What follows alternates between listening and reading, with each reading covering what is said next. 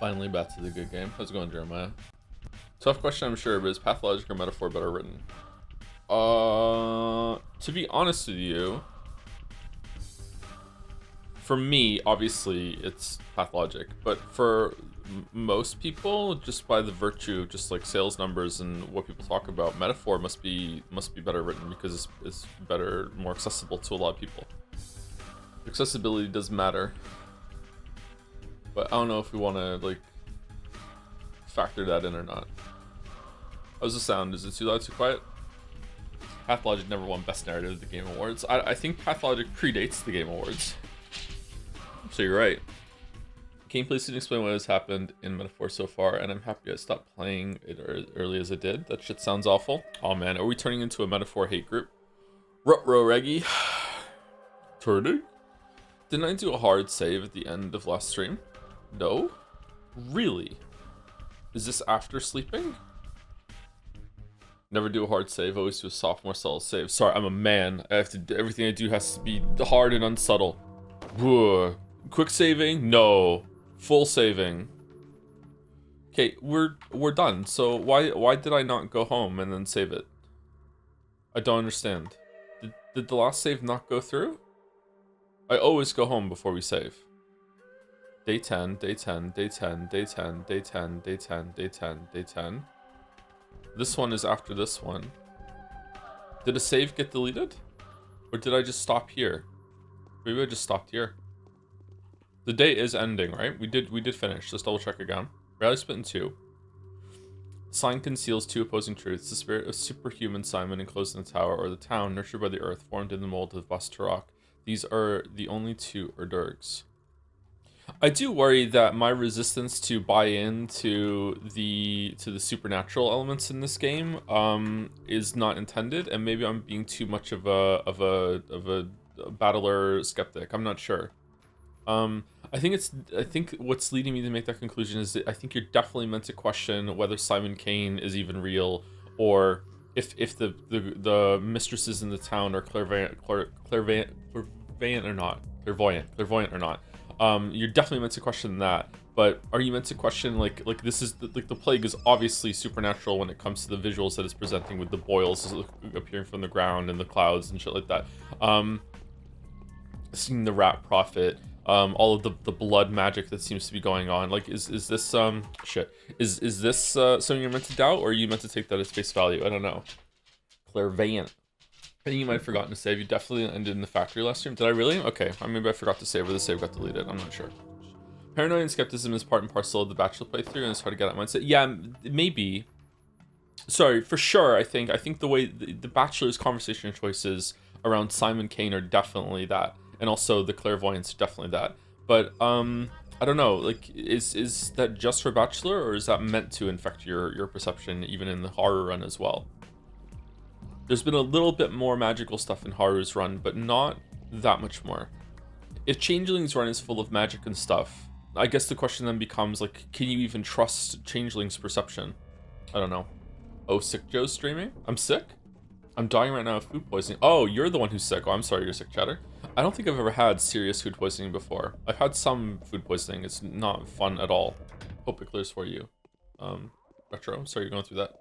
I think the players and outsiders intended to be more skeptical, and so Bachelor is also an outsider, so it makes sense they be in lockstep on that. Yeah, but is it for sure? Yeah, but is that something you're meant to grow up and mature past as you learn more and more about the town? I don't know. I'm worried that I'm cutting myself off from some amount of interpretation of what's going on here, because I'm too Bachelor pilled. But maybe that's fine. Maybe that is still a valid interpretation. Like, maybe that's cool. But yeah, I don't know. Like, in the same way that you are what you eat, your media, the media that you consume, will also inform like how you think and approach different forms of media. Sometimes forever, but also in close proximity to it. So, you know, if you read a lot of romance stuff, then you're gonna see a lot of like romance. You might start shipping different characters in different books, even though if they're not really designed for that. So if you are someone who just, for example, don't know why, just read like over 1 million words of a character denying magic on an island that it was cut off from the rest of the world, where you don't know what's real, what's not, or who you can even trust, then next time when you play something that has some sort of denying magic sort of system, you might lean into that a lot more than you otherwise would have if you hadn't just spent so much time reading that. So yeah, I don't know. Pathologic 2 fixes? Yeah, maybe we don't have to worry about it until we get to Pathologic 2. As someone who loves games like Outer Wilds and Tunic, I feel like solving the mystery whatever in this seems interesting. Would you say that Patho is comparable in Outer Wilds in terms of the mystery solving and stuff like that? No. This game is not like Tunic, and it's not like Outer Wilds in the sense that this is mostly on rails and linear, and there's no sense of self-discovery in this game compared to Outer Wilds and Tunic. I think that's what makes Tunic and Outer Wilds better games than Pathologic. I do say that this game is still really interesting in uncovering mystery through the narrative, actually telling you directly as you do the quests every single day. But it's a lot more directed, a lot more like, this is what we're going to be doing today. And you can come to your own conclusions and make discovery there, but the information is being fed to you in a very deliberate fashion. Whereas Outer Wilds, you can get different pieces in different orders. Same with Tunic, you can make a lot of different discoveries. You can have click moments ahead of time. You can't really do that in this one. Does Patho benefit from being a game? I would say yes, but yeah, certainly yeah, but in a different way than Outer Wilds and Tunic. We want to dump our herbs off.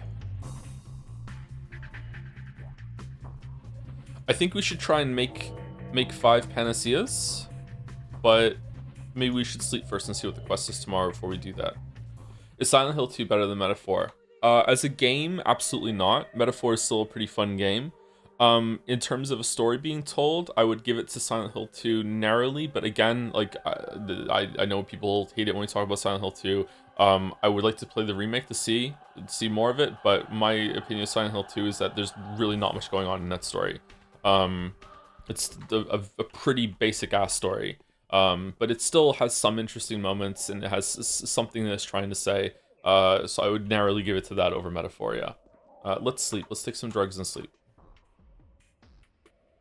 Okay, I think we can probably sleep for 6 hours here, right? But we only ever sleep for 5. Sleep for 5 hours. 5 is enough to fully restore all of your exhaustion. Will it give us all our health back too? It's not. It's not giving our health back. It didn't even give our exhaustion. 10, everything is connected. Achievement. A new mime performance is being rehearsed at the theater. How's sound? Sleep for 2 more hours. Me before stream.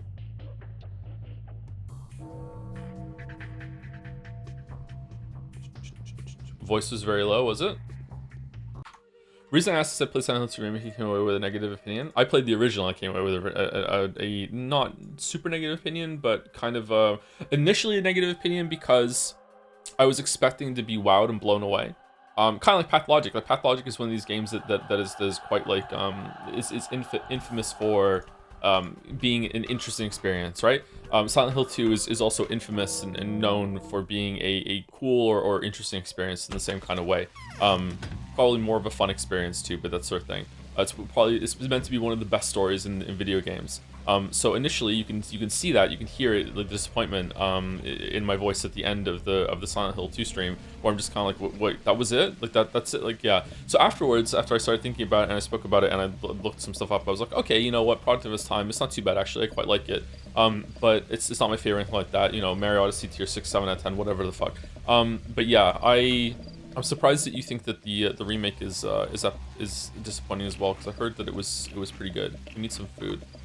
Silent Hill has got to have some of the worst voice acting in existence. It really just takes me out. Some people say it's intentional. I disagree. I think that's cope. I don't think it's meant to be bad. I think that sometimes accidental stuff can add to the experience, though. Don't get me wrong. Like just because it's bad accidentally doesn't mean that kind of stilted, surreal performance can't add to it if you're vibing with that. But for me, when it comes to the main character, it was very difficult for me to take him seriously because of the voice acting and that performance. How we lead to the infamous, the town is making him stupid. By the way, the town is making him stupid. That's a really, really bad thing. Silent 2 is a victim of its own hype. It was incredibly big narrative for the time it came out, but now games have built on what it pioneered, and so anyone who plays it in the modern day will be left disappointed. I agree with you, but most people online won't, unfortunately, because you're arguing against consensus, and consensus is really hard to break when it comes to these sorts of things. Especially as time goes on and less people can have that original experience, and it just gets ingrained as this kind of like no, this is special, and you just don't get it. But maybe the remake has helped with that a bit. I'm not sure. We'd have to try it. Silent Hill 3 for me is the best in a story. Really? We haven't played Silent Hill 3. I would like to go through them and see. I'd like to play Silent Hill 2. Are they remaking 1? I'd like to do Silent Hill 2 remake into the Silent Hill 3 and stuff. But we have enough spooky games for Halloween already, I think. No cloud here, damn. Okay, what day is it? It's day 10. Oh, we have to do 3 days today, not 2. Oh shit. Okay. I thought it was going to be a short stream today, but no, we have 3 days to do. The last day is probably going to be a bit short, so we should be able to get done. The law of gravity is tragically incompatible with dream catching. Illusions have to be let go of in good time. There is a tricky way to save the specular tower, but there will be casualties. What do you say? The law demands that we remain silent, as if there's nothing to save but this ridiculous tower. There is another tricky way. It allows for saving the town of men, but it also requires a sacrifice to be made. What do you say? The law is impartial. The choice is yours. Is there an alternative way to subvert your ridiculously unfair law? We're just doing our job. Why all the fuss? You've got time. Live some more. Live some more.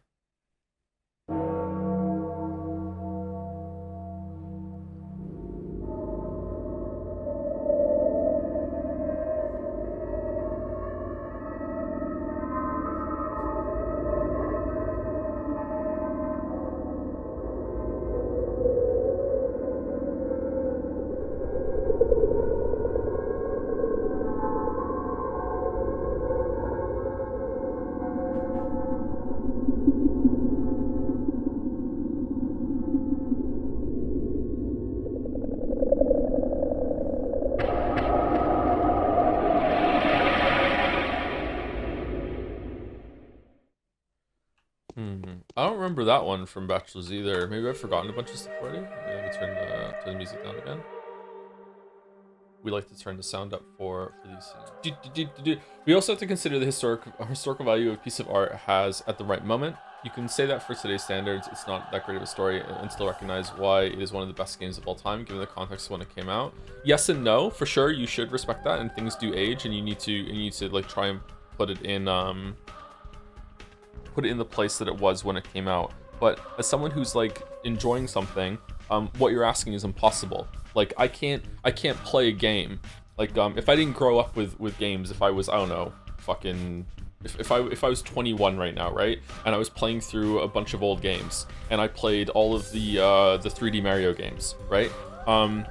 Mario 64 is one of the best games of all time. Like it was unbelievably a huge leap forward when it came out. It was really cool. It was one of the most interesting experiences I've ever had as a gamer, as someone who grew up with those games. If I was 21 now and I was just getting into games and I was playing all 3D Mario games, Mario 64 would be like ugh. This game fucking sucked. Like the other games are so much more interesting. I don't think it's fair to conclude for someone to try to make someone conclude, hey, even though you didn't have a good time with this, you still have to conclude that this is one of the best games of all time. Like you just can't for your personal enjoyment. You can still respect it, and you can see like through the historical lens. Yeah, this is a really important part of gaming. It was a milestone in gaming, and we should respect it for that. But like I don't know. I don't think it's possible for you to just force yourself to enjoy something. Everything worked out just fine. Clara has made a deal with the commander. The cannons will be kept at bay as long as we agree to turn the town into an altar. Really? Okay. Closer you are to a fossil, the more you respect the fossil. Exactly. Like, I respect Silent Hill 2, and I think that if I played it when it first came out, I would have enjoyed it a lot more, and it would be a special game to me. So I feel like I am doing that amount of, like, respect to it.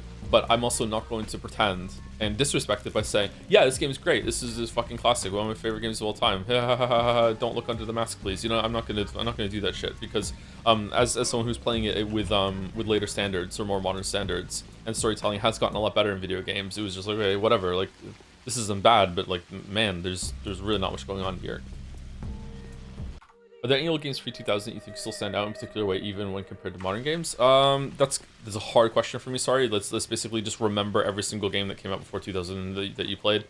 Probably, yeah. Some games are timeless. Yeah. A lot of 2D platformers are timeless. Yeah. Like, you can still go back and really enjoy Super Mario World. You can go back and really enjoy A Link to the Past. Like, a lot of the first wave of 2D Nintendo games are like at the end of 2D refinement. You know, before we going over to 3D. But then an example of one that hasn't really aged all that well and is really rough to play is the very first Mario game on the NES. Like, it looks weird, it feels weird, the jump is really weird. It's still enjoyable, don't get me wrong, like, it's not a bad experience. Anyone can sit down and play that game. It has a very, like, just natural sink in and just run and jump, okay, cool, I get it. But compared to the other 2D games, it's like whatever, right? Mario 3 shows that already. Mario 3 is so much better than Mario 1. Earthbound held up that well for me. Earthbound is a very surrealist game that is a lot about the vibe that you get from it. And a lot of the storytelling that is going on in Earthbound is about that vibe and like this Americana kind of exploration of like a corrupt kind of America through a Eastern viewing lens kind of sort of thing is what I would guess. It's been a long time since I played Earthbound, so I'm trying to remember. I'm just running around killing people at this point. To consideration, Pathologic is 3 times as many fixes Metaphor on AO3. Metacells are archive mobbed by Patho chads. Patho's been around for a while though. A long time.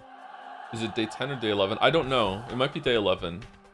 Maybe we didn't get much mail yesterday.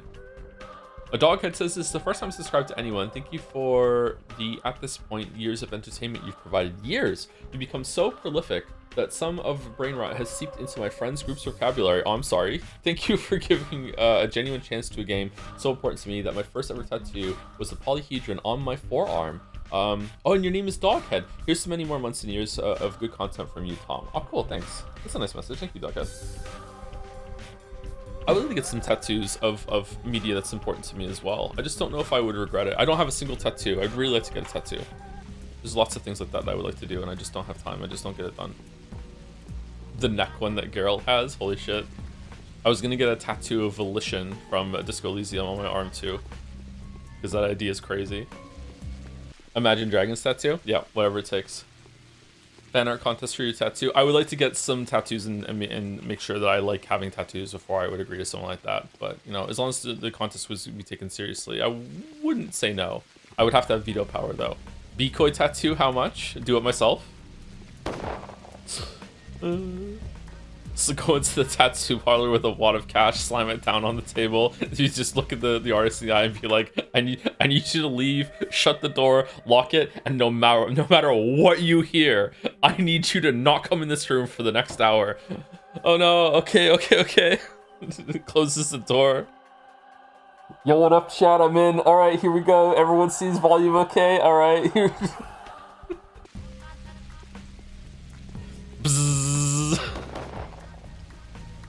My first tattoo and only so far is a Damocles sword on my forearm because I struggle with procrastination. Was actually undiagnosed ADHD. I also have undiagnosed ADHD. What a sentence. Get a tattoo of yourself? Holy shit. Do you take into consideration the country where the games come from? Just curious about the topic as we judge indies sometimes differently from AAA games. Resources, know-how, and specialized personnel a lot of times to concentrate in certain regions. Curiosity question from a Brazilian fan. I do not. I don't know how to judge those sorts of things. This is probably one of my many flaws as a person and a critic. I have no idea how to even begin to judge something from the lens of a different country. The only thing I will do is that I will also obviously know if something has been translated or localized, or if it has not a great localization. I will be like, okay, I'll try and view things with love when it comes to that sort of thing. But I don't know how to begin to deal with that. Sorry, as an ignorant person that can only speak one language. A Docked Expedition 33 because it's made by the French. Still a great game, despite yeah. Just goes to show you how good that game was. Yeah, that you overlooked the French thing. Need your help yet again? Same as ever. A friend is in danger. I'm still forbidden to go out. So, did we do 10? I'm now fully convinced I was right. The town is your Erdurg. The murderous tower is your sacrifice. I've been thinking a lot, and it cannot be a coincidence that so many threads of fate were connected to a single knot. You cannot untie this knot. It must be cut. The puzzle has only one possible solution. The town does not know what is killing it. It thinks it fell victim to some distorted contingency. It is afraid. I love the word contingency.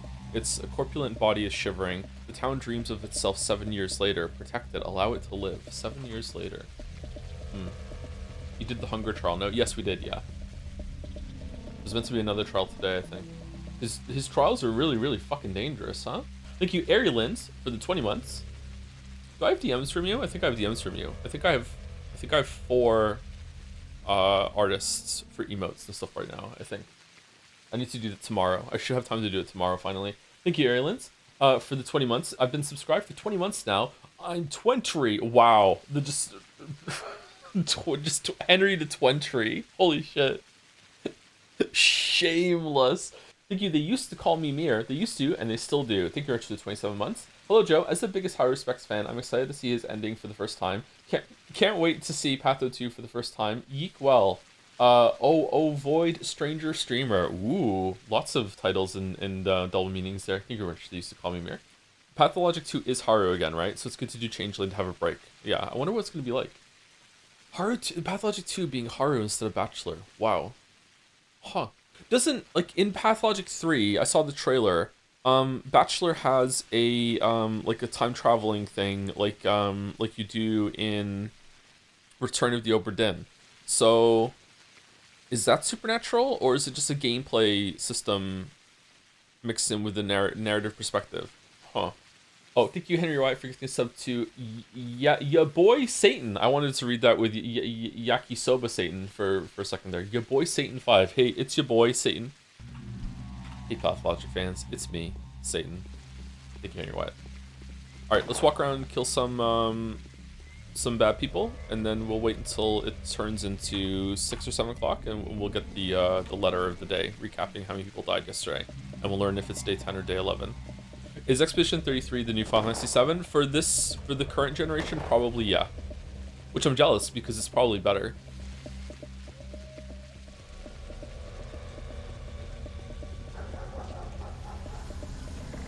God damn it. Have you heard about Lightning Returns gameplay? It's not the exact same as Pathologic, but it's 13 days limit with quests depending on time of day and very little help in tutorials. Yeah, I did hear that it has some sort of time limit in that game. It looks interesting. I always wanted to try it. If we ever do my pipe dream of playing all the Final Fantasy games, then we'll get to it eventually, but I don't know if we're ever going to have time. Because they just keep making new games, man. You're too moderate to be Satan. Aw, I'm a centrist. Since you love Disco Elysium, you should check out Esoteric Ebb that just came out. It's heavily inspired by it. Yeah, I saw that. Yeah, it's getting pretty good reviews. I don't know. At a glance, I'd be kind of worried about... Like, Reddit was talking about how this is the funniest game I've ever played. The problem is that I feel like Disco Elysium never tries to be funny. It just is funny. I feel like the writer Disco Elysium found a lot of ways to be funny while exploring the ideas and the conversations that go on in that. Whereas this seems like it's like, oh, lol, so wacky Disco Elysium that I feel like it might be cringe, but we'll see. Hopefully it's just funny. The most laughable century, someone would say? Yeah, exactly. Can you judge other cultures without influence of your own? For example, Arabic polygamy and young marriage. I feel like it's very hard not to force your own beliefs on other cultures when you encounter it. It takes a lot of will. I think that it's very difficult, but some things you should judge. But now we're getting into the idea of there being an objective morality, and that's just not true, unfortunately. But, you know, I think we can all agree, and we still wouldn't be objective morality. I think we can all agree that murder's bad. Like, people shouldn't be allowed to murder each other. And there's some other things in that idea, like really young marriage, that I think everyone should agree with that sort of thing. Even though you can't really claim it's an objective morality because that can't exist. So yeah, but once you get past that, it becomes harder to judge. The problem is that once you start building a framework of that and you have a bunch of things, like let's say you got it to like 6, like let's say from the idea of like we should all agree that pseudo-objectively that murder is bad and shouldn't be allowed in any culture, and we can judge people who do that. Once you get like 6 of those, like it's very easy to springboard off of that and be like, okay, well now that we've laid the foundation of this framework of morality, we can even go further, and now we can judge things that a lot of people wouldn't say is objective, and we can like impose our view on other cultures and stuff like that, and it can get pretty dangerous. But, you know, it's a Twitch stream, so we're not going to have any social progress discussing this right now, so maybe we shouldn't.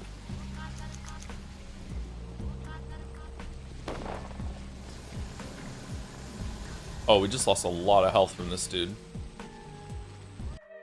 Whatever, we'll roll with it. Oh, bandages.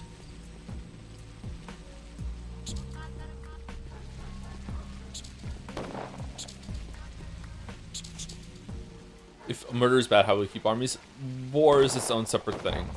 I agree with you that it's an atrocity. Like, I agree that it's not a good thing, but it is its own separate thing. It has its own separate rules and perspective and blah, blah, blah, blah, blah.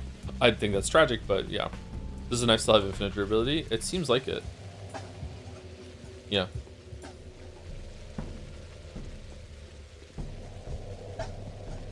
Whoa.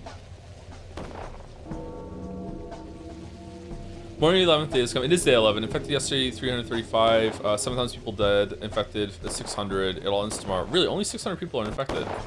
Day 11, in which the haruspex finds himself trapped for his dilemma consists of mutually exclusive truths. Yeah, that's just life, buddy. Sorry.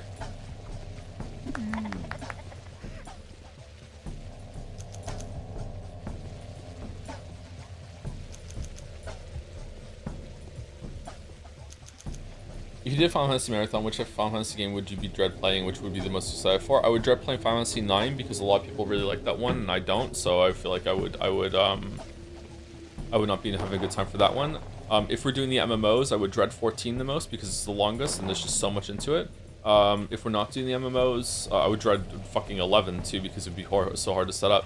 10 is also really, really boring to me, so there would be like a slump during 9 and 10. This person is sick, don't blame yourself, can they be helped? Alright, I'll think of something. Alright, so do I need to cure everyone today for tomorrow with Panacea, or do I need to just give them regular drugs? Do you think bigger budgets and longer dev times have been a good thing or bad thing for gaming? Overall, a good thing. But, I don't know. It's a very difficult question. You should dread 15. Is it really? What's the most you'd ever pay for a physical copy of a book? I've been looking for Women and Men by McElroy, and it's like 300 USD secondhand. I have no idea. If it was a really rare book and it was hard to get a physical copy of it, and it was the only way to get it, I would probably pay a decent amount for it, yeah. Like 300 USD is not out of the question if it was a very, very special book to me. If it was like a first edition hardcover, it was signed, even, you know, like that sort of thing, like, I don't know. Yeah. But I typically don't spend money like that, so it would have to be a very special book. If you had to guess how many people has Haru killed this route, like with me controlling or canonically in the game? In terms of canon, I would say probably around 20. In terms of me, like we must be around 100, right? You have a schedule set for Resident Evil Requiem. We're starting it next week. If we finish Metaphor on Tuesday, then we're starting Requiem on Wednesday, the 11th. If we don't, then we'll be starting it on the 17th because I'm not going to start Requiem on Thursday. So probably we'll be playing Metaphor Tuesday, Wednesday, and maybe even Thursday. And then we'll do something else on Friday, then Pathologic on Changeling on Saturday, and then we'll start on the 17th probably. But if I finish Metaphor early, then we'll do Requiem the next day. You will not finish Metaphor Tuesday. Watch me. Watch me now. You need to play Type 0 before you play 15. The Final Fantasy game that people only bought because it came with a Final Fantasy 15 demo. What? I don't know what that is, sorry. What is between Resident Evil 9 Life is Strange though? Maybe nothing, if Resident Evil 9 takes that long. Was 15 the boy band one? Yeah, I think that's the one where you're a bunch of you're a friend group that's driving around. Apparently the fishing in Final Fantasy 15 is amazing. One of the best fishing systems and minigames in all of fucking gaming. Clara's invitation.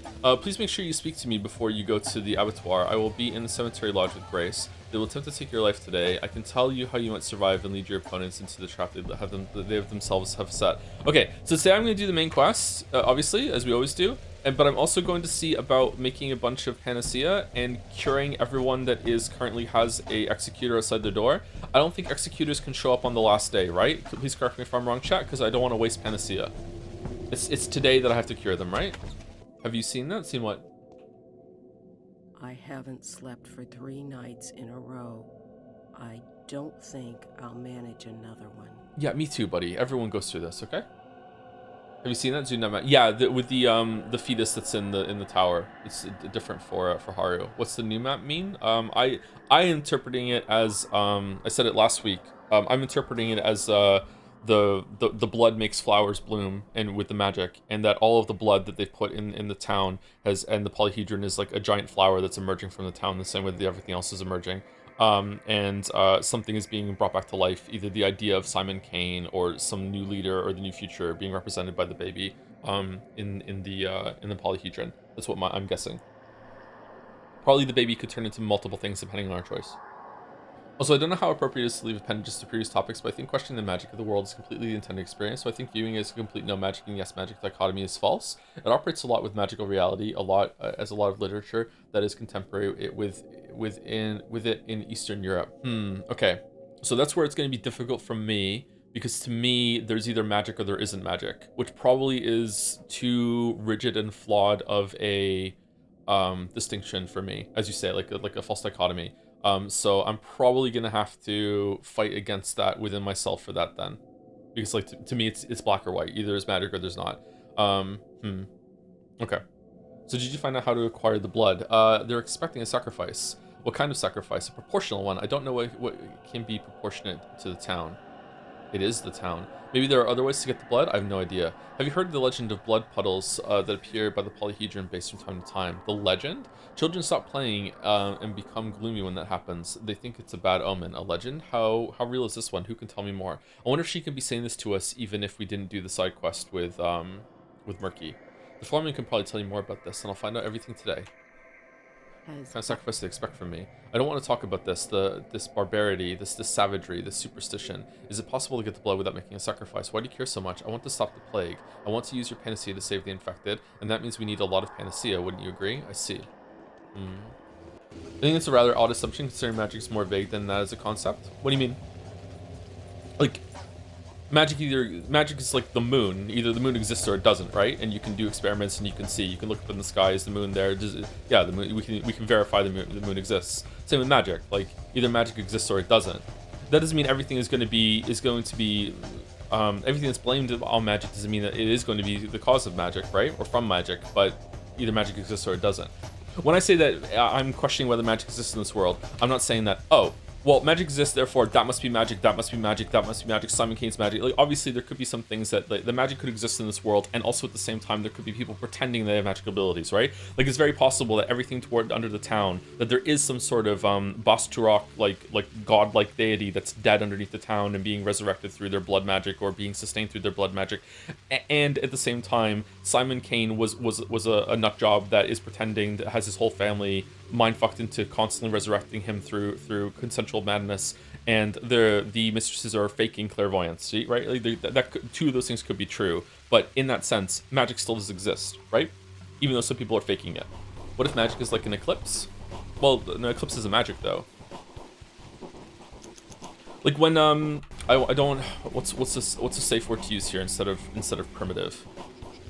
When we were hunter-gatherers and we were walking in the jungle or whatever, and we would be talking to each other, and then suddenly some voice came out of the trees, and it was repeating a lot of things that were being said back to us. Like, it's really, really easy to see that as magic at the time, and I wouldn't blame anyone in that era for being like, holy shit, there's like some spirit, some godlike entity in the trees that is guiding us. And then when you come into like look at it from a modern perspective, you can see that it was just one of those fucking parrots that is capable of human speech, and it was just echoing something that was said back to it, and it wasn't magic at all, right? So even though it seemed like magic to the people at the time, that doesn't mean that there was any actual magic there ever, right?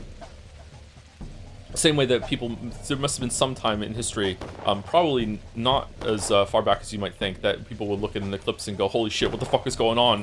What did we do? This must be the work of some god, right? And now we look at it and go, oh, okay, that's just a natural phenomenon that happens. Oh, I just walked past Bachelor. I'm sorry. I'm just fucking riffing with chat today instead of concentrating on the game. My bad. Even today's scientific test we consider today as universal might turn out to be completely wrong. Will sound like magic to the people of the future. No. What do you mean sound like magic? Yeah, there's lots of things that we might consider that are solved that aren't at all. But I'm not sure why we would consider it to be magic. I don't think. Is there anything left in the world that we just kind of throw up our hands and say must be magic? The moon is probably the closest one, because it's the closest I've ever come to believing in God. Was when I learned, which predated the witness video, by the way, when I learned that there is no reason why we get we get solar eclipses. It is just a, like, the moon didn't have to be that size. It didn't have to be that distance away. Like the coincidental, like, clusterfuck that had to exist in order for there to be like a moon that size, that distance away, and the sun is the same size of it, and it's just so that when the moon goes in front of it, with the fucking horrible path that it does, that it gives us solar eclipses. That's a unique thing. It's crazy. It's crazy. Like, if you're not, like, if you've learned about that and you don't, like, your mind doesn't boggle, then, like, you don't understand it. You know what I mean? Like, it's one of those things. Yeah. That's the closest. Some people are saying dark matter, but I don't think scientists are just shrugging and saying that just must be magic. They just don't understand it, right? What? I got it, Tammy. I cracked your puzzle. It does indeed have to do something with the most high-level mysticism. I'm listening. Your Erdurg is Simon, or rather, not exactly Simon, a structure, an architectural complex. So you see, the town aspect of the sigil is preserved. It's actually even emphasized. Now imagine the structure taking in Simon's soul to become alive. How can it be? I don't understand. I know it's almost beyond comprehension. A phenomenon that can have both a scientific and a mystical interpretation. Okay, there we go. I can't explain or prove it here and now. Aglaya's got the blueprints, but it's true, trust me. A structure absorbs the soul and comes to life. Really? Dude, absorbs the soul, how exactly? Well, it hasn't happened yet, but the Kains guarantee they can do it. It's an interdisciplinary effort that has to do with both optics and human psyche, and certainly a breakthrough. So structure becomes a vessel for a soul, like a body? Precisely. Personally, I am overwhelmed and humbled. I could never have imagined something this could be possible. A chimera made of the living and the non-living. I am absolutely positive, Artemi, that this is your Erdurg. Are you aware that Simon was one of Isildur's last patients? I am. Perhaps you're right, Onyon. I'm tired. I've had I enough. hope I've managed to convince you, but who is my sacrifice then? I don't know. I think it's all superstition anyway. Okay, dude. Without sacrifice, they won't give me the blood that the serum requires. I must choose the right one. Why don't you ask openly? Let the Foreman tell you what he wants from you. He wants me to guess. Well, intimidate him then. I haven't seen the Foreman. I don't know what type of person he is, but I think that a solid threat can convince anybody. Intimidate him. How? Kain gave me a hint today. It seems like the Foreman had something to do with your father's demise. Big Vlad is also in on it. Didn't he tell you? That's news. He didn't, but he will. I have a Can we still talk to Big Vlad? I thought Big Vlad was, like, because he was stuck in the termitary, that he was kind of like off the board, so to speak, and he was like forcibly retired. Bum, bum, bum. Let's go talk to everyone today. Sorry, was there an answer to the panacea? Can I safely give panaceas to the people that are sick today without wasting them, or should I wait and do the quests first? No healing. How do you feel about the stream series like this, where they're relatively less popular than the others? For me, these have sort of different chill atmosphere. I'm here for most streams. Usually there's background noise, whatever else I'm doing. Yeah, it's fine. If all the mainline streams started getting like viewership around this level, I would start panicking. It wouldn't be the end of the world, but I would start panicking. I'd be like, oh my god, what am I doing wrong? But like for some games, especially with long series that have gone on off days like this, then yeah, it's fine. Yeah. You have time to treat them tomorrow, will I? Okay. Is there anything these days you would call magic, if like for a better term? Just curious on a gotcha kind of thing, haha. In growing old? I'm not taking it as a gotcha or trap or anything like that at all. Don't worry about it. I don't believe in magic. I don't believe in anything supernatural whatsoever. Don't believe in ghosts. Don't believe in monsters. Don't believe in what, Bigfoot. Don't believe in aliens. I don't believe aliens have come to Earth, but I do think there are aliens out there. But then that isn't supernatural at that point, is it? Like, that's just part of our universe. Don't believe in magic. Don't believe in psychics, don't believe in telekinetics, don't believe any of that. Do you believe in goth chicks? Yeah, but they don't believe in me, which is a real shame. Patho 2 won a voting game, so it says my viewership would be higher. Maybe, yeah. Viewership for Patho 1 was pretty high when we first started it, and then people got to see what it was like, and then they're like, okay, cool. Oh, I'm gonna die. It's worth noting that definitionally that nothing can be supernatural. Ghosts would operate the same as aliens. If they were proven scientifically to exist, they would cease to be supernatural. Yeah, of course, but I think that when people say, like, do you believe in anything supernatural or anything like that, I think that we all understand what they're trying to say with that, right? I'm surprised it didn't happen with Metaphor. What do you mean? First Metaphor stream had like over 3,000 people watching, so if you're talking about viewership, that it did happen. Happens with every stream. Every stream series always starts off with way more people. I think most of them go and watch the VODs afterwards, but they're there for the for the big intros, that sort of thing. Joe, do you believe in deep sea gigantism? I don't think I have to believe in that. Isn't that just true? Isn't that documented with some stuff? Aren't giant squid real? Or giant octopus? One of those is real? Isn't that like confirmed? Do you believe in gravity? Yeah, of course.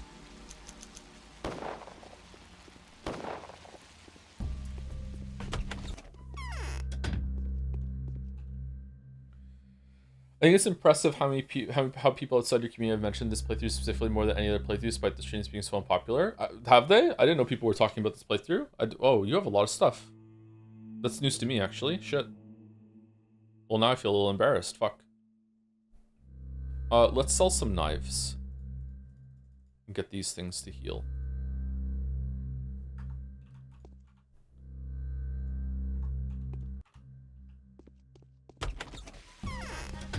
Do you think Supernatural is real? We would know about it with so many cameras around. Yes, there's an idea for a story that I have actually. That's about a secret society that's trying to suppress supernatural stuff from the public at large, and to them the emergence of the cell phone camera is like the apocalypse. Yep.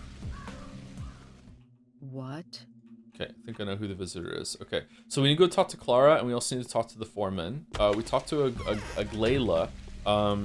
Let's go and talk to Clara first. And on the way, we will see if we can talk to Lara Ravel. Oh, sorry, we'll go and see if we can talk to Block. There's gonna be a cloud here, isn't there?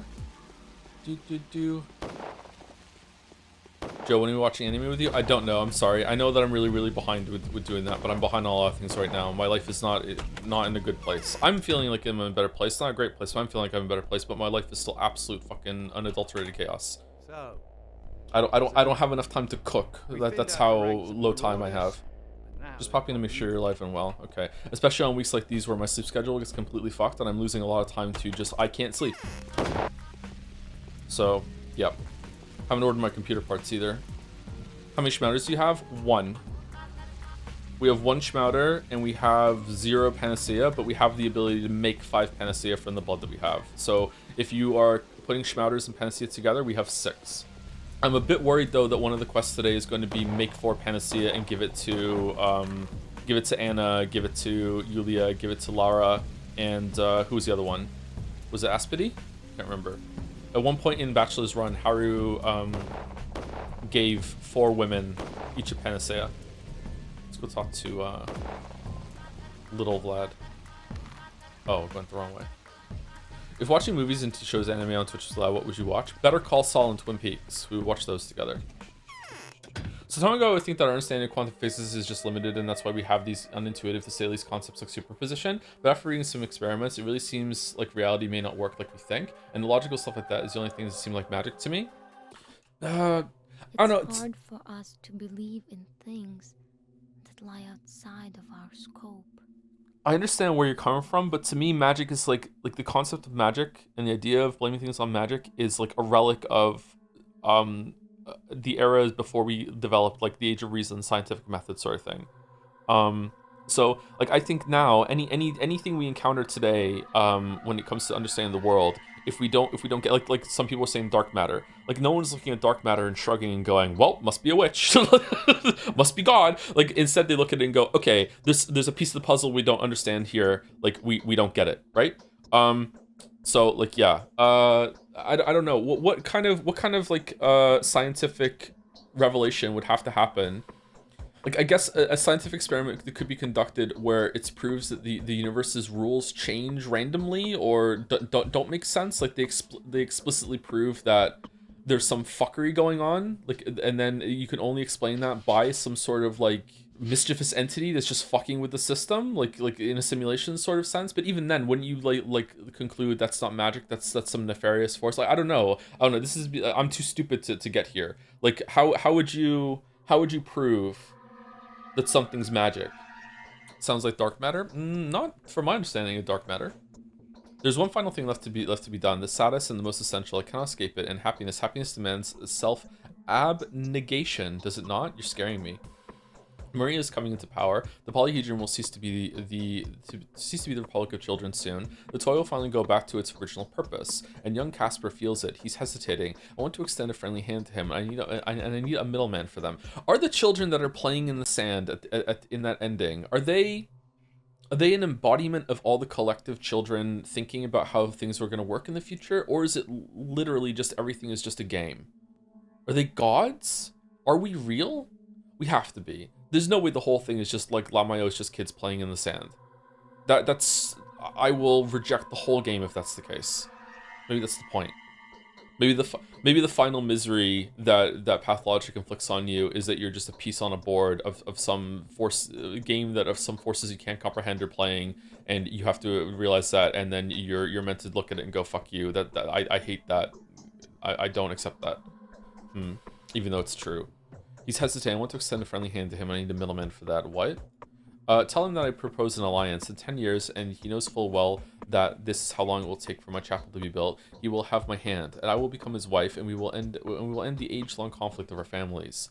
Whoa, so you found yourself a lucrative match already, haven't you? This is no laughing matter. I do not love Khan. I doubt I ever will. He is heartless. He is a Cain. Will you do what I'm asking of you? How am I supposed to get to Khan? They won't let me in. You're on good terms with the Bachelor, you're not? He fawns upon you a lot anyway. Oh yeah, he does. Oh, you have no idea. You have no idea. Yeah, There's a reason why we are struggling to develop this cure, because we're too busy doing some other things too. The Utopians respect him. He knows how to get there. Are you absolutely committed to doing this? Yes. Okay, I'll do as you say. Guests?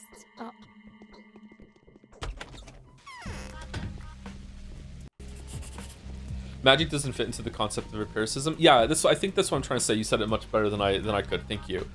What I think maybe Chat and I are, not in a bad way, just talking past each other when it comes to, like, we're talking about things with different definitions, I would guess. Which is fine. It's okay. Thank you for the organs, Sky Stranger. Okay, so let's go here, then here, and then on our way back we'll visit all these people too, and then we'll go and talk to the Bachelor about that. Man only recently stopped coping about Kid's Lair being not gone real. I don't know what that means, sorry. Apologize if this is too personal of a question and you don't want an answer, but when you mentioned God and the moon, was a lack of proof in the other areas make you think God doesn't exist?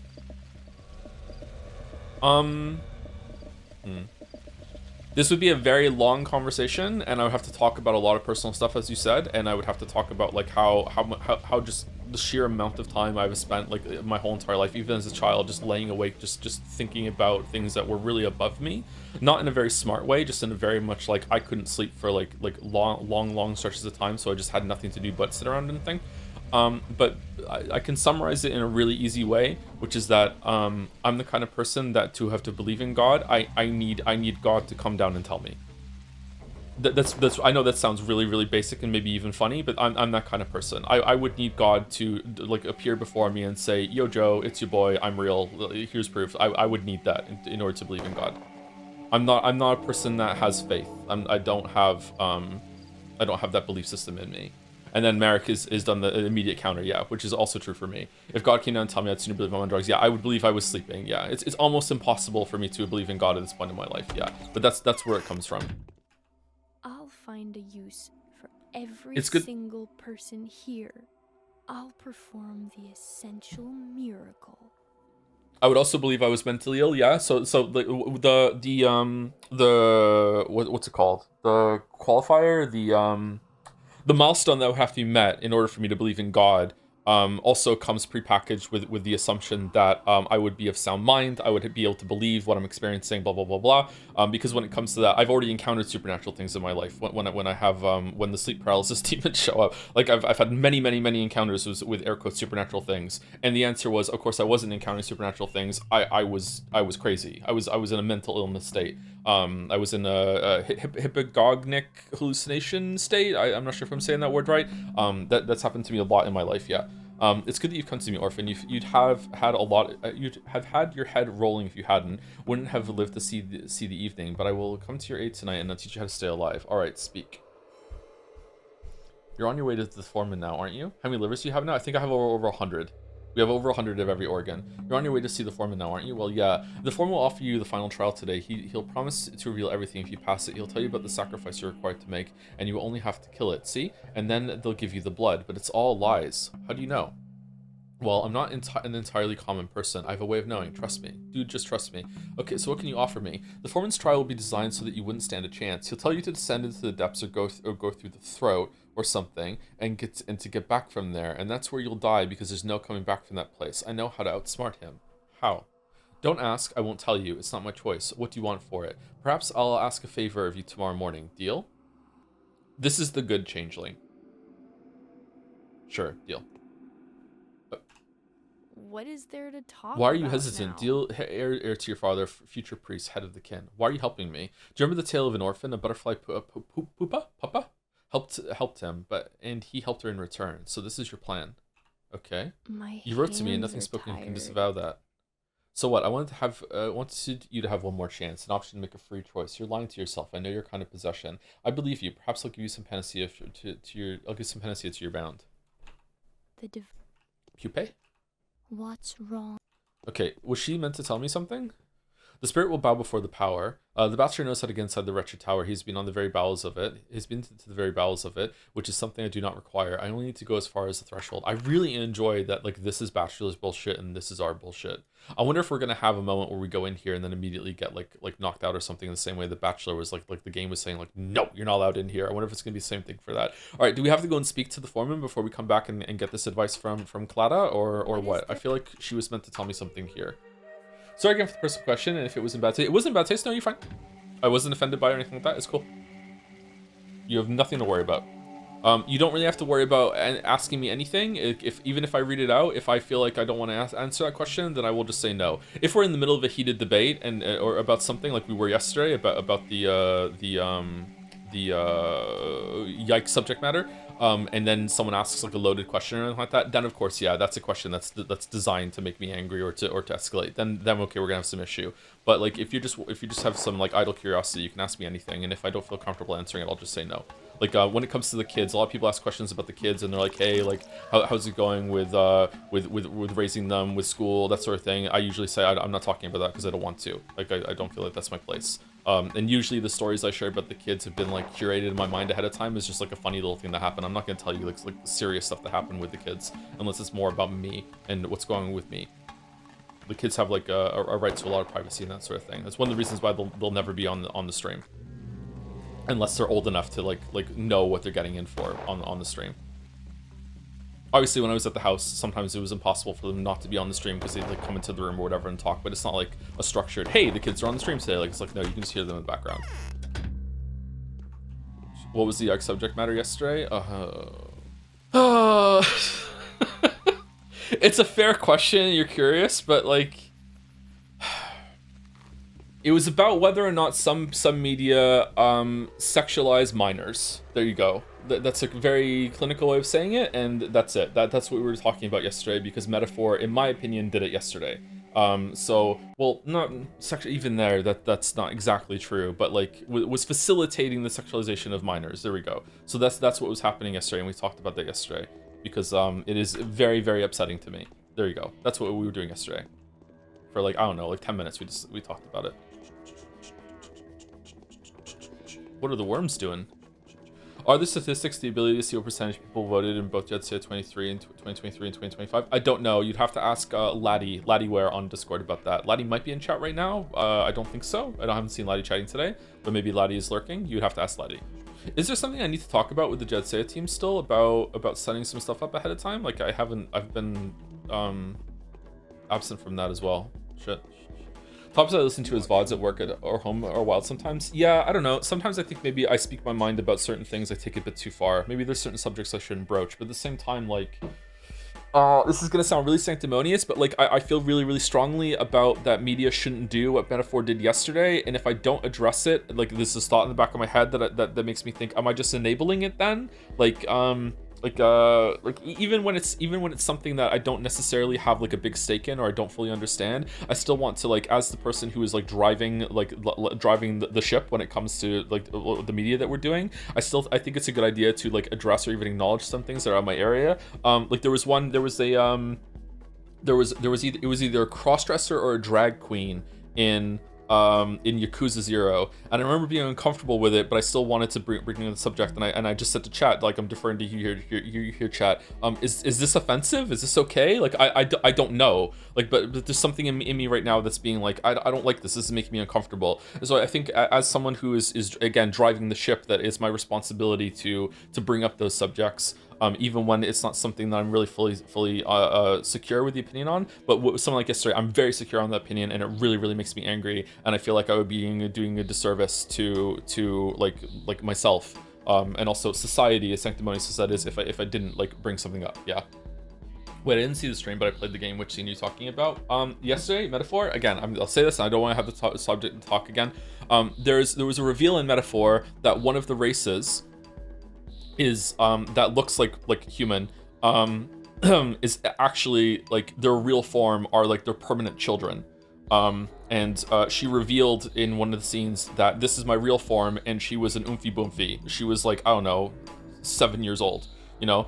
She presents as a child, so that's what they really are. And like her adult form that they have sexualized a lot throughout the playthrough is fake and a complete like a glamour. It's an illusion, and her real form is that of a child. Yeah, so that's the scene that we were talking about in Metaphor yesterday. Why have you come, Kindred One? I've come to withstand the final trial and find out what sacrifice the kin wants from me. I will send you to the point where Suok's lines meet. You will let her swallow you, and we shall talk as equals if you find your way back. Okay. Why can we only speak as equals after the trial? Everyone goes through the trial, so did your father. It is only then that you will see how far the vein of Bordeaux goes. You will walk along it and circle back, tying life and death together, just as the vein is tied into a knot. A vein wastes precious blood in vain when untied. Tell me what to do. When did my father pass the trial? Later than he should have. You asked too many questions. Are you going? I am. Go out of here and go to the right. Step into the next cave. It is the hollow of her primal womb. You will see a well. This is where her navel is untied for those who have the knowledge. Then you will fall down. Lay your body down there and come towards Suok's navel. Go to the heart of her lines, then come back here. Then we will talk. I am ready. That simple? You will see. Is he trying to kill me? You will see. They call her Earth. You are bothersome, half-blood one. Is it true that you killed my father? Yes. And so you die. Oh, what? Oh, he really is the Minotaur.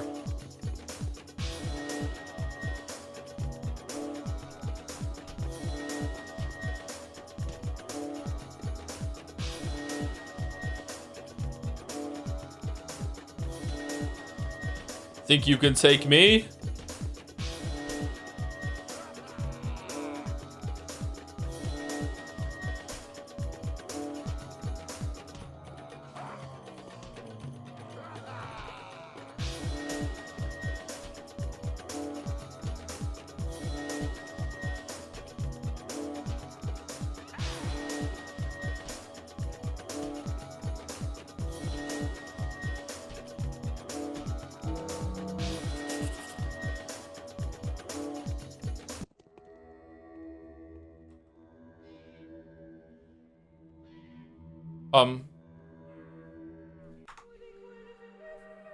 Okay.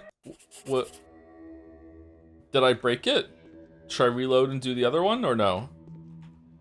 The ultimate trial of the Warden. To learn who the appropriate sacrifice is, I will have to descend to the very bottom of the inner cavity within the womb of Suok. Getting there and back again is my ultimate trial. Only he who delivers the kin from an unworthy warden and takes his place will gain access to the bowels where the sacred blood flows. How do they call upon the Menku, the faithful of the warden kin? Known by their hands, for they are butchers. Known by their eyes, for they are surgeons. Known by their deeds, for they follow the lines. Freezing within the burial hole, silent at the threshold of non-existence, the kin do not greet the worthy warden, if only you arrived earlier. Oh yeah, and the unworthy Foreman proved to be a disproportionate sacrifice. Okay, let's hold the save here and reload.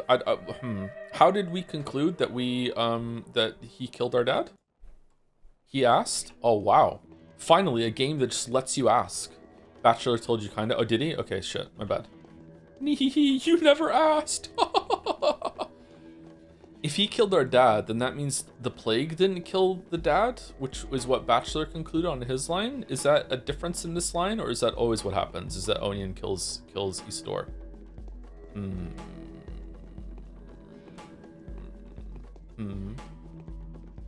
Man, it goes to show you just how much good writing can elevate a whole experience. Because if the dialogue, like the air quotes prose of this game, if it was trash, I wouldn't be taking this game seriously at all.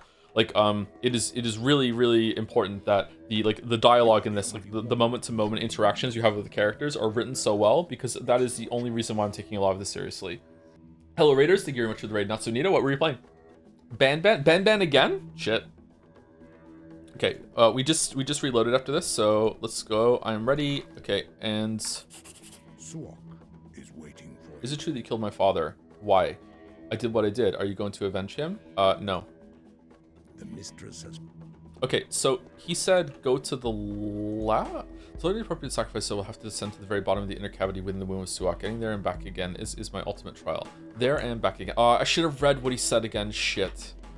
Oh.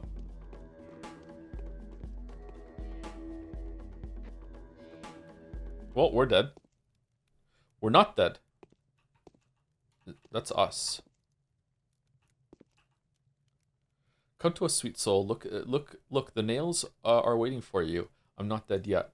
Talk some more, sweet soul. Look, some nails are already in. Are you drawing my last breath from me? Indeed, sweet soul. It's leaving you with every word you mutter. Look at the nails. There's only one left. Make your final step. I won't. Come to us, sweet soul. Look, the nails are waiting for you. I'm not going to go yet. Big ASMR vibes right now. What the shit?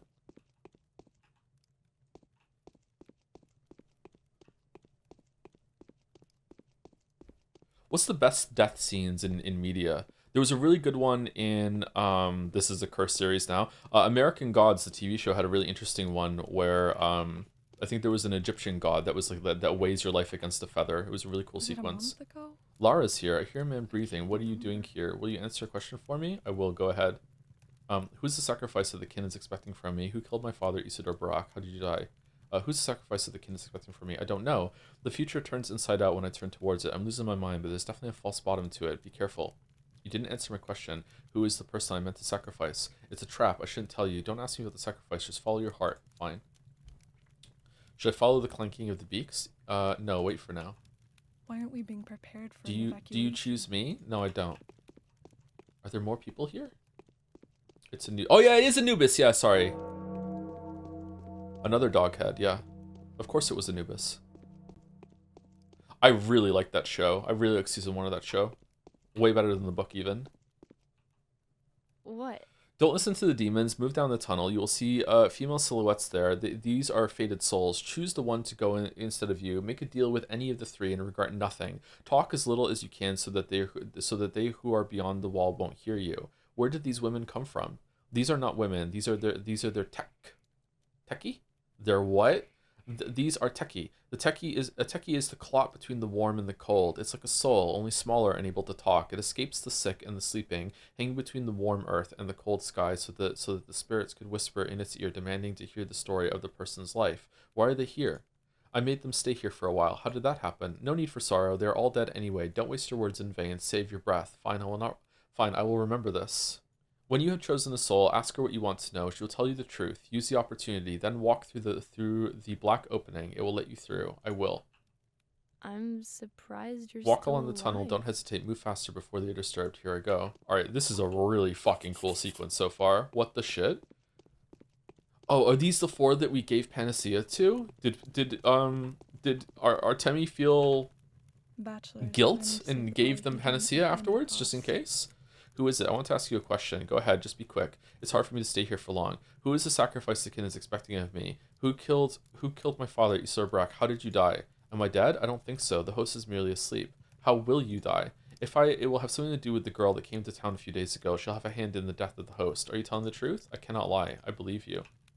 I could have been a famous singer. Should I stay here or should I go back to Anna? Stay here. Stay here for now.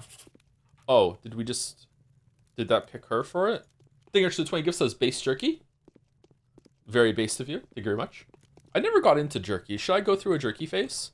Thank you very much. Won't they at least evacuate the uninfected? Off with you. The Pathologic became an ordeal that I will no longer endure. I'll be on my way. Oh, yeah, we did fuck up by saying that. Okay, hold on. Jerky is amazing, IMO. It's expensive, isn't it?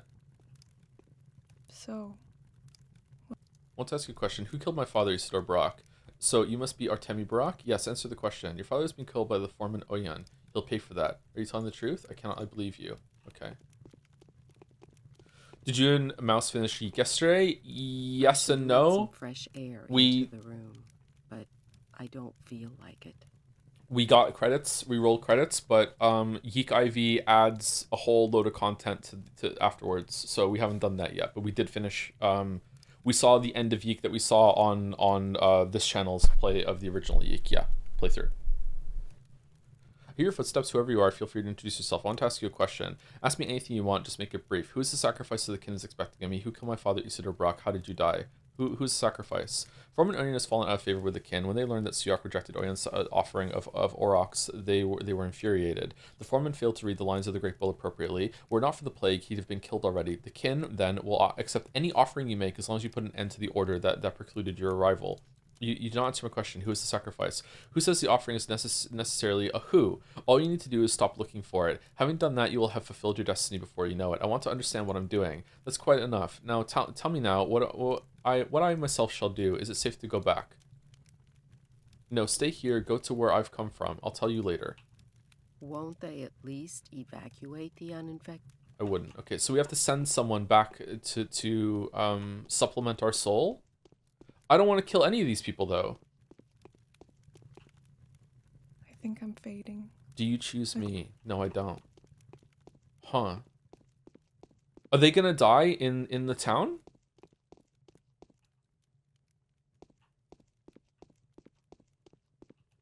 The devoted have agreed to help me.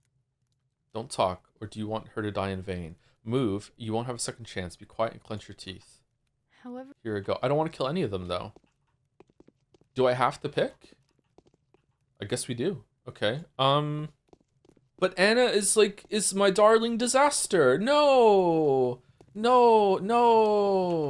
Bachelor is planning to save You're Pathologic the at worst any person here, cost. so it should be you. But you're also the best person here. Oh, you know what? Fuck it. Yulia's going. Fuck it. We're Yulia. Go. My chest. What do you all want? I love her so much. She's so evil. the devoted. Here I go. All right. I'm not ready to go yet. I'm not ready to go yet. I'm not. Oh wait, what? Are we not done? I could have been a. Joe loves evil girls on condition that they are nice to him specifically. Yeah, of course, yeah. That's the dream. Of course. I'm afraid. Off with you. This Pathologic became an ordeal that I no longer endure. I'll be on my way. I'm sorry. I'll be on my way. It's not. How is our hunger and stuff going down still?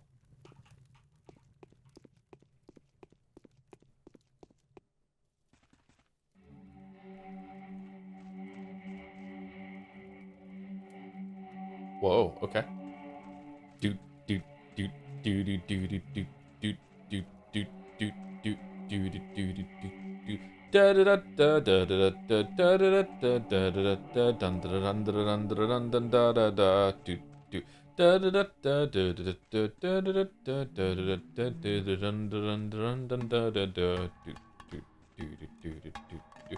Is this magic enough for you, Joe? That is kind of almost undeniable, yeah, but maybe he just hit his head.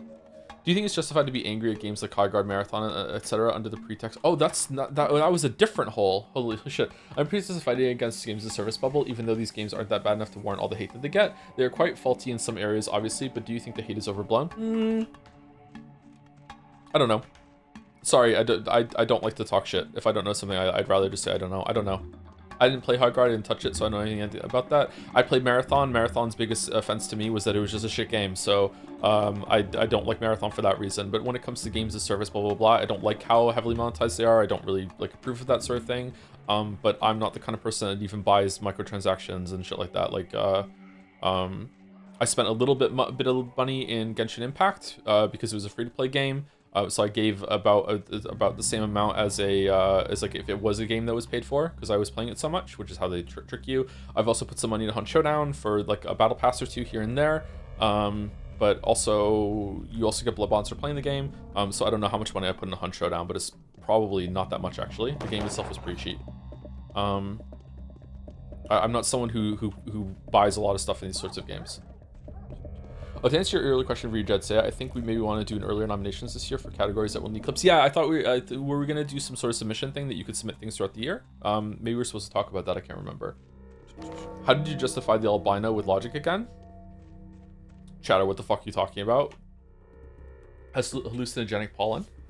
The visual artists at Bungie are so wasted on their live service trash. The opening to Marathon was very aggressive, but it was pretty cool. Yeah. The weird step creature. Oh yeah. I can't remember. Just a weird looking person.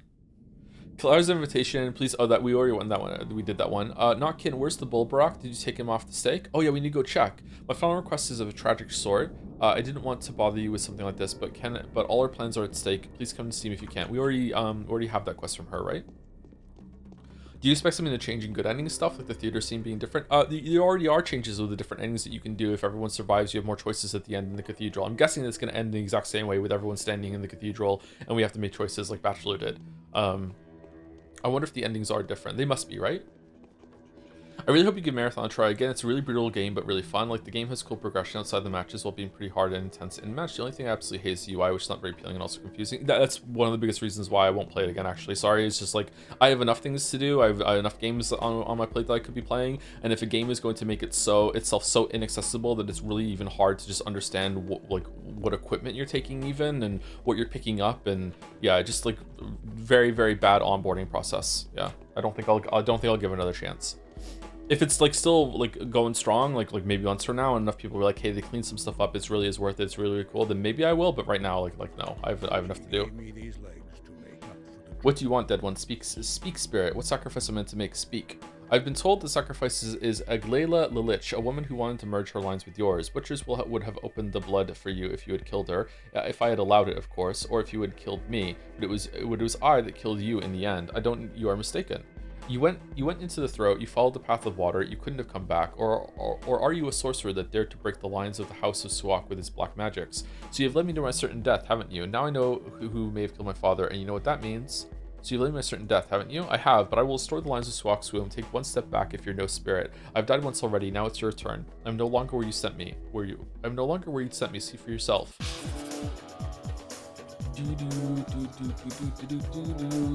Alright, should we reload the other save after this? Is one of his arms bigger than the other?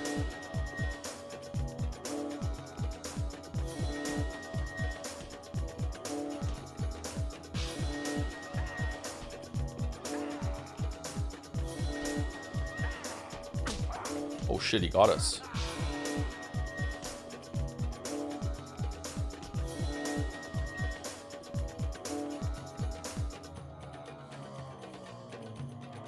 Only he who delivers the gift for an unworthy warden takes his place will gain access to the bowels where the sacred blood flows.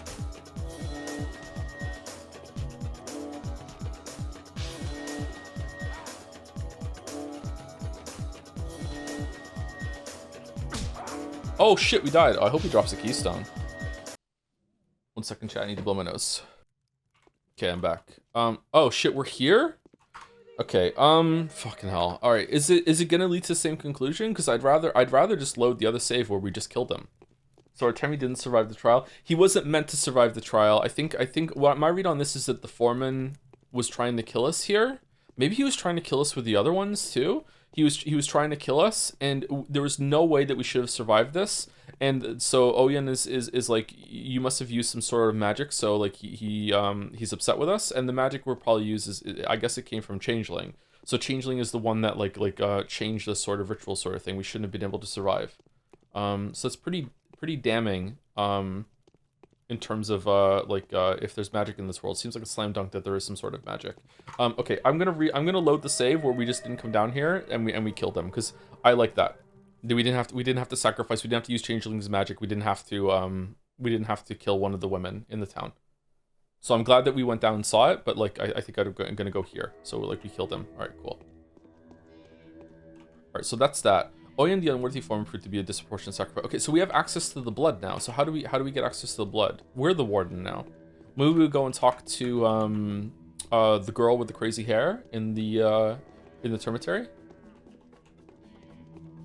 What if we jump down there now? Yeah. Okay. Yeah. Okay. All right. How did the hole just appear? Was it always there? It's opposite of the Silent Hill 2 hole. The hole that makes you dead and also racist. Started playing Expedition 33 2 Pathologic streams ago. Nice unit of time. Finished it 100% yesterday. It's funny to me how I noticed the same problems with the plot that you did, but I came to a different conclusion about the game's scenario I was trying to say. Not to start the conversation again, let's just say it's funny only rich people can be interesting to you. Fair enough. Let's go talk to the girl in the termitary and see. Has your impression of Clara changed with this? Oh yeah, for sure. We're interacting with her a lot more. She does seem to be more of a magical wrench that has been thrown into the whatever's going on here. Yeah. She's definitely a different thing than Bachelor and Haru. I'm very curious to see how her route's gonna be. It might be a bad thing to play as her actually, because considering the structure of the game, it's going to be a lot of mostly walking around again, right? And it might cause disillusionment when it comes to like what she's been doing. Not sure. Okay, so nothing to do with her. Okay, so let's go speak to Bachelor. And also we're gonna get some letters soon, right? From Notkin. Alright, you know what we should do? We should go and check this. Let's go check here. Check here. I guess we'll just talk to everyone outside. Do we have time? Yeah, we have time. It's only 11 o'clock. Is Vlad here? Vlad is not here. That's a good point. We were supposed to speak to Vlad about something, weren't we? Vlad is not here anymore. Huh. We were supposed to talk to Vlad. Maybe Vlad is not here because we killed the Foreman? Unrelated complete to the previous chatter, do you think the characters that Haru interacts more with are interesting, like Oyen and the children? Oyen has been the most interesting character to interact with in Haru's line compared to what we got, but I think overall, I think that interactions with Bachelor with the characters have been more interesting. But that was my first route, so maybe that's why. I feel like Haru has been more like Joe on his own. Like you're more a lone wolf as Haru.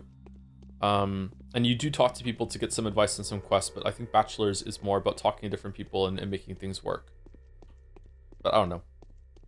We've been playing this for a while now, so maybe some things are hazy in my memory. It'd be kind of crazy to try and make a video on this game, by the way, and try to parse the whole entire thing. Okay, so we're gonna go talk to Sticky, then... Okay, talking to Stamatins has never been worthwhile, but we will talk to Sticky and see what he has. What characters do you think that that Changeling will talk to? Mostly the Saburovs. Probably Grace. Maybe Aspity, I'm not sure. Where did the bull go? Will you watch Mandalore review after finishing Changeling?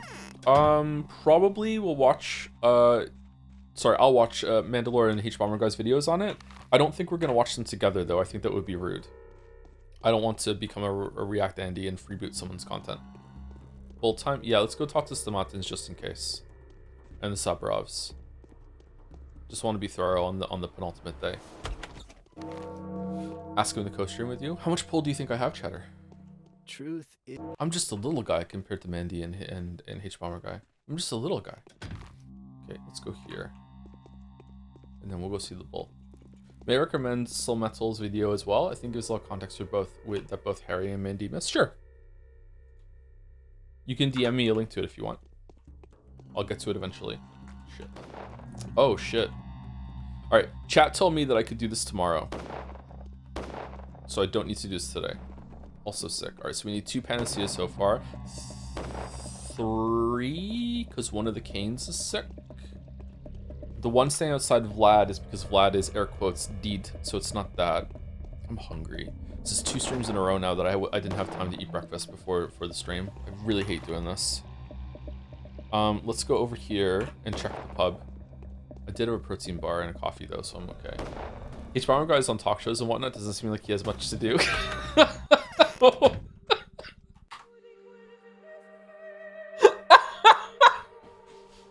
Sorry.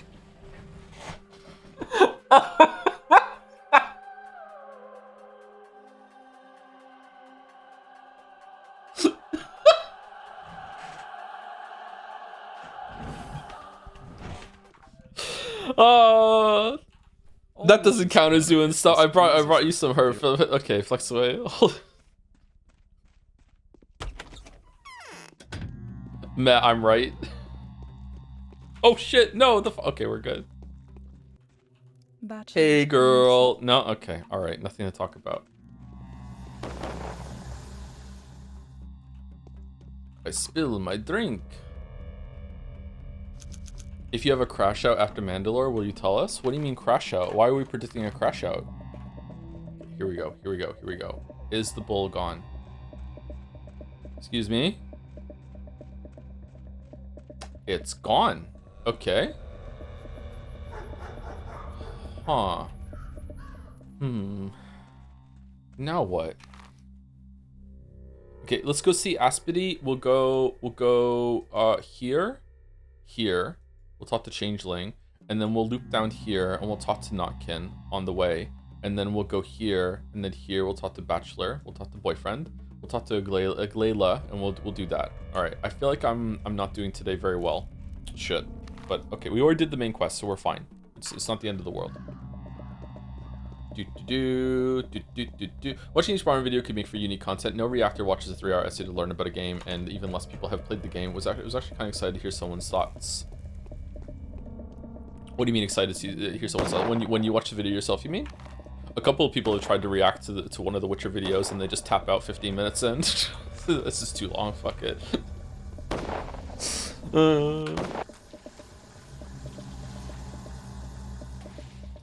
Man, that rat's fucking cooked. I'm eating rats. Tasty legs and crispy thighs. No! No! Worst person here is sick? Really? The worst person in town? Can't they be helped? Alright, I'll think of something. Alright, guess we can't talk to her. Fuck that then. Alright. I've been recently playing stuff like the old Final Fantasy Resident Evils. What was it like to be alive for the PS1? It was pretty cool. I also didn't have PlayStation 1 until much later, so I learned about a lot of PlayStation 1 games through the lens of a lot of people in school that they had PlayStation 1s. Most people in my school had a PlayStation 1 because it was easy to chip and everyone was pirating fucking games instead of buying them, whereas I had an N64 because I liked Nintendo more. And PlayStation back then seemed a lot more grown up, a lot more mature experiences compared to, like, you know, Banjo-Kazooie and shit that was on N64. Eventually I did get a PlayStation 1. It was cool. It was I feel I don't know, like, you could say about any time in your life, whenever you were born, you'd be like, oh, I feel blessed that I was able to see this historic thing happen. But being alive to actually, like, play through the transition between games moving from mostly 2D into a 3D format was really, really interesting. By far and away, the most magical experience of gaming I've ever had was playing Ocarina of Time for the first time. Like, oh my god, that was such an amazing weekend. My parents let me take the Friday off. The game was delivered, like we pre-ordered it and it came in the mail on Friday. I don't know how they pre-ordered it, actually. I don't know how it got there, but it came in the mail on Friday when it came out, and they let me take the day off school so I could play it. I just played it. They even let me play in the living room instead of on the smaller TV, so I got to play on the big TV, and I just played that like all day and then throughout the weekend, and it was just so fucking cool. It was just an amazing experience. The only thing that's ever come close in my adult life to like in terms of video game experiences when it comes to that was playing VR for the first time. Putting the VR headset on and playing Half-Life Alyx for the first time was just like, whoa, like it's on that level. But I would still probably give it to Ocarina of Time for just how special it was. Did you ever use strategy guides? The only game I've ever used a strategy guide for was Earthbound, and that's because the copy of Earthbound came with a strategy guide. It came. You can look it up right now if you want. Earthbound Super Nintendo like box. It was a huge box that was the size of the strategy guide. It wasn't like one of those smaller ones that most Super Nintendo games came in. It came with a strategy guide. And instead of it being just like a strategy guide that told you what to do, it was like flavored. It was like written like a supplemental piece of the game itself. It had like scratch and sniff pages where you could scratch some shit and smell it, and they give you like a smell of what something in the game would smell like. A lot of the guide was like presented like a newspaper thing with a lot of headlines to give you like clues on what to do if you didn't read the strategy guide, that sort of thing. Like, yeah, I still have it somewhere. It's in the basement of the house somewhere. That's the only strategy guide I've ever used. Has the bull from yesterday really broken free? Thank you. Where is he now? We'd like to bring him here. I don't know. Is it gone? I thought it was your handiwork. Sorry, I guess it's just that I was counting on you. What happened? The girls reported there's no longer a bull in the bone steak lot. I thought he was taken off the stake. Was he alive? I'm worried. So you had nothing to do with it at all? No, nothing at all. I'll check on the situation. I was mean to you anyway. They're waiting for me there. We were just there. No, nothing at all. Check on. What the fuck? Oh, okay. All right, let's go. Let's stick to the plan. All right, we're gonna go see Murky, and then we're gonna go see Bachelor. That's actually probably worth some money. It's not in good condition, so I doubt it's worth any money. Did you grind for the 1% Starman weapon drop? I tried to, because it's the only weapon that Pooh can use, right? And I don't think I got it. It took too long, and I just gave up. Yeah, Pooh is unarmed without that, right? Did you see the Earthbound Stinks review with scratchy thing that smelled like farts? I think that was in the guide that I'm talking about. Yeah, one of the creatures, like one of them smelled like strongly like a pepper sort of thing. Yeah. Joe, do you genuinely think there's some chemistry between Daniel and Artemia, or are you just okay? I genuinely think there's some chemistry between them. Yeah, definitely more than even between Max and Chloe in Life is Strange 1. Yeah. They could definitely fuck. I'm straight, by the way. Who tops and who bottoms in your head? Okay, I can't believe you're asking this, because first of all, it's so obvious, and we already went through it. Okay, outside of the bedroom, Bachelor is the top, and Haru is the bottom. But in the bedroom, Haru is the top and Bachelor is the bottom. It's like, how is this even a discussion? Of course. What were some games that amazed you graphically for the first time in terms of realism? Believe it or not, Deus Ex. Deus Ex was the first time. Deus Ex looked so good when it first came out, and that was like my first computer that I had, so maybe that's why. Deus Ex looked so good that last time I said this story, Merrick just typed in all caps LOL. This is years ago, and it sticks out in my mind. I was fucking Deus Ex looked so good at the time that I thought, this is it. This is the pinnacle of graphics. It's never gonna get any better. Sorry, no, you have nothing to be sorry for. It's really, really funny. But I thought this is never gonna get any better than this. Looking at the Human Revolution. No, the first one. Not even Human Revolution. The first Deus Ex. Like. The first one, like seeing the robot walking around on the port at the beginning, I was like, holy shit. It's unironically so funny to me that when I went to Liberty Island, I was like, whoa, I had that experience too. Yeah, I've been to Liberty Island. Yeah, it was crazy. Yeah, it's just like the game. Yeah, it's really, really cool. Yeah. How old were you, bro? I don't know. However old I was when Deus Ex came out, like 11? I don't know. This is the aspect of your pathologic critique that you can set you apart from H-Bomb and Mandy, the top-bottom dynamic analysis. What do you mean? They didn't talk about that? Really? Oh, I'm disappointed. What the fuck? They really don't so much hate?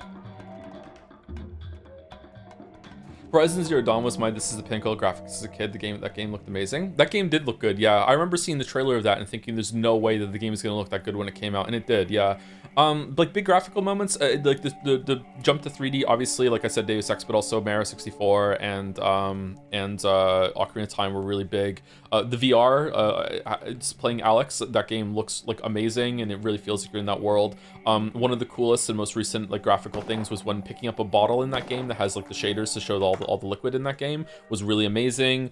Like you can actually lift up a bottle and turn it in your hand and see the liquid slosh around. That's really cool to me. What are the other big ones? Crysis, obviously. Far Cry 1. When Far Cry 1 came out, like a few months before Half-Life 2, Far Cry 1 looked amazing. Again, the early PC game looks like shit now, but it was really, really cool. And then Crysis a bit later was just incredible. Crysis is maybe overall the most impressive that graphics have ever been for me. Like the facial animations and everything that happened in the original Crysis, like in that first like part where you're on the plane, you're about to jump out, was fucking incredible. It was really, really cool. Half-Life 2 was also cool too, but in more of a stylized way. Believe it or not, World of Warcraft really impressed me with its sense of scale and the lack of loading screens. So like one of my most memorable moments in games was the first time I played WoW during like the server test, like a month before it came out, and then I went and got the game. Was when I got out of when I got out of Teardressel, whatever the fuck it's called, and was able to fly to Darkshore for the first time on the Griffin, and just seeing it appear was just like, whoa, it's like an imprint in my mind right now. Yeah. I got so hopelessly addicted to the beta server test of WoW that WoW came out around the same time as my birthday, the original release, that I actually waited a few days before I went and got it, because I was like, if I get this game, like even at the time when I was young, I was like, if I get this game, I'm not gonna do anything else. And I was able to resist for like 3 or 4 days, and then I went and got it, and I was completely right. Like, yeah, that took over my life for a very long time. Yeah, I hope I've managed to convince you. I need to get inside the tower, Anya, and tell me how to do that. Ah, so you two have decided to defend the jewel with your life, haven't you? You've been bewitched. A worthy choice. It makes me happy to see you've come to it. I have indeed. In that case, just say fortified to the doghead guards. It's a password. Maria's told it to me. Okay, Maria's out of her mind. Are you sure it's okay for you to relay the word to me? It's fine. She's fast asleep, gaining strength. She is getting ready to become a mistress. Her hour is very nigh, and she is not out of her mind. Really? If you say so. Really? Really? Okay. Okay, is she gonna be your beard then? Because, you know, we got so look how much taller he is. Look at this. Look at this. Look at the head. Look at the, my god, how can you look at this dynamic? Even from this like janky ass fucking perspective. Look, oh my god. Oh. We're in. And it only gets gayer, not gonna lie. You're so yaoi pilled. It's streamer strategy. I feel like I can perv on the girl characters if I also perv on the male characters. It's balanced, right? There we go. Done. No! Oh, what the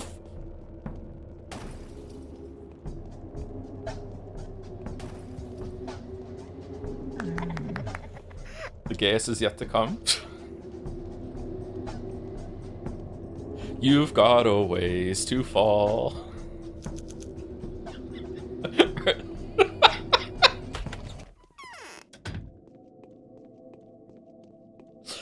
Hey, girl. All right. You know what? Gotta say, kind of girl bachelor. Fuck. There's so many uniforms that look so obviously designed to extenuate female curves, and they're just slapped onto male characters, so nobody may complain. We spoke to Bachelor, right? Yeah, we did, right? Yeah, we walked. Yeah, okay, we're good.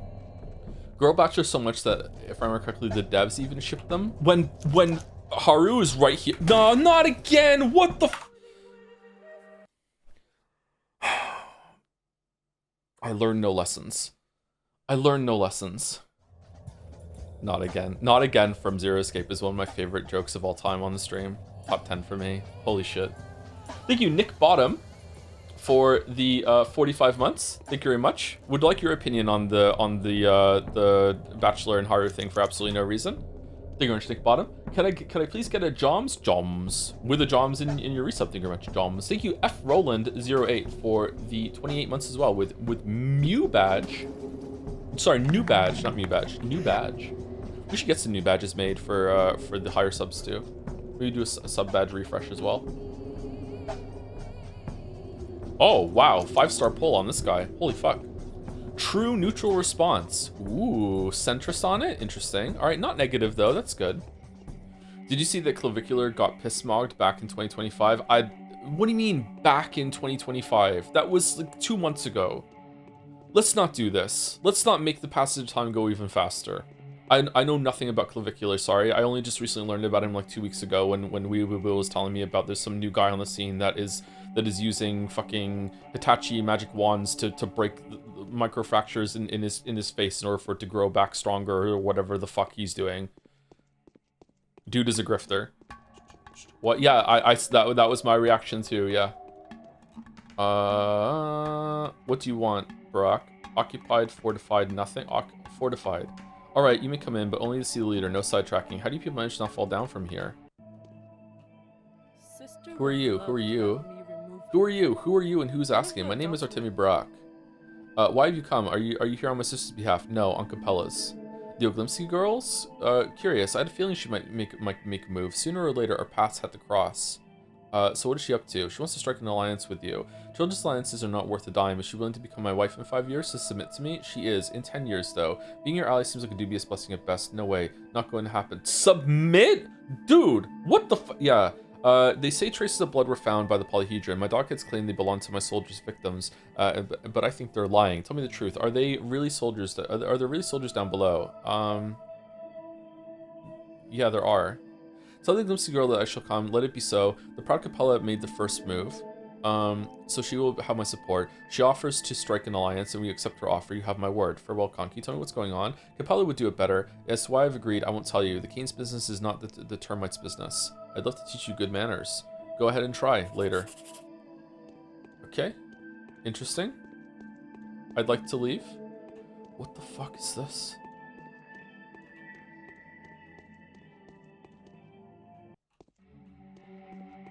Can you read what's written on some of these walls? Has anyone done that? Maybe in the next game it's more clear?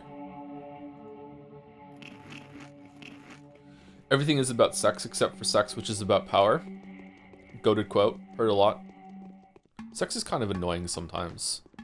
It's kind of like being hungry. Just wish you could just kind of turn it off.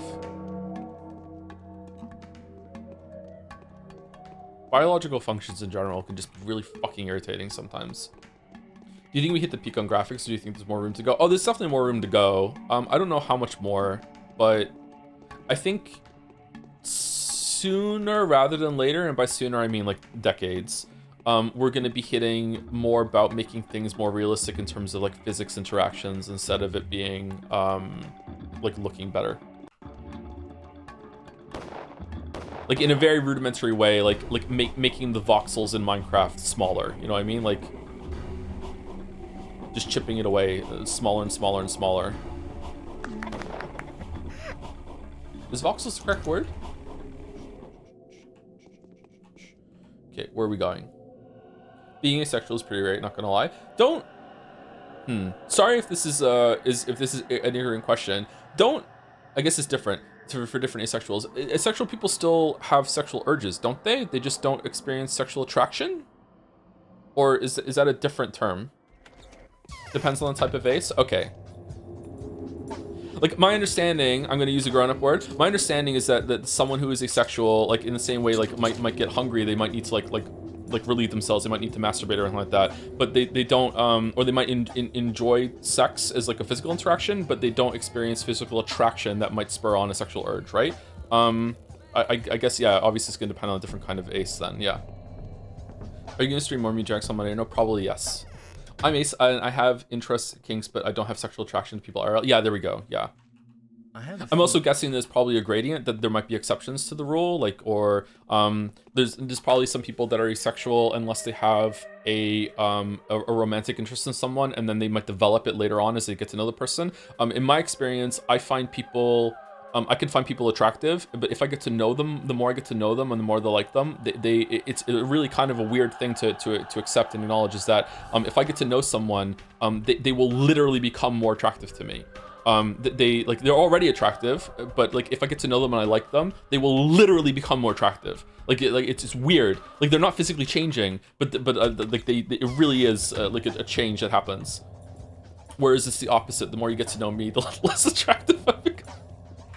All right, where are we going? We're going back to Capella. Do we need to go talk to the Kains? I don't know. We go talk to Small Vlad. Thank you, Bad Blood C for gifting a sub to Brat Daniel. Yeah, pretty much. Thank you, Bad Blood C. There are always exceptions to every category, like you're 100% straight, but probably I'm hesitant to say that though, because it can get into some yikes areas where it's like, you know, like specifically when it comes to gay people, there's always been a lot of like, oh, you can just reprogram someone that's gay and you just have to go to the right fucking like camp in order to get it like sometimes beaten out of you, that sort of thing. I do think that there are some people out there that are probably 100% gay and 100% straight, and like saying that there is going to be some exception is maybe kind of a hurtful discourse, even if it is like a 0.00001%, you know, exception kind of thing. I don't know. I'm not comfortable saying that, but I know where you're coming from. Yeah. There's this thing that needs to be done. I'm leaving the town, Barack, so you're fine with having your father held responsible for your crime? I don't want to talk about it enough. How are you going to live with it? What choice do I have? Why don't we tell him that he's alive? You can take the poison or jump from the tower. Why are you asking me? I'm not an idiot. I can see where this is all going. The survivors, however scarce, will brand you as their savior. The kin will worship your sacrifice. The townsfolk will remember the panacea. If you make wise choices when dealing with the Inquisitor and the Commander, they will eliminate each other. I can't see how that would gain me something. You are not being entirely honest. They will eliminate each other and you will gain power. Just choose someone to represent a family that would support you. You will rule the kin, and that requires a good name and charm. Yeah, this is a different sort of decision than Bachelor's because we're staying. I wonder if Bachelor does stay. Is there an ending where Bachelor stays and marries, is it Maria? Maybe he marries Artemi. Like Maria was the one that was in love with him, right? Or was it Katerina? It was Maria, wasn't it? I think Maria is the Kain. Maria Kain? Katerina Saburov is the other one, I think. And you volunteer yourself as a supporter, of course. Me? No, I volunteer my sister. Capella is going to awaken soon. She'll become a mistress just like my mother, or only even lovelier. Mistresses are obeyed unquestionably. I only hope the Kains don't stifle her progress, but I'll take care of that. I'll think about it. Okay, was this a quest? No. Okay, so go talk to Capella, and also go and check on the bull. Okay. I mean, even if being gay was a choice, conversion therapy will still be fucked up. We're talking about some heavy subjects today. I hate the argument that, and maybe this is wrong for me because maybe it's coming from a good place. I hate the argument that people should accept gay people because they don't have a choice in it. Even if it was a choice, who gives a fuck? It feels like you're just losing the conversation, like at the very start. It's like you're playing chess and you just immediately resign, and you're just like, well, it's bad, but we don't have a choice, so it doesn't matter. It's like no, even if it was a choice, who gives a fuck? Like I really hate that. I hopefully that's coming from a place that's how we have to begin the conversation with some people in society, but it just really fucking annoys me. But I don't know. Maybe that's ignorant. Maybe it's like culturally good. I'm not sure. Did you do any metaphor grinding? No, I didn't. After last night's stream, it was Eek with Mouse, and then I just went to bed. And I wish I slept, but I didn't. I didn't sleep for a while, and then I finally did fall asleep. And then I woke up like 5 minutes before the stream started, so I haven't had any time. We're going to Capella. We're going down there. I think there's stairs there, and then we're going over to see the bulls. Okay. Is there a side quest that I missed, by the way, or no? I wish you a happy finale for haruspex run. Am I saying that right? It was really good, and we're already looking forward to Changeling run. I personally only have vague memories of it, so even more excited to relive it with you in chat. It's also pretty good for people to play Pathologic 2 and 3 because this is the only time you can do Changelings, right? It's my birthday month. Happy birthday, and I want to share it with you and the community in chat. Please remember that your work is valuable, right, and important. Keep it up. Oh, that was a bit message. Oh, that came with the bits that just came in. Oh, thank you very much, Face Jerky. Also, the reminder to try some jerky. Thank you. Glad you're enjoying the playthrough. Aglaya announced that Clara was cursed and banished her. Serves her well. Aglaya was in the right. What name did she just say? Aglaya? Who's that? Is that Aglaila? Is she talking about the Lich? It was her? Okay, alright. That's what I thought. I'm saying her name wrong, like differently every single time. Alright. You have Khan's consent. It didn't take long. It's such a cool name too. Aglaila Lilich. Like man, it's so imposing. That means he will leave the tower tomorrow or the day after, and so will his minions. You know how to make a lot of panacea already, don't you? You can count on me. Allow me to thank you. You will assume authority over the kin soon. If everything goes well, and I assume authority over the town, we will rule together, you and I. Cherish my gift. Let it bring the soft memories back to life. The memories of the little girl that I used to be. Thank you. What's your gift? It all ends tomorrow. A single day can change a lot. I can sense almost nothing now. Are my fosterlings fine? Can the mutineers kill the Inquisitor? If Aglaia Lilich falls, even destroyed by petty scheming, we won't be able to protect the town. Don't you worry about a thing. All right, this is a lot more hopeful than the ending of Bachelor's right now. Like we're actually within the schemes and plans, which makes sense because we're from here.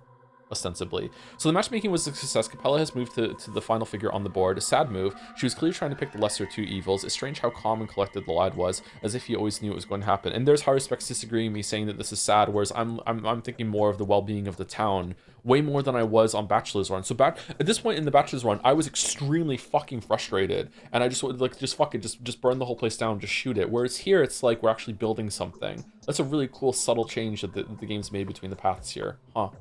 And then we have to go to the bull. Sorry, did chat tell me if I missed a side quest? I asked and then I just got reading. She gives you an amulet? Yeah, wasn't it this thing, right? Capella's necklace. Necklace of the Mistress of Light. Before it was passed on to Capella, it was worn by Victoria Oglimskaya. The necklace is carved from the bones of massive animals that no longer live in this land. Okay. I wonder how many sprouters you can buy with it. You didn't miss anything? Okay, cool. Let's go do the bull then, and then we have the day done. It's Aglaya. Emphasis the German like ja at the end. Aglaya. That's not how she said it, though. Is that how I'm supposed to say it? Or maybe I misheard it.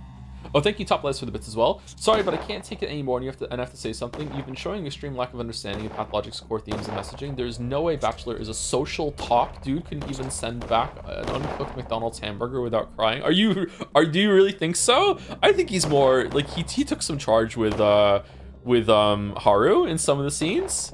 Are we due for break? We are due for break, but let's see if okay. We were really due for break. All right then. All right, be right back. Damn. All right. Be back in 5 minutes. Allow me to remind you that an epidemic of unknown origin has already eradicated a few genuinely distinctive towns in the northern part of the country. The cause and circumstances of these tragic events remain uncertain. There is a lot that we cannot explain yet. It appears as though the plague has a mind of its own, as if it is driven by some irrepressible will. Why else has no one managed to fight it successfully? Why does it target the most precious aspects of our existence? The sand plague picks its victims fastidiously, and the same principle always draws it back to whoever tries to oppose it. Surprisingly, we've yet to hear a single word from the powers that be. Okay, I forgot that it said that at the beginning. So is it the same plague that is going in different settlements, or is it different outbreaks? Is there a plague that's coming from the steppe people that is separate from the one that is coming from the blood, or what? Ever heard of dominant bottoms? Kind of an oxymoron, isn't it? I guess it depends on what you're saying with bottom. Power dynamics can be very fluid like that. Yeah.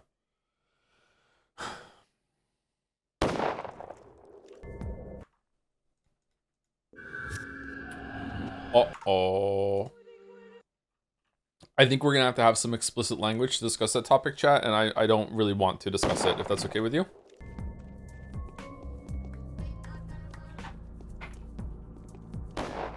One must imagine it's a stand-in for the real plague, which did spread to sedentary populations by the steppe. Yeah, I think it's there's two infections. That's where my mind went.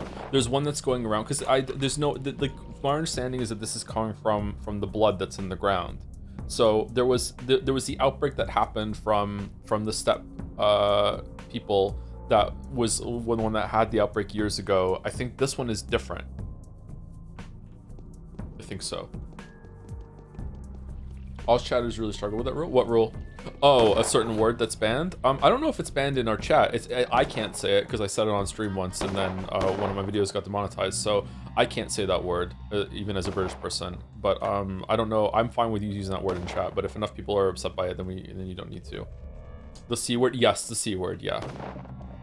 Well, is there explanation for it? Whether that's right or not, people thought the Black Death came from underground vapors.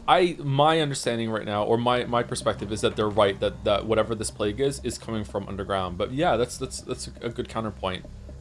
Maybe it's separate, and maybe the blood that we're getting, the reason why I think it's coming from there is because the blood from the underground is how we're using the panacea. So we're going, a very common thing when it comes to illnesses and the like is that you get something that's a pure source of it, and then you can use that to neutralize it, and then that becomes a cure, right? But maybe that's wrong. Maybe the blood that's in the ground is just like has a good property or magical in some way, and it is still the plague that is going around destroying different towns. I forgot about that from the intro though, so that explains why there's more procedure in place when it comes to a plague outbreak in one of the settlements in this country, wherever we may be. Yeah. Oh, okay. So we broke this quest by coming here earlier.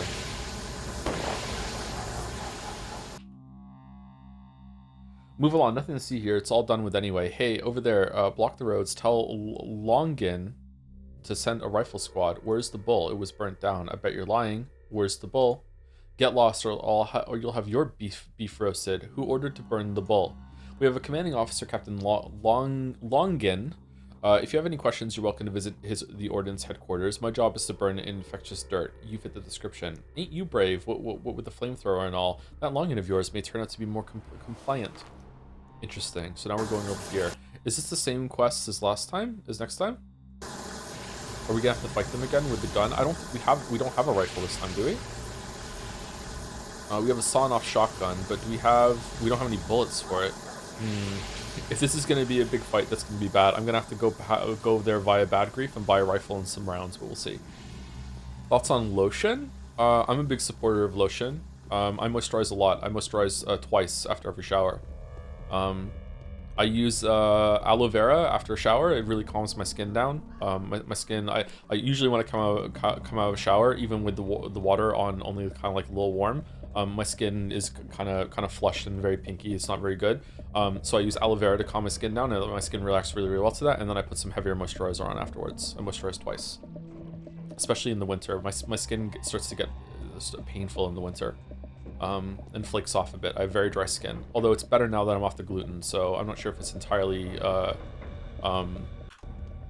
necessary now. It used to be so bad that after I would have a shower in the winter, I could look in the mirror and it would look like sugar crusts all over my skin. It would be that dry, like a web on my skin. It would flake off that much. That's how dry my skin would get. So I'm a big supporter of lotion. Isn't the polyhedron founding spike related to the blood underground? Yes, it's spiked through, and there's a source of blood. That's why it's coming up through the foundation of it. That's my understanding. Let's go over here. Twice after every shower is impressive. I'm too lazy for that. I'm jealous. Well, as I'm drying myself off, immediately after drying myself off after the shower, I put aloe vera all over my skin. And then maybe like an hour later or half an hour later, I'll go and put like a heavier moisturizer. I put CeraVe on, just a basic moisturizer that's a bit heavier.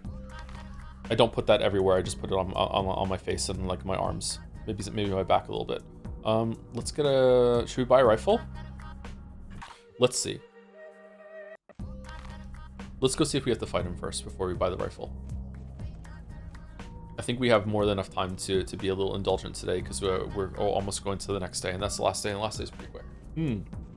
We do have to make a bunch of panacea though, and I forgot how to do that, so I'll have to relearn that. Have you ever tried writing poetry? I did write poetry. I wrote a bunch of poetry when I was a teenager in early 20s. I got into when I was really into writing. I've been writing my whole entire life, but I got more into writing around that age, and I also tried some poetry at the same time. I didn't like it, although I did enter my poetry into a competition in high school, and 2 of my poems were picked to be in a book, which is kind of cool. So for a 17-year-old, apparently I was pretty good at it at 17, but like I wouldn't write poetry now. Is Moncton a low humidity area? I would assume it's pretty humid being close to the sea, but maybe it's too cold for that. I don't know how to test that. I haven't really looked it up. I don't know. Could Google it, I guess. Canada in general gets pretty humid in the summer. And then the winter's bad. Thank you, Astralis Spirit, for the 12 months. 1 year. 1 whole year gone by. Does that make me anniversary? Yeah. Thank you very much, Astralis Spirit. Thank you, Knockbury, too, for the 15 months. Catching the stream late. Go Onion. Go Onion. Go Banana. Thank you very much, Knockbury. We're at the end. Did you try Slay the Spire 2 yet? No, I haven't. No. I've been pretty much live on Twitch since Slay the Spire 2 came out. Metaphor into Yeek, into just going to sleep, and now right back on Pathologic. So like you've been privy to most of my life since Slay the Spire 2 came out. So no, I didn't get to see the kids yesterday. I need to go see them after this. Miss my little critters. Any interest in Fatal Frame 2 Butterfly remake? No, I'm not really interested in Fatal Frame games. If people wanted me to play it around Halloween though, I would. Yeah, I'd be willing to do that. How would you define the word panacea? I think the word is more loaded than this game presents. It's discussed more in Patho 3. It's just a cure-all, isn't it? Panacea is meant to be like they say, diet and exercise, or if you're overweight, losing weight is like a panacea for your health, right? Like if you could bottle like being at a healthier weight, and that varies for everyone, by the way. Healthy weight is not the same for everyone, but like if you could bottle healthy weight, like every doctor in the world would prescribe it. It's just that good for you. It improves all of your bodily functions. I'm listening. Was it you that ordered the burn the bull? As an officer, I'm expected to be addressed as sir. Self-respecting people address soldiers likewise. I'm a step man. There are no sirs in the step. So, do you even realize what kind of creature it was? Thousands of panacea samples could have been made from it. The flamethrower cord burned everything that is a sanitary hazard. A bullet in a lot went very much against sanitary regulations. In all honesty, the whole town is abnormal. Who gave the order? Was it the commander? There is an authorized agent commissioned with supervising the sanitary situation in the town. Bachelor Dankovsky, he is in charge. Ooh. Uh-oh, trouble in the bromance. So that's who's doing it is.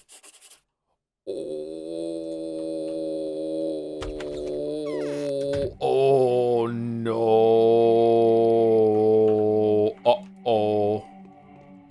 Switch and divorce. This is where toxic yaoi really begins. This was a side quest in the Bachelor run. I remember, yeah. I think mana is as well kind of morphed in media. The initial meaning should be food or the god or heaven. Mana is a word that predates its use of video games, yeah. But even to me, who kind of knows that and have forgotten it several times, is one of the things I learn and then relearn. Yeah, it's now a video game term for magic. Yeah, fantasy world kind of term. Yeah, for sure. There's probably a couple other words that are like that too. Thinking about the whole organ plus herb harvesting influence how people play between runs, do you think Bachelor benefited more from being a baseline, or do you think he would feel incomplete if you were to go back? Now, I think it's good that he has a baseline, although I don't want it to have like an organ collection thing, but maybe he could have had something to show that he's a doctor. Like, he does have the thing he can see the plague with his periscope or whatever the fuck it was, and he does look through like microscopes and look at slides and stuff, but he doesn't do enough doctoring, I think. So maybe just something like that, like more identifying slides, more looking at samples, just something that's on the research end instead of just basically just running on talking to people. Yeah, I don't know. Patho 3 fixes this, so does Metaphor. It's just that Panacea is originally a mythical alchemical cure for all diseases. That could suggest that haruspex can cure anything, not just mystery. But yeah, when we first got a Panacea, that's what I thought. I thought that it wasn't just that it cures this plague, it cures everything. So that would lead more belief or more evidence to the idea that the blood that we're getting from the ground has some sort of divine quality to it, and that's actually not the source of the plague, and the plague is just coming from the steppe people actually, and they're wrong. Yeah, I don't know if we're ever gonna get like airtight answers for that, or like this is just something where you have to, at the end of it, you just make your own decision on who you trust and who you believe, which again is very true to life, right? Like right now there's a conversation going on in chat about how the Black Plague actually spread, and like what do we really know about it, and we're never gonna know unless we have a time machine, you know what I mean? So it's very true to life. Did they burn the bull on your orders, Anyan? What bull? Think about it, Barack. There was no bull. There was a supreme one at the Bone Stake lot. That there was no bull, but shh, don't tell anyone about it. I gave an order to the soldiers so they'd have something to take it out on. Better let them burn an outskirt lot than a cathedral square. The bridge square, you mean? I think you see my point, Barack. I gave the order to burn it because it was a nuisance that provoked unrest. Its huge body was filled with infectious spores. It was my duty after all. Don't be stubborn. I'm not getting in your way, so don't you get in mine. For the time being, Anyan. Ooh. If we could look soberly on the matter, everyone did just as they should. The Bachelor was doing his duty. Still, the resolution of the story has a strong air of sacrilege about it. Okay, I'm not happy about this at all. I'm not happy about this. Not happy. Not happy. I'm an unhappy bunny. Okay. Sorry. So we're done? My understanding is that I should have a source of blood now, chat. Is that going to happen tomorrow? Or is there like a source of blood I could go get in the Arbitor that I missed? But I would like a spoiler. Am I done with all the quest content for today? Because if I am, I'm going to go back to my bat cave and I'm going to make some Panacea and then I'm going to go to sleep. Metaphor fixes this, but do you think it actually fixed anything? It is an improvement in the Persona formula in some ways, yes, but it didn't really fix anything. As it's gone on, the more it's become more shit, especially in the social links. Like the social links started off better, but as like when it got near the end, it's like they fell back on old shit habits with the Persona writing, where it's just non-stop, just being like recommitments to ideas, just retreading the same ground, just saying I'm gonna do the same thing but now for the right reasons, like, oh, through you I've realized that my recommitments were good, and then here we go, let me pledge my support once again to your, like, just, it's so fucking stupid. It's so frustrating. I can't pick this up because I don't have room for it. Let's drop this. There we go. I'm sorry, I know some people were getting upset during those streams, and they were getting upset yesterday, but I just, like, again, it's just me and my standards and how I view writing, and if you have different standards, it's fine. Don't let anyone, like, go against you. Like, if we were to actually have a proper debate about this and see if standards hold up to like more consensus standards or whatever like that. I'm saying standards too much, but you get what I'm saying. Then sure, we could have that. But right now, just off the cuff talking about it on Twitch, like, don't let people upset you if people don't like something they like. But I just can't help but say, like, how I feel. Just really, really, really, really, really, really bad writing.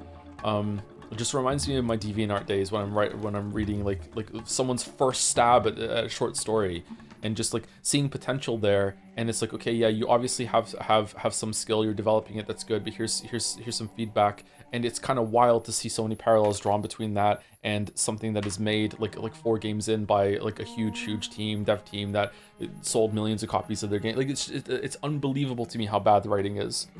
Specifically in the side-link quest. In the main quest, it's bad, but it's also entertaining. I can see a lot of stuff to like there though. But the social link stuff in all of these games is just dog shit, man. It's just filling space. It's just putting words on a page and just like whatever. And they chose to have the social link, so it's just crazy. Metaphor might be the worst about it because it's trying to handle topics that are making it so it's actually offensive. Like, the ideas that they were putting forth at the end of Katharina's social link yesterday are like socially harmful. Like that's not just like, oh, it's bad writing. It's a dangerous thing that they were putting forth there. This idea, it's like, it's insulting. SMT fixes this by not having social links. Maybe that would be better. Yeah. On paper, they should be really good. Like, in theory, it should be a really, really, really good thing to have the social links and more times to hang out with the characters. But because they're optional, you can't have anything really big or important happen into them, and you can't have anything even that you can reference in the main story without doing a bunch of like Baldur's Gate 3 work, which obviously Atlas is not willing to do. So because of that, it's just like filling space, and they just end up being just a waste of time. So maybe if they weren't there, they would have more hangouts that are like unavoidable. You can't skip them. They're part of the main hangout, and then they could actually have some worth to it. Okay, now my durability is going down because it unequipped our knife, so it was a bug. Okay, so we need to make some panacea. I'm going to use the 5 arbitoire blood. Okay, hold on. Let's just put everything in here. Oh god. Droning. All day Joe is just droning. Okay, so what was it I had to do again? I need to make a source of this that is high, like around 90% or something like that. And then after I make it, I mix it with the blood, right? That's what I do. So I want to make, wasn't there one that was like 90? 100, does it have to be a high one, or does it have to be the 100 one? Or does that just any of them? Let's just do this one. All right, so 1 stem of black tweer, then 1 stem of brown, then 2 steps of sweevery. So I need 5 black, 5 brown, 10 sweevery. 5 black, 5 brown, white whip, and then 10 sweevery. Okay, so that's it, right? Black, brown, 10 sweevery. Okay, so let me save, and then I go over here. No, I go over here and I put that in.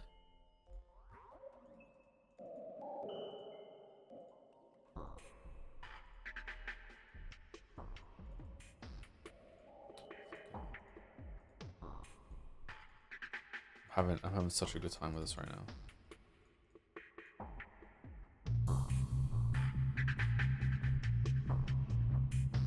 Okay, so we have 5 of them now, and then we are going to put in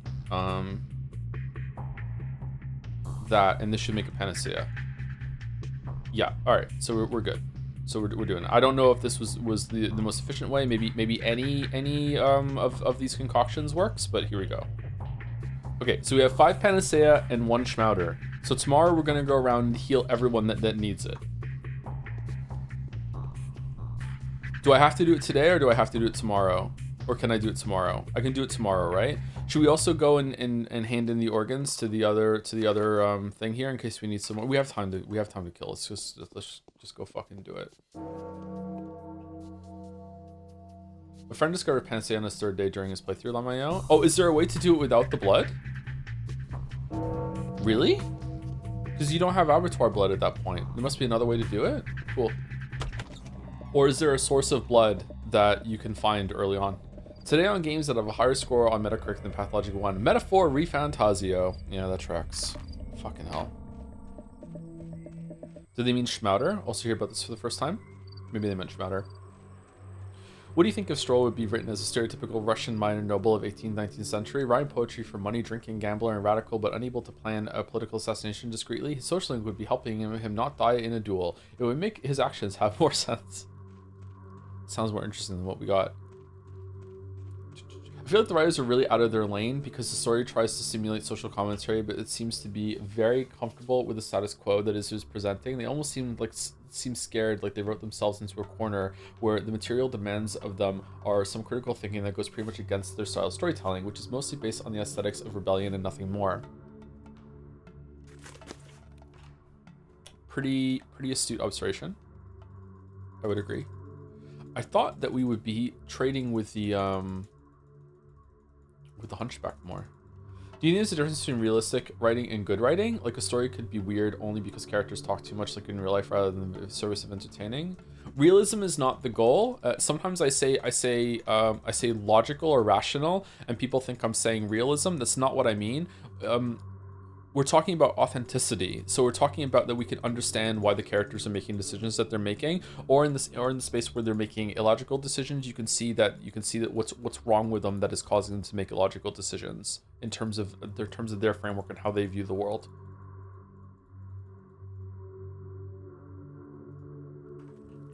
Realism is not the goal.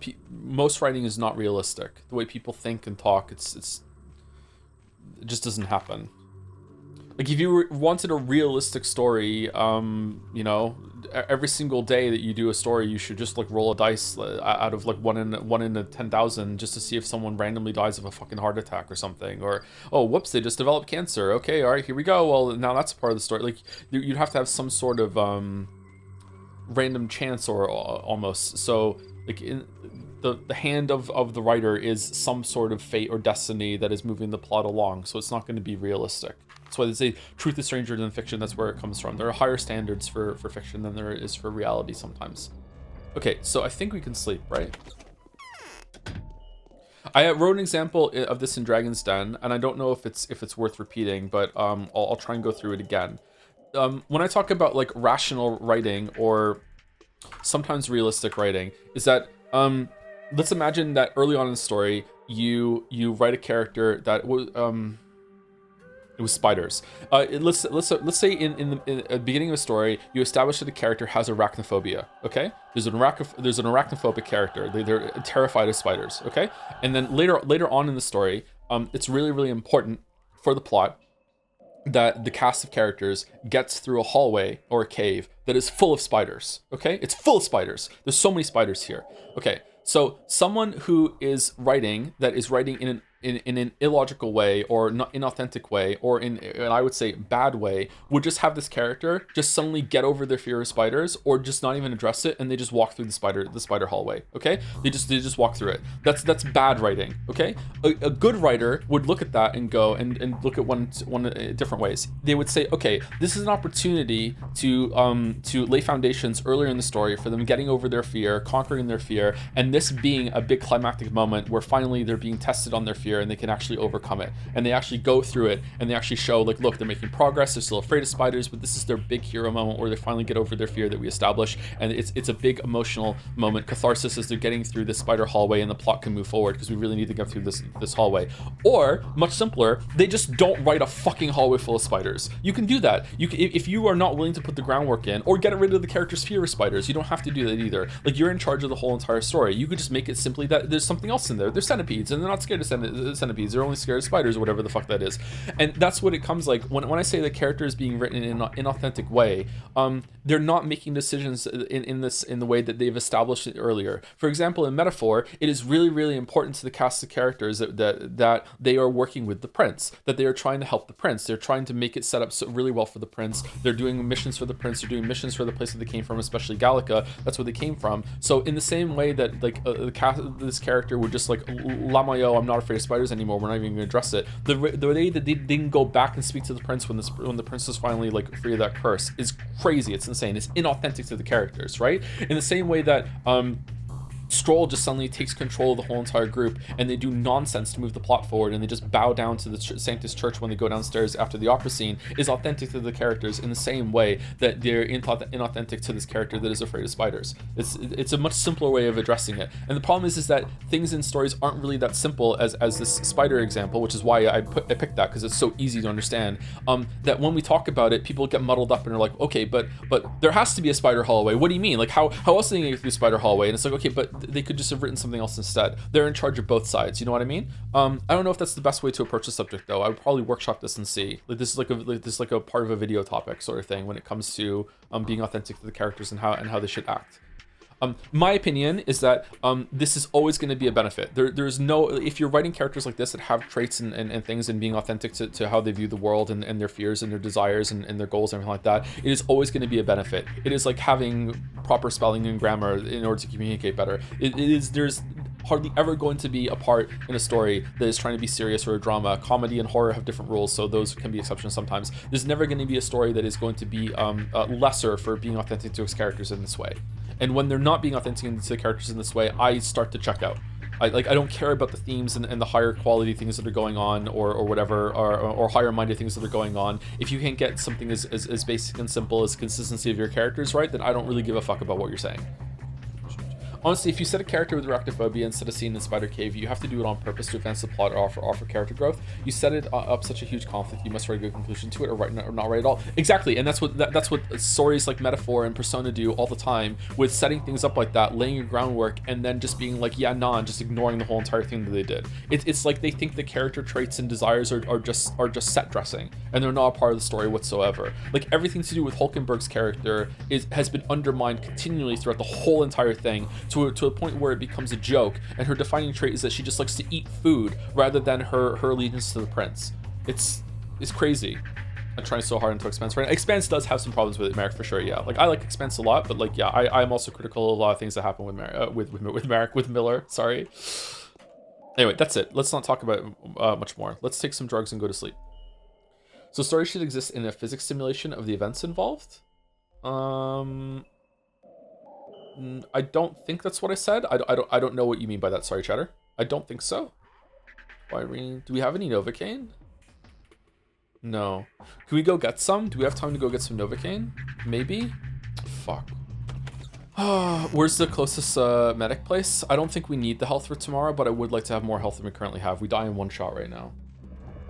Do you think Bachelor buying the Kains bullshit is consistent with Bachelor's character? I think so, by the way. I think that there are different versions of paths that the characters can take in these stories, and there is one where Bachelor gets kind of indoctrinated to everything that's going on here, or consents to the madness, and it's just that when we played him, we didn't do that, but there was a path to do it.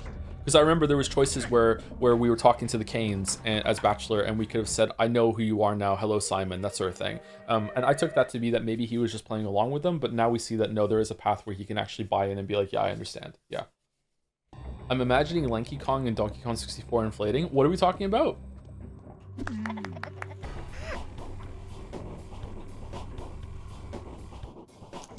Organs. By the way, chat, why one of the reasons why I get really incendiary when I say something is dog shit writing when it comes to this, everything I just described about character authenticity and consistency and everything like that is like basic writing 101. You're meant to learn this in your first like couple of years of becoming a storyteller. Like there are exceptions, don't get me wrong, and especially if you're doing like parody comedy, that sort of thing. That's why I think a lot of things are parody. Like that's why Xenoblade Chronicles 2 was so funny to me, because it just breaks all these fucking conventions all the time, and it just becomes so on purpose that it must be a joke. Like fucking Metaphor is a comedy to me now too, so I can enjoy it. Like this is basically like one step above like spelling words correctly in your story. Like, this is super, super, super, super, super elementary, rudimentary, blah, blah, blah, blah, blah things when it comes to storytelling. What do you think goes wrong in the writer's room for Final Process to be like this? I don't know. Maybe anime writing has different standards. Hopefully people don't call me racist for saying that. I don't know, but like maybe anime writing doesn't give a fuck about that. Maybe it's just a collaborative experience of writing all things together. It's really, really hard to write for video games. It's really, really hard to write as a group. I don't know. A Torfine? That's really expensive. Meridorm is probably good. Let's get 2. We can sell the bone necklace. That's not Capella's. Did you learn to write a story by yourself, or did you attend a school? I've only taken 1 writing class, and that was in high school, and I didn't really like it. So I'm mostly self-taught.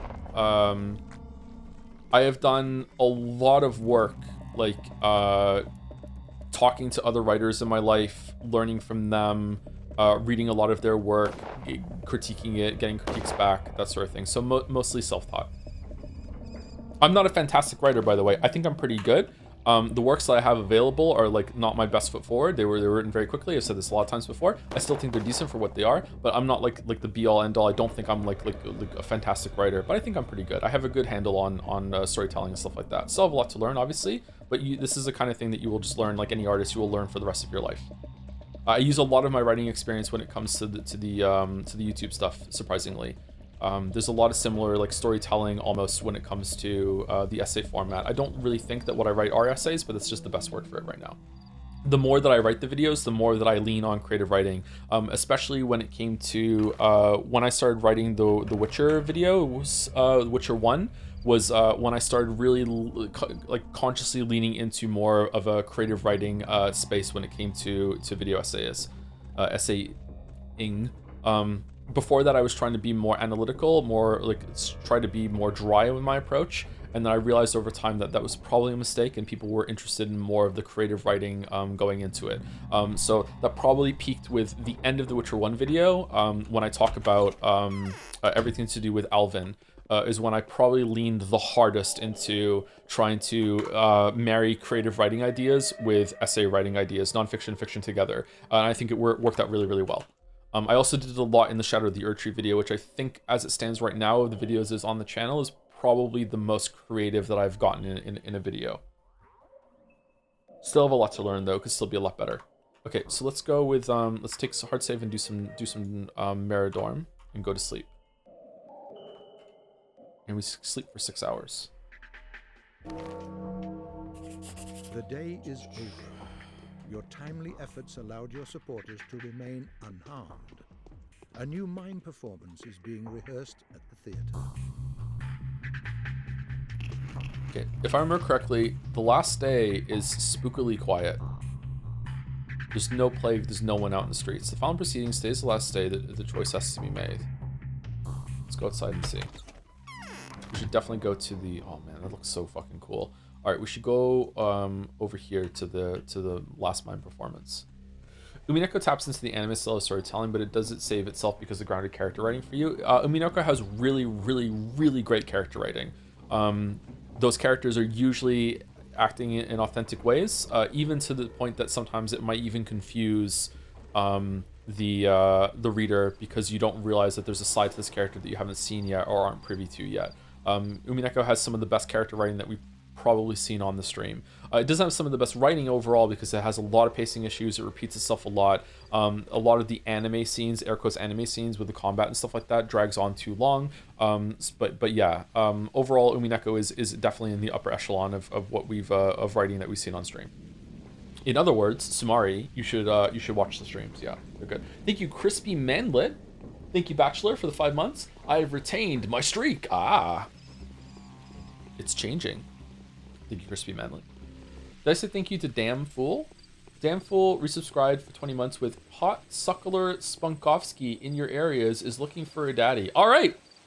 Maybe I should start reading some of these out on my head beforehand. Thank you very much, Damn Fool. Thank you very much. Enjoy. And thank you, Truther, for the 13 months also. Thank you very much. Truther. Streak retention. Your test is going up. Who's the best written character in the Personaverse?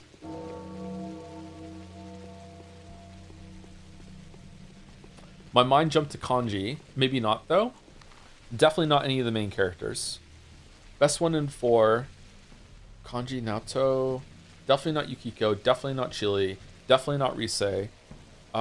Definitely not Yosuke. Yosuke could have been the best one if they actually actually addressed him as bullshit. Adachi, really? I think that the cast of 3 has the best potential out of all of them, and they start off as being the most like people to me, and then it just nosedives as it goes on. So I don't know. 4 and 5 do the best with the hangouts, I think. Oh, I don't know. Sorry. Junpei was really well, and Junpei does have more of an arc than the other ones do, which is sad to say. Maybe Junpei is a contender. Whatever you do, you'll have to sacrifice something. Destruction is inevitable. There's no miraculous way out. So that's what their thought process is, see? There was nothing to hope for from the start. Each of them should simply fulfill their purpose. At least, we'll see which one works best. Each of them wants to save that which is dear to them. Perhaps they could get along? Out of the question. The meeting chamber is tight, with the general sitting at one side of the table and the Inquisitor sitting at the other. Only one of them will decide. The others will die.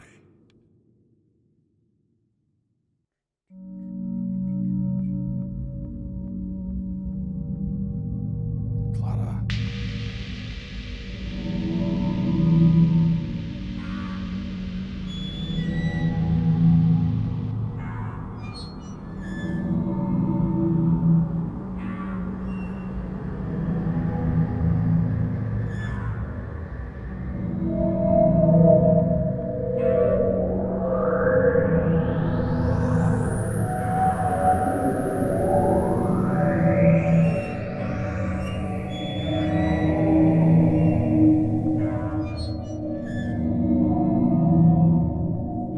Even this is framing it as just being between Bachelor and Haru with Changeling in the background.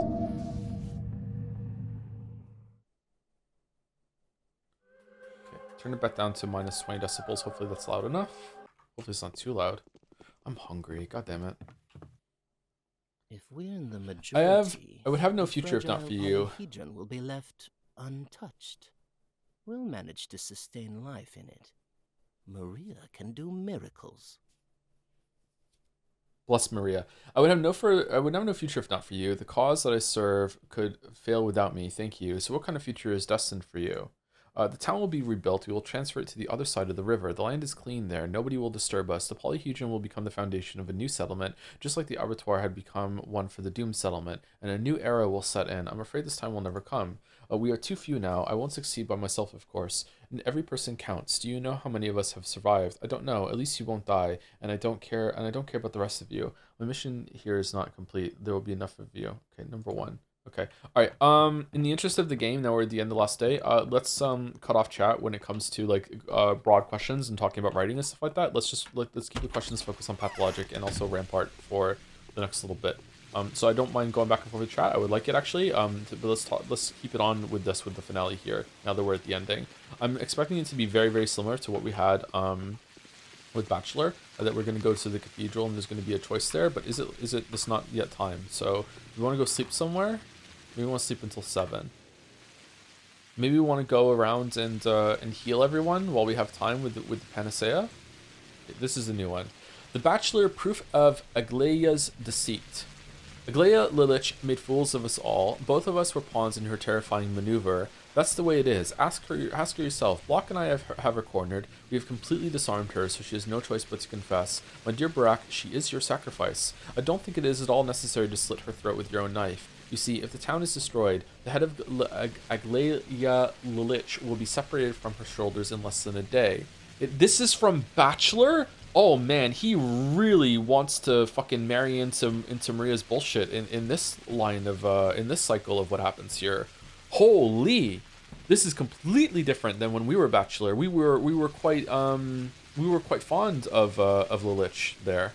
It is transpired that this whole situation affords her a stay of her death warrant. If she presents the town entirely purge of any disease to the powers that be, she is granted pardon. The issue is, it is impossible. The disease has soaked the town. It keeps rising up from the very roots of it. It is doubly deplorable that that when she deceived you, she didn't merely save her life. She pursued her own purpose too, which is to destroy the polyhedron. The disease can be destroyed only if we destroy the town. There is no other option. By your own reasoning, I cannot be wrong about it, can I? Please take this into consideration if you come to the cathedral. How your precious Lich lied to you. Who's this? Your sacrifice is Lilich. I don't know how exactly you're supposed to kill her, but there's little doubt that the offering is her. I am telling you this in my capacity as a true mistress. Treat this as the first of my prophecies. This is the truth. This is the reason why Lilich deceived you. The reason why Lilich deceived you is that she wanted to save her own life. Don't try to prevent the destruction of the town. By this, the prophecy will be fulfilled and the kin will accept you. Ask her yourself. I doubt she has what it takes to deny it. This is Capella? Or is it Clara? It's definitely one of those two. Who is this? A letter from the Lich, tomorrow's council. This is to remind you of the council tomorrow. Commander Block and I have reached an agreement. He will hear out any reasonable suggestion of how the town may be saved. Owing to your efforts, we have a suggestion, don't we? After that, we will hear out the mistresses. The young Glimsky girl and Maria Kana were invited. I guess Katerina will tag along. Are you in any way related to Capella? She says she will lend her support to our cause. Is she all right? We won't be able to resolve the proceedings without the mistresses. They are the guarantee of the town's obedience. Those wielding emergency authority will leave soon enough, but the mistresses will remain. It isn't possible to keep the town in submission unless the population behaves. Quiet as to not evoke the ever-present threat of death. P.S. Block doesn't know that we've met or exchanged letters. He also doesn't know of your friendship with Capella. This could be important. I put my trust in you. Yours, A. Okay. This is very different from Bachelor's. Like, of course, this is a different line and different chronology because Ava is still alive. I don't think anything that we did as Bachelor or what Haru did on his own caused Ava to kill herself. So I think it was the Kains that convinced her to do that, wasn't it? Unless maybe because we didn't buy into Bachelor's, because we didn't buy into the Kains as Bachelor, maybe the Kains put Ava up to it to try and convince them, or is there a way to make it so Ava doesn't throw herself off the cathedral when you're Bachelor? Probably not, right? She wanted to give the cathedral the soul. Yeah, I remember. Can you feel how... Oh, he's here. Sorry, but I have to get back to work. So have you made a decision about what? It's high time we make choices. As for me, before the artillery starts firing, I'm packing my belongings and leaving this town, having grabbed some people I want to save. I could have found my own solution, but I don't have time. What would your solution be? I could make them destroy the settlement along with the Bull Project, yet the polyhedron would remain. Block assured me he'd fire a strike so precise that the other shore of the Gorkon wouldn't be scathed. The river will swallow the plate, he said. The people will die if we destroy the town. I like your decision, Onion. Let Simon be the Erdurg. Too late, haruspex. To make this happen, I need to stand my ground in front of the queens, and I won't be able to do that. Why not? Because I've sworn to save several lives that are bound to me, that's why. You have your own bound people, and I have mine. I'll try to help them somehow in what little time we have left. Are your confidants in danger? Some of them are gravely ill. They're on the verge of death. It's partly your fault too, Barak. They wouldn't have fallen sick without your kind assistance now, would they? Fine, I'll check on your confidants and bring them back to life. How do I recognize them? Really? Well, you hold all the cards, Barak. But remember, the people who are bound to me want to save the town at the cost of the poison settlement. Sit out. Will you come to the cathedral if they are alive? I will. Good, I'm counting on you. I wonder, do we have enough panacea to do this? God, I hope so, because otherwise that would be really disappointing. Alright, let's sleep 2 hours. Snoring. The morning of the 12th day has come, gone missing, toll death toll 7,000. Today's the final day. You have less than 14 hours to make the right choice. Day 12, in which it finally becomes apparent what it was all about. The contaminated town will have to be destroyed. Don't give a damn, I might refuse to choose anyway. Okay, so let's go to the cathedral and see who's there, and then we will run around the town and do final checks to get people that can be cured with our panacea, and hopefully it's enough. I don't know if you remember, but in Bachelor's Root, the Kains tell you that Aglaela is Nina's sister. Yeah, I remember. And that they hated each other, and that Aglaela might be trying to get rid of the polyhedron for petty hatred, and you can often believe it. Yeah, I remember that, yeah. It's also been brought up again here, isn't it? I think when she first arrived, there was a reminder. Alright, you don't let me in until later, right? Isn't that what happens? You are too early. The Queens will be deciding upon the fate of the remains of the Stretcher Town at 7 o'clock. But as for now, the cathedral is closed. I want to speak to the Lich. She is undoubtedly equally eager to see you, but you will meet her at 7 o'clock and not a minute earlier. New powers have come into play now, the powers that even a government Inquisitor cannot oppose. We are only doing their bidding. What powers? You'll find that out if every power whose life has... Sorry, if every person whose life has been in your hands for the last 12 days has a chance to say a word before the council. Some of them are worthy of living. Undoubtedly, it has nothing to do with morals. It's about whether or not they will be able to speak up by the time this town's fate is decided. History loves to weave human lives into chains. Misplace one link and the whole chain is broken. Interesting that you have to kill someone though, because one of the women have to die if you go down the hole. But if you don't go down the hole, then the foreman dies. But the foreman can die anyway. Ava had to die in the other one too. What do the powers that prevent me from seeing Aglaila care for these people? Stop being a smartass, Barak. You don't have to worry about those powers. You don't have to repair human chains. Who dies, dies. You just do your job. If you want to get to the council, honor your commitment. No one's expecting you to do any better. What commitment? There are a few lives that you personally are responsible for. If these people are safe and sound by the evening, you'll be allowed to access the council. You'll see Aglaila the Lich. Perhaps tears will still be shimmering in those wonderful eyes. She's been crying at night, you know. There seems to be something on your nose. It's all sticky. I think that's why you're sticking it into something that is absolutely not your business. Want me to shorten it for you?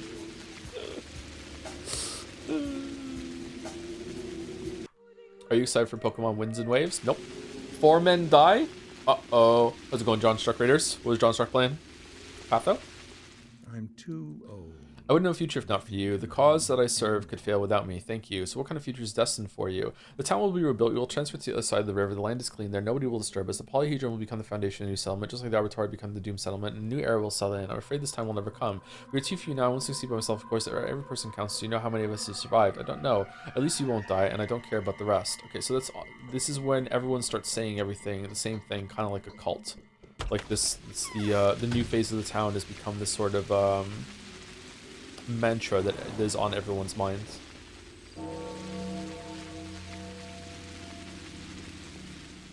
If we're in the majority. Same thing. Okay. Oh, we didn't get that conversation with her in down here. I thought we were gonna have that, but she was always here when I came in. Okay. Maybe it's worth looking that up on YouTube at some point to see what was said. Or maybe it happens in Patho too. Okay, all of my people survived, so we're fine. Stop barking BK here. I have a panacea. Let me in, and I'll cure them. Give it to me. It is I who brings them back. Take it. Whoa. What? Clara's letter. I know you're interested in pairs, oppositions, and other meaningful similarities, so let me remind you of something.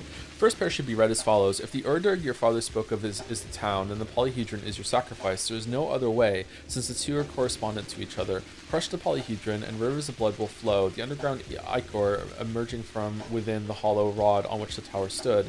We didn't find that out on Haru's run. Huh. Wow. So it comes across as way more mystical as for Haru. Shit. The second pair means if Aglaila is your sacrifice, then Simon is your Urderg. In this case, you will have no other choice but to protect the polyhedron.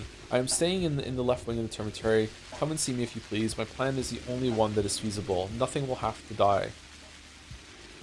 Okay, Termitary for Clara.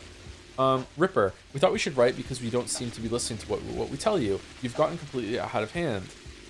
As of late, you keep doing whatever you please. This is unacceptable. You are spoiling the game.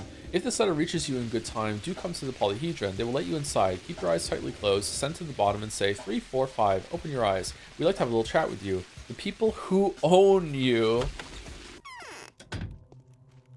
I remember that. Should we go do that now? It's like something is... Let's play a game called Heartworm, a sort of lo-fi Silent Hill inspired horror with pretend PlayStation 2 graphics. Oh, that sounds fun. Heartworm. Tasty legs and crispy bones on my mind. Why is there a jump button? Dodge the plague clouds. Did you get a burst of speed when you jump? Is it easier to dodge them with it? Why is there combat? Well, combat has a point. I just don't remember at any point in this game needing to jump.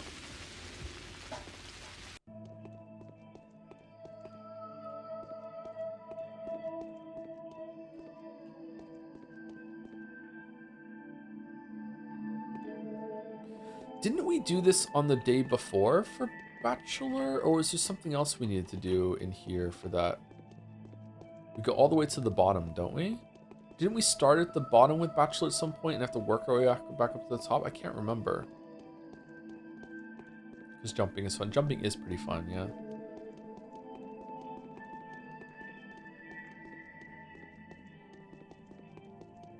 Interesting that we get to come in here even as Haru, so Haru gets to see everything in the town. I wonder if this is a location that you could only get to as Changeling. Here we go.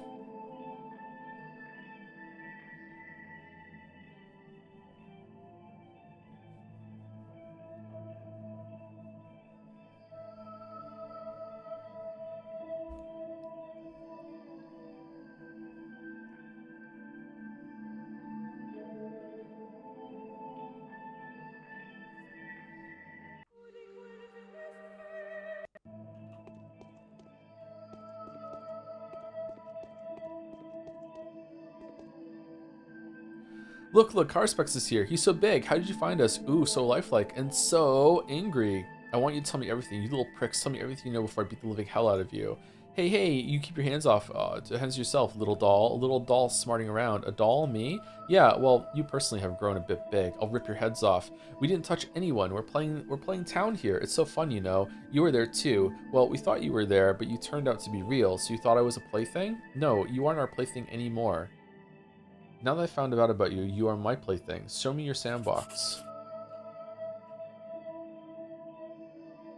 See, doll? It was us. We arranged this. Turned out to be great. We've never made a world like this before. It's magical. We planted it, and here's what has grown up. But now there's rot everywhere. Okay, so I don't know how to broach this subject. Like, first of all, we have to decide, is this even real, or is it some delusion that is happening inside the polyhedron? I don't think so. I think it's real. I don't think it's like... I think we actually have teleported somewhere. So are these kids gods that are playing with it? That are playing with forces that they understand or that they don't understand? Are they just kids playing a game and they're not gods? Do they know what they're doing? Is it just representative of what's going on in this town, and like the rest of the world does exist on the same scale that the town does currently in this courtyard? I don't know. See, doll, it was us. We arranged all this. It turned out to be great. We never made a world like this before. It's magical. We planted it, and here's what has grown up. But now there's rot everywhere. You're calling me a doll, you whelp? I'm a human being. In that case, you're a human being that closely resembles one of our toys. It's a ripper, but we call it Barack for fun. There's nothing funny about it, you little bloodsucker. Stop! I am not a toy. Stop moaning, get fucking Buzz Lightyear. Stop moaning. Get up and help us fix the town. You were doing well. Just a little bit left till the game is over. It's time for us to go home anyway. It's time for you to go to youth detention center. You're calling me a doll, you whelp? Hey, don't call us names. Take it easy. Okay, it wasn't me who's made you, but I've had you since I was 3. You're a doll. Ask anyone. Your name is haruspex. You are a ripper. You're always a bad guy when we're playing. Your face is all bruised and messed up. Yeah, that much is true. The headache is splitting. How about I mess your face up? I'm a human being. It's you who's going to become a doll in my hands now, kiddo. Number 1. Really? So you're not a doll? Go ahead and hit me then. Well, why are you just standing there? I dare you. Hit me with everything you have. You will regret this, I swear.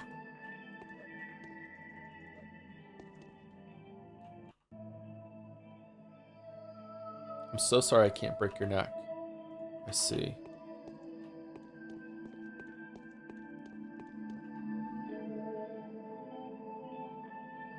What's the difference for haruspex if they know what they're doing or not? They still say they're in charge and you can't really do anything about it gameplay-wise. I'm not talking about from the perspective of haruspex. I'm talking about my perspective of the story. Like, what is this framing?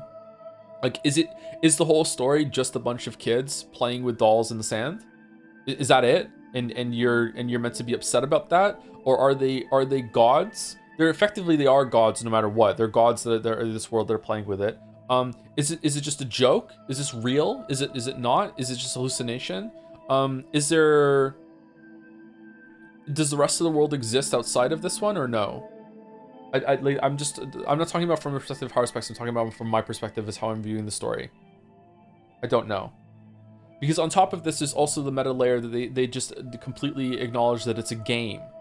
So is this just the meta layer of the, is this just the theater troupe just fucking with haruspex just to make him upset?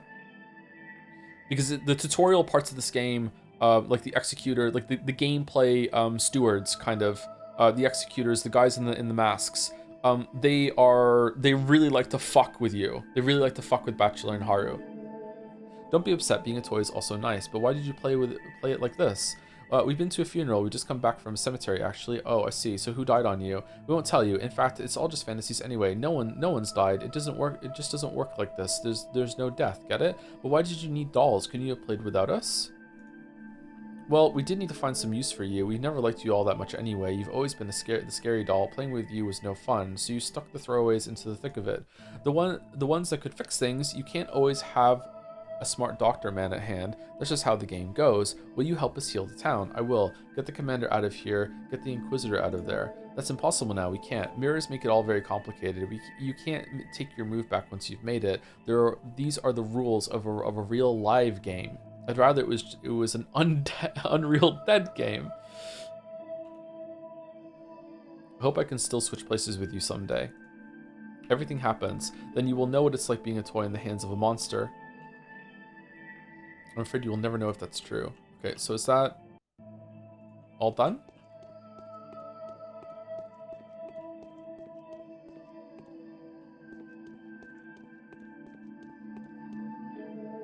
Is this a grave? Did they make this over like a tombstone?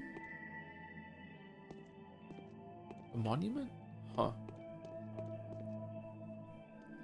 The fact that this is the place where all the kids are and they're plotting the future and they have two godlike kids here that are playing with stuff could also represent like the kids that are just like planning for the next generation that are planning their own version of the magical framework that rules the town. I don't know. I don't know what to make of this still.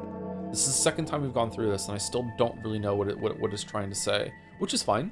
It's interesting. I just feel a bit lost when it comes to this. Check the map, Joe? Sure. Looks the same to me.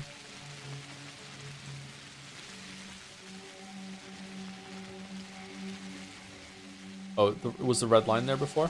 Blood coming up? I really like your interpretations. Oh, I'm glad that you're getting some value out of them. I'm not sure if they're intelligent at all, but there's a lot to this experience, which is kind of cool. My guess is that you're never gonna settle on something that's really definitive. I'm be curious to know if the writers know, if the devs know. Is there something that they were really trying to say with all this, or is it just a bunch of ingredients in a pot and let's see what stew comes out? I think the former. Unity versus Unreal is kind of the main conflict in Pathologic when you think about it. What? That's funny. Okay, so we're going to go to everyone's house now and see if there's anyone that needs a panacea. So let's go here, and we'll go down here, and then we'll go up here, and we have to go to see Clara in the Termitary. Should we go see her first or see her last? It's raining. Surprised there's still a soldier out. By the way, all your bound have unique dialogue today in case you don't want to miss it. We're going to go visit them anyway, so we'll find out. I don't remember the bound having unique dialogue with Bachelor. Did we miss those? Murky is one of our bound. Yeah, we're going to go speak to Murky. Our bound are the children, and yet the godchildren outside of the town that we just spoke to, they fucking hate us. We're the bad guy. They did, and you didn't miss it? Oh, I did got them? Okay, good. I remember having the same conversation with a lot of people on the end of Bachelor's run, so maybe that's overwhelming my memory. Okay, same thing. Okay. Wonder if the rat prophet is back in the well. Changeling is a kid, so... And there's only 2 of them outside. Wouldn't there be 3 of them? Is there gonna be someone else outside when you go there as Changeling? Is that why the kids are so important? Alright, we made it? Damn. They'll have to stitch my belly back together. What happened? Will you stay with us? What for? Yes, I'll stay here and won't ever leave this place. What for? A lot of things will change. I will actually stop living here. I'll have my own house. A house? It's high time. Oh. Yes, I'll stay here and won't ever leave this place. Well, okay. She should have a house. I do think living in a train car is kind of cozy, though. The point you can think about is how they have preconceptions about you that are actually false. They said to Bachelor that he's a mean prick who is a villain, but you're trying to save everyone as him. Now they say you're a bandit and a ripper, but you were trying to save everyone, even more so with all the kids and building a future. The way they described this was not accurate to who we are, yes. But I don't know if that's commentary on the decisions that we could have made. Like, we still did kill a lot of people, right? Like, I don't know. I don't think this game has reactive dialogue in that way. That like, if we do all the side quests, then things change. Maybe they do? I don't know. I would have to go through the game and intentionally not do side quests. I know that some of your bound die if you don't do a main quest, but is that just because they do the main quest for you and it continues on, or what? So I have to fight fight for power in a couple of years, you and I, right? I wonder how that'll go. You'll be old already, though. I just spoke over him, sorry. Are you already thinking about ousting me from power? Ain't you a quick lad? I'm kidding. Khan is the only one I'm really after. Ooh, that's the guy I'll have to meet head on. Khan will grow to inspire true terror. Has he really abandoned the ways of his family? Who could have thought? Nina's son switching faith. What does he believe in now, by the way? Let's start with you. What are you standing up for? I'm not sure yet. The balance is constantly shifting. The disposition of forces will be different. It won't be like the previous standoff between the termites and the utopians. Capella has already considered everything. It's good that she's tamed Khan. We are sick and tired of utopias. Let's build a new world, a better one. Me and you both, buddy. I can already see the seeds of future rebellion in you. It's you who'll become the new utopia and not Kin. Yeah. Someone say utopia. Maybe it is kids playing. Maybe it is kids playing in the sand, but does it matter? What happens in the game is not real. You know it's a game, and it still kind of hurts when the game tries to pull a trick and say, oh, sorry, the story is a children's game. It reinforces the theater angle of characters being puppets on the stage, and yet stepping beyond their roles through how they can emotionally impact you, the player, they essentially become real through the interaction with you. I think that you're looking at this too much through the frame of the character in there, whereas I'm trying to understand the layers of how the story is being presented. You are right though, like a lot of things you're saying are right, but when I was just brainstorming and asking questions there aloud, that wasn't really what I was getting at. I think I was getting at that more the first time I saw that with Bachelor. I'm trying to understand more of how the framing is supposed to be seen from like a meta perspective, like how the story was constructed, because there's some stuff that goes against what we just saw with the kids there, especially with the theater thing that happens if everyone survives that we saw with Bachelor, that I'm not sure if we're going to see again as Haru. I guess we'll find out. I do agree with what you're saying though. It's just that's a different line of thought. I wonder what the YouTube gods thought of all that. I wonder how much of their videos is about that. A dreamless man. Thank you. I need to live a little longer. There's one thing that has to be done. My death will not be purposeless now. Do as you will. What kind of thing?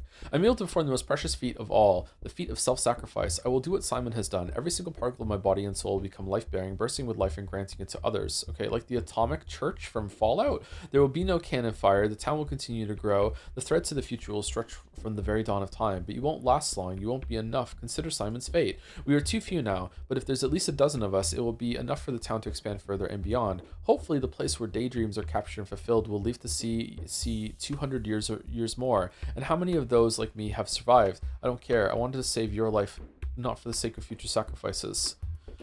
Didn't expect you to go crazy, Bad Grief. Really didn't expect you to go crazy. You seem that you were one of the sly ones that were more grounded. That was ripped straight from one of their videos. What was the message I just read out aloud? Okay, Panacea. If so, I hope that more people don't do that. I don't want videos quoted at me. My last legs. I can't take until we're done with the game. Thank you. I need to live a little longer. There's one more thing that has to be done. My death will not be purposeless now. What kind of death? Okay. Oh, so this is. Are you Clara's bound?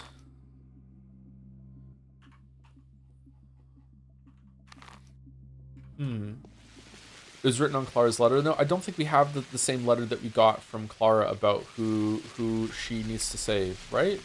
We got that as Bachelor. Did we get it from Clara about... I'm not seeing it, if it's here. I remember when we were Bachelor, we got letters from Haru and Changeling saying, these are my bound, please let them save. I don't think we got the same letters as Haru. If we did, I can't remember what day it was. Day 9 Changeling's Choice, is it there? Oh, it is here. Alright, thank you. Bad Grief the Thief, Foreman the Villain. Oh shit, well... Whoops. Alexander the Cruel, Katerina the Deceived, Lara the Vengeful, Yulia the Unbeliever. Oh, well, there was no way to not kill one of her bound. Anna the Egotist, Aspiny the Heathen, and Reuben the Oathbreaker. They will, yeah, Reuben. They will survive in order to die, and upon dying, they will claim life everlasting. Okay, so yeah. She sacrifices one of her bound for you. Huh. I wonder if that's unavoidable, so I'm guessing that it's fine in the same way that Ava died for Bachelor. I wonder if one can die. I wonder if that's allowed. The winter I would not have lived soon, to see today if not for you. hope. Okay, you're done. Now, if my design works, I will be able to revive the town. I am grateful to you, Warden. I'll never forget it. What is your plan? The outcast children who left the polyhedron will establish a new town. They will become new mistresses and rulers. They will lay down a new triangle of powers and beginnings. This time, it will stand firmly on its base rather than trying to balance on one of the vertices. Why did you choose the outcasts? It's not a cause, it's an effect. They have left the polyhedron because their fate lies elsewhere. Prisoners of dreams can build, but they cannot rule. Moreover, if you have to be resolute, mature, and independent to break free from childhood. Only the most outstanding children can do it. I've heard you wanted to found a new religion. I don't. You still fail to grasp who mistresses are. So do the children, which is why they keep talking about a religion. Can religion be invented by a man? It's not a game. Yes, it's not a game. It is a game, actually. Tell me, will you stay with us? Will you rule the kin like your father was supposed to? Hardly. I want to leave this place. Yeah, I'll stay with you. Yeah. I think Haru would stay. Haru has no reason to be here if he's not staying. He could have left at any point. He wasn't like Bachelor that had something to do. I think that he could stay. We don't need to do this, right? No, Vlad's not here. When I played the character I picked just got infected and I could cure her. Oh. Oh shit, maybe we fucked up then by killing the Foreman. Whoops. How long have the kids in the polyhedron been in there? At least 12 days. Lori spoke to Mark. Let's go talk to him. Wait, what? You aren't allowed in here, Brock. Some of our actors are still standing guard by the doors of some of our patrons, the regular audience, so to speak. So the theater is closed. So you mean that until at least one mask is standing guard at the door of at least one person. So you mean that until at least one mask is standing guard at the door of at least one doomed person? What the fuck? That is precisely what I mean. You are an incredibly sagacious Artemi Barak. What? At least one? You got to be kidding me. We have to every right to do this too. It's our theater, not yours. Fine, I'll find another way. Holy shit, that was hard to read. Okay, let's go to Town Hall, then Lada Davil, and then go see Yulia, and then we'll cross over to Earth, and we'll do the rest of the stuff over there. So today is the end. At 10 o'clock, we're taking the army southeast to the main road. At 11:50, we're firing. Your choice will decide where the shells go, Surgeon. The council will be held at the cathedral at 7 o'clock. What if you miss the target? Not from this distance. That is out of the question. Then wait for me at the cathedral. Take my advice, beware of the Inquisitor. Why? No matter how hard you struggle, an Inquisitor will always find a way to trick you, and there's nothing to be done about it. An Inquisitor can always use you in their interests so that you won't even notice it. That's exactly what is going to happen to us all today. Why is the Inquisitor so dangerous to you, General? I've heard that one before. I've already given an answer. I will do as my conscience tells me to. If this aligns with someone else's scheme, so be it. Do you think the game would be improved if when Haru says, "Don't go all bossy on me, clever cogs," Bachelor moaned a little bit? Yeah, for sure, yeah. Absolutely. I think this game would be much better if I wasn't allowed to stream it on Twitch. Yeah. My path was called the House of the Living. I used. Okay, so those are all of the Bachelor ones, I'm guessing. Polyhedron? I need to get some art of corpses to put around my apartment. Apparently, it's lit. How long have we been live for? Almost 4 hours? 20 minutes? Okay, we can probably get to the cathedral before break, and then we can take a break, and then we'll see the ending. It's possible we might finish right before that, actually, if we just sit around and wait or go to sleep for the rest of the time. I feel like dev self-insertion is pretty popular in old Eurojank titles. I've always read the whole theater troupe angle as a self-insertion of the devs putting on a play for you, the player, and fucking with you. The meta layer with the children is the developers clashing with the player near the climax, telling them, "Here you go, we're near the end, and it's all just a game. What do you want us to do about it?" There's nothing more to reveal. The game has to end eventually. What other Eurojank games do that?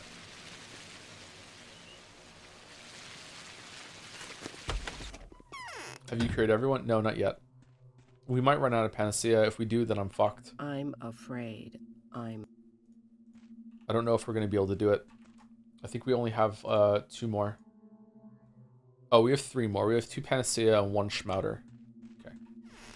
I'm sure one of the Saburovs are sick. And Aspity is sick. So if anyone else got sick over here, we're fucked. Or sorry, if more than 2 people got sick over here, we're fucked. I'm gonna give Aspity the Schmouter instead of the Panacea. Just to be mean. Do you think considering the time when this came out, 2005, the polyhedron could be read as a metaphor for video games in that only kids get it and that all adults in town are concerned that kids aren't playing normal games anymore? No, I don't think that, but that's an interesting perspective. Huh. That it was how video games were seen, yeah. Joe, do you like it when a story has a purposely unsolved mystery? Usually no. I don't like Katarina. Hurts. Really? You're not one of Changelings. Loves Umineko though. The famous unsolvable mystery Umineko. Alright, well, that's it. We're out of Panacea. Been a while, Christopher Walken. What kind of thing? Don't care. Okay, same thing. The phrases don't always match the battle. Oh, is it really? Okay, let's go to Peter Stamatin and see. So if there's one more Executor outside a house, is it random by the way? Then we're fucked. We only can cure 1 more person with the Schmouter, and that's for Aspity. So if Grace is poisoned, if Anna Angel is poisoned, or sick, then we don't have it. We'd have to find a Schmouter in a house somewhere, I guess, and I don't know if we can do that.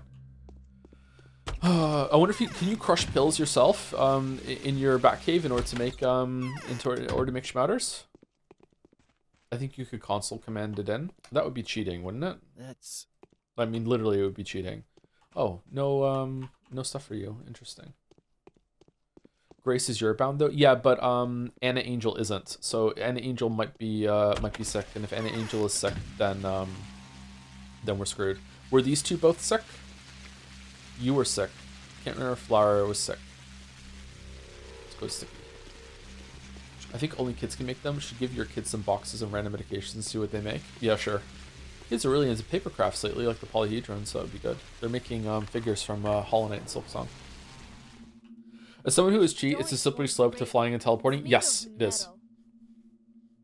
That's why I don't like cheating even for minor conveniences. Yeah, like sometimes when I play Skyrim, I will go to the troll cave that's to the east of Whiterun, and there's 2 trolls there that you can level up like a bunch of your combat skills really easily because they regenerate faster than you can kill them. So you can just spend so many time there just like letting them hit you, then getting your restoration up, like hitting them with different weapons, everything. You can train for hours and hours on these trolls. And like at some point while you're doing this, while you're listening to something on YouTube, preferably my video, you can get the sense of like why don't I just cheat my way and just save myself 10 hours of standing here grinding? But then after that, it's like, okay, then why even play the game at all? like why do the dungeons? Let me cheat some treasure in and shit like that. Yeah. So like once you've opened that seal, it can be difficult to play properly after that. What would we do without your help? That means you'll just be like your father by the time you grow up. What do you plan to do with your life? I will be the axis for the wheel to spin around, a future ruler with a new sign. I trust Capella. A new sign, what do you mean? The Kain-Oglimsky-Saburov triangle is over. There are no more termites, utopians, or humbles. Humbles? The 3 powers are gone, almost without a trace now. They're nothing but memories now. We need new forces and new signs. The old rulers are gone, except for you. Will you protect our little town until we come of age? What do you stand for? I don't know yet. We didn't have enough time to talk, but I will become a builder to direct Kains and Notkin's Ardor. Ardor. That's what Capella has seen. I wonder which of the 2 mistresses is supposed to be paired with me, Grace or Murky. Oh my sides. They're both very nice, but also not much to look at. Are you sure they're alive? The fuck, Sticky? Why would you hold Khan and Notkin back? That we'll make a new triangle, duh. This tug of war will never end, whether we want it or not. And I have a hunch that they'll grow to become commanders and conquerors like Block and Shuin. But I'm already thinking as to what to counter those 2 war dogs with. Good. Yeah, if the girl is right about you, I'm very curious as to how it'll all turn out. I've already become what my father was. Alright, these are some cool conversations. Very interesting. My father introduced me to games through Oblivion, and he only played with God mode and all skills maxed through Dev Console. I still don't fully get it looking back. Oh, that is weird. What was he getting out of it? From your perspective, when playing a game, when do you view mods from going to quality of life like Bethesda games to cheating? It depends on the amount of advantages it gives you. Usually when I take mods for gameplay, they come with some disadvantages, or there's certain things I can't play without, like modding iron sights into Fallout 3, or running a modding a sprint button into New Vegas. However astute, you are unable to fathom the extent of the evil you're doing. See how everything turns out? Who could have thought? You have to sacrifice something, either the town or the polyhedron. One of the queens wants to destroy the Wondrous Tower, while the other seeks to raise as much as possible just to make sure. That's just how the world goes. Do you have a different solution? I could arrange it so that everything stays the way it used to if I could get into the cathedral and look the Inquisitor in the eye, but I can't. I have to care for my confidants. They have put their faith in me already, you see. I cannot abandon them now. I'll do my best to help you. How to recognize your bound? All of them are listed in the letter I sent you several days ago, and they're easily recognizable. The persecuted, the outcast, the villains, the criminals, those whose only shelter is me, the new mistress. Oh, maybe it's if one of them is dead, then they don't have to look after them, and that's why they can't die until from the illness. They're just like put on freeze. So maybe if someone dies, it's fine. Wait for me. I'll take care of your outcasts, because people can only die through a story moment. They can't die from the sand plague for very long. Oh, should we go talk to Taya? Chat, is Wither's big naturals quality of life for cheating? It's quality of Wither's life. Man, I would get nothing done if I had some big naturals, let me tell you. Holy shit. And I'm an ass man. If we, the outcast children, live, the town will grow to be a town of men. Capella will entrust us with it. We're the future of this land. I'm alive, and it's you who made it so. Thank you, thank you. Does that mean you'll be helping me from now on? Who told you that? Capella did. You'll become the foreman and the most important person in the kin now. Everyone will follow your words like they did with Dad, and I'll always be at your side so that you know that we're all together and that the kin loves you. That's what she's promised me. Why are you so happy? You were the only one they listened to before. What do you think happens now? I'll step aside a bit, but I'll help you and connect you with everybody. I won't bother the new mistresses even though I really want to. It's all Capella's design, even though I don't really get it. Is it she who told you about this? It only happened in many years. You'll change a lot by then. Number 1. I think I might sneeze. Yeah, she also said there'll be 4 nodes instead of the 3 from now on. The 4th one is me, standing aside a bit. Well, I mean, there always must have been 4 nodes, but no one noticed that before. I think things will be better now than they used to be. I hope so. Huh. Again, this is all so much more hopeful than what happened at the end of Bachelor's run. Maybe it's because we're a part of it and we actually have a permanent place here, and we're not just leaving. Or maybe I was just really salty at the end of Bachelor's run because of all the shit that happened, and everyone felt like they were lying to me. Really big change from what happened here. When you're Haru, like, you come here as hunted, people want to kill you, and now it seems like a lot of people here really care for you, and they see you as something, as a family in the town. Whereas when you come here as Bachelor, people are really respecting you, and you have a lot of power, and you're like the visiting doctor, blah blah blah, and at the end everyone's lying to you, and just like you just want to fuck off. By the way, I'm not sure if it's intentional or something, or something that mundane, but remember, Schmouters are just random crushed pills. So I thought it could be connection to the panacea, I suppose cure for all. Yeah, it's meant to be that kids make it by just crushing a bunch of pills together, and it's weird that the kids have that power. It shouldn't work, but it does. I remember thinking about that early on in Bachelor's run, and nothing really came from it. I wonder why the Schmouters are there. Thoughts on weight limits in games? Also, the Schmouters are said to be like, they burn the disease out of you. They cure you of anything via almost like chemotherapy. Like, it's a very bad thing to go through. Whereas the panacea is not like that. It's a more gentle cure. Yeah. Anyway, sorry. Thoughts on weight limit in games? I feel like it's one of the few things I dislike regardless of the game. It is almost always a detriment, a bad thing, and I hate it. Inventory management is one of those things that has to be there for a reason, and if it's not there for a reason... Oh, she's not sick. Okay, good. We have enough. So Schmouters for Espedy, and we're good. Can I share a minor detail in Patho 3 that I noticed from watching the Patho 1? Well, sure. As long as it's not a big spoiler. I'm trying to think of a game that has inventory weight or inventory management that's intentional and purposeful, and I'm struggling to think of one right now. They do exist, but almost all the time, it's an attempt at realism that is already out the window. I fucking hate it. Resident Evil, maybe Resident Evil. Resident Evil, because if it's a horror game, doesn't want you to have all the resources that you free access to all the resources you can carry around, so you have to make decisions. Yeah, even then it can get kind of clunky, but that's usually one of the better ones. Equipment load in Souls games. Equipment load is fine. I'm fine with equipment load. I'm not fine with inventory management, like with the stuff you're carrying around. So Dark Souls does it really, really well. You have infinite inventory capacity and no weight limits when it comes to what you can pick up from chests and shit. But there's a limit on what you can equip on your character. That's a great system. I really, really like that system. That's good. Whereas in almost every other place, it's just shit. Like even in something like Stardew Valley, it's really irritating. To be like fucking like in the middle of a mine run and then suddenly, oh shit, no, you're out of inventory space, get fucked. Like hate it. There was an inventory in the game that I was making with Sereth and Wuggy, and there was like a dungeon part of that system where you had to go in kind of like the mines in Stardew Valley and you have to collect a bunch of stuff. And it was really important to me that the system that we had in place was that you had a limited inventory for reasons that I won't go into, but you couldn't take everything out with you, but you didn't have to make that decision until you got to the end of the dungeon run. Like, so you had essentially infinite inventory for everything you pick up, and then once you leave, that's when you decide, okay, I'm taking these amount of items with me, instead of having to make that decision constantly as you're going through the entire dungeon run, because they didn't want people fucking fussing with that shit. It's really irritating. If only Rested Tier worked like that. Good comparison. Would you consider playing Escape from Tarkov if I said it's like Pathologic 2 PvP? I really do not want to play Escape from Tarkov again. I didn't really like it when I played it. It was interesting, but I don't know. If I did play it, it would be solo. I don't want to that's a cheater-infested game. I don't want to play Tarkov multiplayer. I actually kind of like that in Stardew for mines, as it makes it mindless. Less mindless, and you've got to consider what's got to be the most useful resource to get on that day. I can see the appeal in that respect, but like I don't, like I understand where you're coming from, but I don't like it. Especially considering you can circumvent it by just putting a shit ton of treasure chests at the top of the elevator, and you can just go up real quick and just dump it all out, and it just becomes like fucking just annoying inventory management.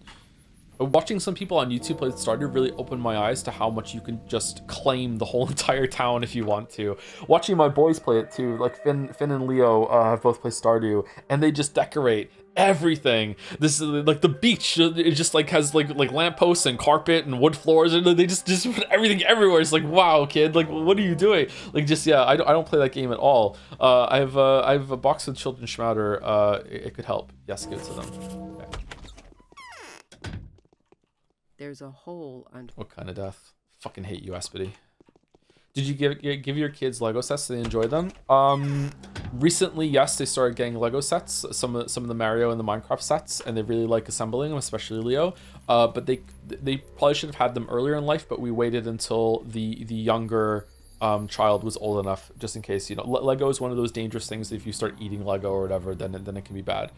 So like I enforced that we had to wait until the youngest one was 4 at the very least, but also was like competent enough that wasn't like eating things that they found on the ground. Did you get the letter? I think we got a letter just now. Yeah, I just want to go up here and talk to Grace. This is the last person we have to talk to today. If we, the outcast children, live, the town will grow to be a town of men.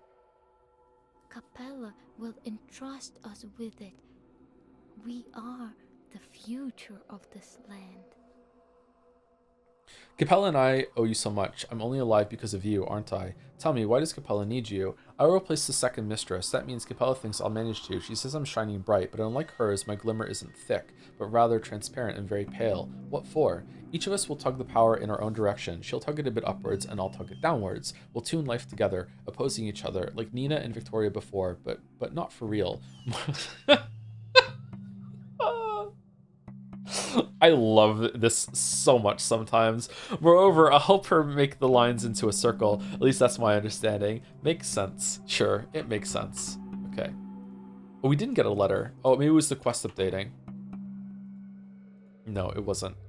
The bound of the Changeling are alive and well. May she find comfort in that. She should have enough time to prepare her argument for the proceedings. The bound of the Bachelor. Okay, so we succeeded. All right, let's go talk to Changeling and Bachelor, and then we'll sleep in the bed until 7 o'clock. I think we're done, right? There's nothing else to do. If there's any sort of secret interaction or someone I missed that I forgot to talk to, please let me know, chat. But my understanding right now is that I just need to go talk to Changeling and then talk to Bachelor, and then I can sleep until 7, and then we are done. The Makers in the theater. Is that after or before 7? Any chance you'll do the Void after the Patho games? I think it was a voted game, wasn't it? I think Kasoro really campaigned for that during the voting game. I think the Void is on the docket. I don't know when we're doing it, but we will be doing it maybe probably this year. I would really like to finish the voted games this year, he said, for the 4th year in a row. There's a secret interaction with Heisman in the basement, but you should let him do his thing alone. Oh yeah, we should definitely let him do his thing alone. Should we put our ear up on the door and hear his famous lines? My power swells forth. I've retained my edge. Just imagining so many people who don't find that funny, just fucking like no park today, just staring into the fucking stream going, God damn it, Joe. You kind of skipped most of Murky's convo, but we're way past that. Did I hit the wrong decision for that? Sorry. What? Your confidants are alive and well. Be waiting for you in the council. Are you aware that we're toys? Of course I am. Were you not? I wasn't, and you're so calm about it. Little puppets we are, true, but it's not the puppet that matters, but whose hand controls it. Have you seen them? I have. They probably think themselves so big that think they're real human creatures, little baby kids, don't they? Aren't they? I wouldn't be so sure. I have a gut feeling about it. That's my knack. What can you do? And the Bachelor is probably still thinking he's a bachelor, doesn't he? Haha, he would have got on very well with those kids. I doubt that. Huh. Yes? Tell me what you know. Your confidants are alive and well. I'll be waiting for you in the council. If my confidants are alive, I will come to the council with you, and there won't be a single queen there that I won't be able to convince to my cause. But you are absolutely sure they're alive. Do you really want me to come to the council? Come to the cathedral. I'll give you the right to decide. Neither the town nor the tower have to be sacrificed. Everything can be.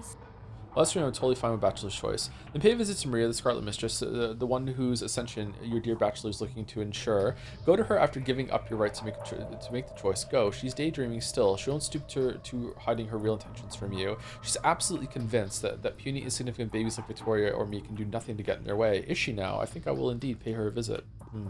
Okay, so is there a recommended thing that we do here? I wonder if a single person will be playing Pathologic in 100 years. They'll probably be playing Pathologic 9, which is finally the Changeling inclusion. Yeah.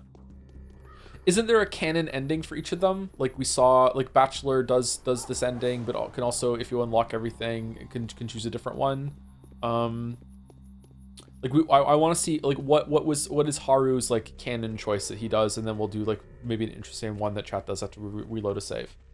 Canon, not exactly. Or is there like one that only Haru can do on Haru's run? Is there one that only Bachelor can do on Bachelor's run? That sort of thing. So not canon in the sense that like a unique ending. That's better. Yeah, from my understanding, saving the others bound lets you see their ending rather than that character's. Oh, is that it? Okay, so we've seen 2 of the 3 endings, haven't we? Are there 4 endings? How many endings are there? I can't remember how many endings there are. We definitely only saw 2, I think. I think we only reloaded once. I wonder if the conversations in the cathedrals are going to be different. That conversation about the puppets was only different about Bachelor. I wonder if she says haruspex, probably still thinks he's just a haruspex. 4, but 1 is for the special girl. Oh, Changeling gets a secret ending? Okay. Or a special ending, rather than a secret one. Remember when these would stick out and be like, what the fuck is going on? And now we just, just walk past them like, who cares? Ruining my stream with his fingers. One guy. Making me mad with his words. One guy. Do. Got chat. Let's fight. True. So true. Chat fight. Do. Chat fight. Do. I feel like this took a lot shorter than Bachelor's run. I wonder if this was experience. Come in, good sir. They are waiting for you. Wow. Whoa, you are uncannily polite.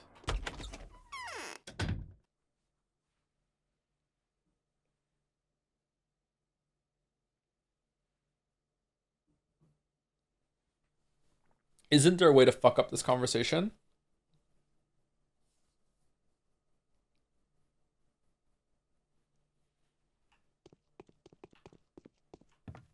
Okay, so which one first? Left or right? Or does it not matter?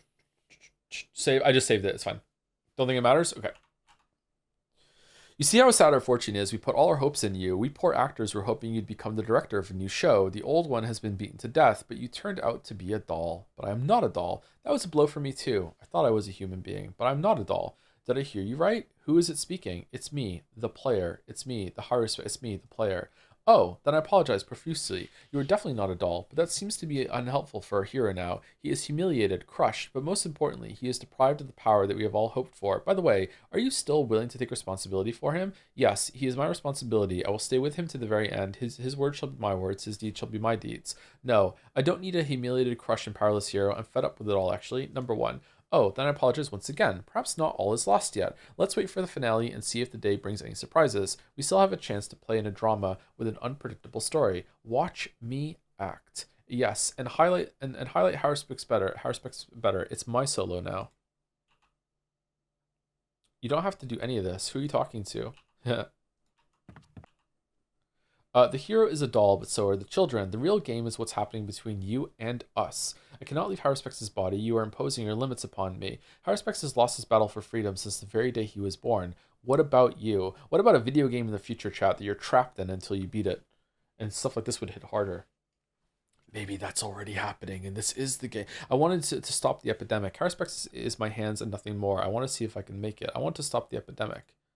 But did you understand what the epidemic really was? A toy danger that has ravaged a toy town. I know now that it was all a children's game in a glass sandbox, but what for? Was the disease the true evil, though? The disease is only a method, the evil's weapon, just like a scalpel is yours. The disease will go, devouring itself. Then there'll be a war, famine, heresy. Was it really worth the effort? Look around. All this for a single wretched town? No, it was the town that had been built for you, not the other way around. We apologize if it's been a disappointment. Still don't get it. So you're curious as to what fate I will choose for the town? We have to make sure that it is truly you who is making the decision.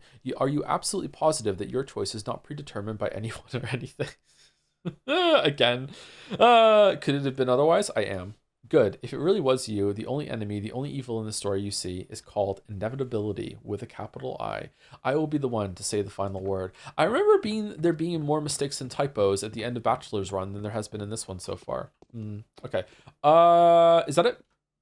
Should we reload and do some other paths, or are we good? Who are you talking to, bud? You're done unless you want to see the convos in-game Haru. Let's see what it's like as in-game Haru. Let's see what it's like. That was a little for me too. I thought I was a human being. For fuck's sake. But I'm not a doll. It's me, the haruspex.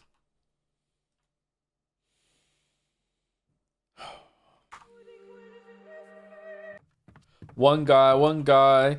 But I'm not a doll. It's me, the player. No, I don't need a humiliated, crushed, and powerless here. I'm fed up with it all, actually. As you wish. Then with all due respect, we will treat him accordingly. If you wish to leave him, he will not be able to accomplish anything that we could worship him for. Yes, that is what I wish. No, do as you wish. Okay, so was that it, or is there different ones here? This is a little frustrating, actually. Why can't I just mouse down to make a different decision? Not a doll. Me, the player. Humiliated. Yes, do you. Oh, that's it. Okay. Who are you talking to, bud? Haruspex is my hands on the tomorrow. I want to see if we can make it. That's what we're interested in as well. Can you make it or can you not? Can you make what exactly? Could you not have made it? I've made it. I've managed to destroy your poisonous evil that is spread across the world. Was the disease the true evil, though? The disease is only a method. The evil's weapon, just like a scalpel, is yours. The disease will go, devouring itself. Then there'll be war, famine, heresy. Was it really worth the effort? Look around. All this for a single wretched town? I still don't get it. It's been built so that you can make your final choice now. We are observing you. Everyone who makes it to midnight will have made a choice one way or another. I want to see what yours looks like. Yeah, you still, oh, there's a mistake. You still have the chance to change your mind. I've made it already. I don't care about that. Okay, all right. So, not too different, to be honest. My bad, it's expanded as Bachelor from memory. Oh, is it really? Okay, haruspex doesn't get that. I wonder if did we read it as Bachelor or no? All right, so now we go and see Boyfriend, and then we go to sleep until 7 o'clock, and then we go to the cathedral, and then we are done. Do we want to take a second break real quick and then come back and like have maybe some post-discussion afterwards? We're going to end early no matter what. Let's take a second break when we get to Boyfriend. Need a proofreader? I'm always surprised that when you play a game that has been out for a really, really long time and you see a typo, that it's still there. I guess at a certain point, people just get fucking fed up of going back and fixing things. Like, who gives a shit? Like, I'm working on something new. You think they would have someone that's like on the team that would be like their job would be go back and do those kind of little fixes or something. Sometimes typos are artistic choices. Then it's not a typo. Just like something supernatural that belongs in the world isn't supernatural anymore. Brought it back. We brought it back. We looped it back. Hey, Gatsby. The wretched wound has opened. Time's almost up. You're bound or alive and well. Come to the council. Are you aware that we turned out to be toys? Really? You're kidding. Though figuratively speaking, that is true after a fashion. We are all mere toys in the hands of Providence. No, Anyan, I mean literally. You are a toy. I am a toy. It's Toy Story. We are mere dolls made of rags, sawdust, whalebone, and hell knows what else. Have you gone mad? No, my eyes were opened. You have owners. They are children. The game they're playing with us is almost over. I hope my side wins. No, you lose. They don't love us, by the way. They're fed up with us. That's why we're stuck here. They've stuck us here. Very witty, Barack. Forget it. But my laboratory is beckoning to me from the capital. I can't for too long entertain the thought of it also being a dollhouse. I'm an adult man that has responsibility to bear, you see. I invent medicine that helps with old age and death. Out of nuts, syrup, and sleeping pills stolen from the adults. Don't make me laugh. Enough, this isn't funny anymore. You fail to grasp anything at all. So no head? What it may. Sorry, you're bound or alive and well. Come to the council. Fine, I will. But if you tell Block yourself that you're on my side, the Inquisitor will be disarmed. See you at the cathedral. Anya. Sorry, I'm so sorry. The wretched. Alright. Alright, I'll be back in a couple of minutes, and then we'll sleep until 7 o'clock, and then we'll go see the ending. Be right back. What is there to talk about now? What? My head is spinning. Should I just give up? Yes. This headache is splitting. I need some rest. I'm tired. I've had enough. The wretched wound has opened. You look unhealthy. Sorry, but I have to get back to work. I'm tired. I've had enough. Oh, has he been talking the whole entire time? Sorry. I have a tea steeping, so in a couple of minutes I'll have to get up and get it. It's 7? 2 hours? 3 hours. Sleep for 3 hours. Or we can sleep for 2 hours and then chill outside Cathedral until it takes over. 6:15. Ooh, what do we get? Our fate has been decided today. There are so many things I want to tell you, but would never dare utter. I'd rather not write you at all than influence your decision. The one thing I am fully convinced of is that your father's inheritance, denoted by the sign of the Urdurg, is the town itself. The settlement made of 3 parts: Earth, the Knots, and the Stone Yard. Everything else... Oh, Earth is the wrong place I've been calling it. Everything else I would expect you to know already. We won't see each other before the council. This is how it has to be. Whatever you choose, I will understand it. Huh. I like her. Am I falling for, like, her schemes, or... Are people wrong about her?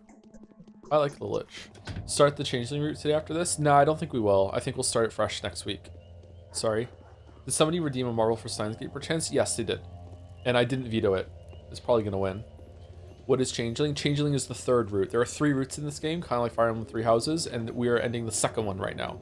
The 1st route is Bachelor, 2nd route is haruspex, which we are right now, and the 3rd one is the Changeling. So you play this game 3 times and see a different perspective every single time. Does the clock move? No. Alright. Let me go get the tea while this ticks down.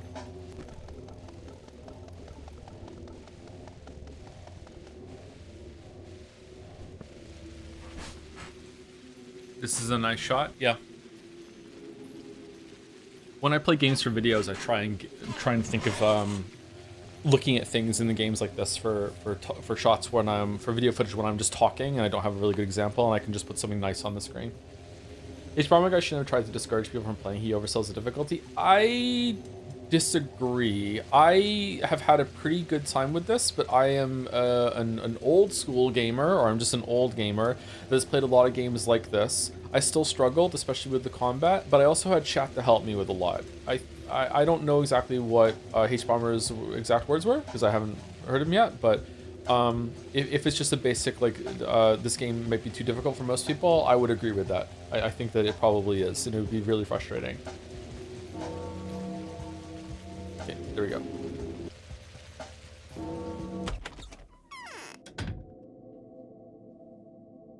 Is he handsome, chat? Ooh.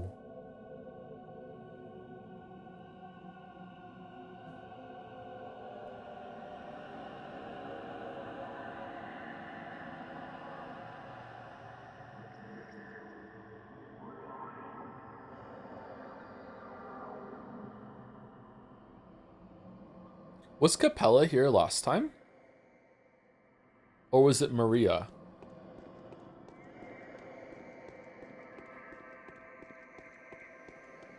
The Chad walk. Yeah, it is. Hey, Oko, how's it going? Maria was here instead of Capella? The fuck is that? Okay, so Ava didn't make that appear when she sacrificed herself for it. The game is about siding with powerful women, as is real life. The contaminated town will have to be destroyed. It's sodden with the sand dirt that can't be eradicated. I'm here on behalf of my insomnia. One of the good things that come out of it. Oh, I'm sorry, Oko. I'm intimately aware with insomnia. I'm sorry that you're going through that. Hopefully it passes. Sometimes what happens when I can't sleep is that I think maybe I'll watch something to relax myself and then I'll drift off, and then I end up watching something and it's so interesting that it just wakes me up even more.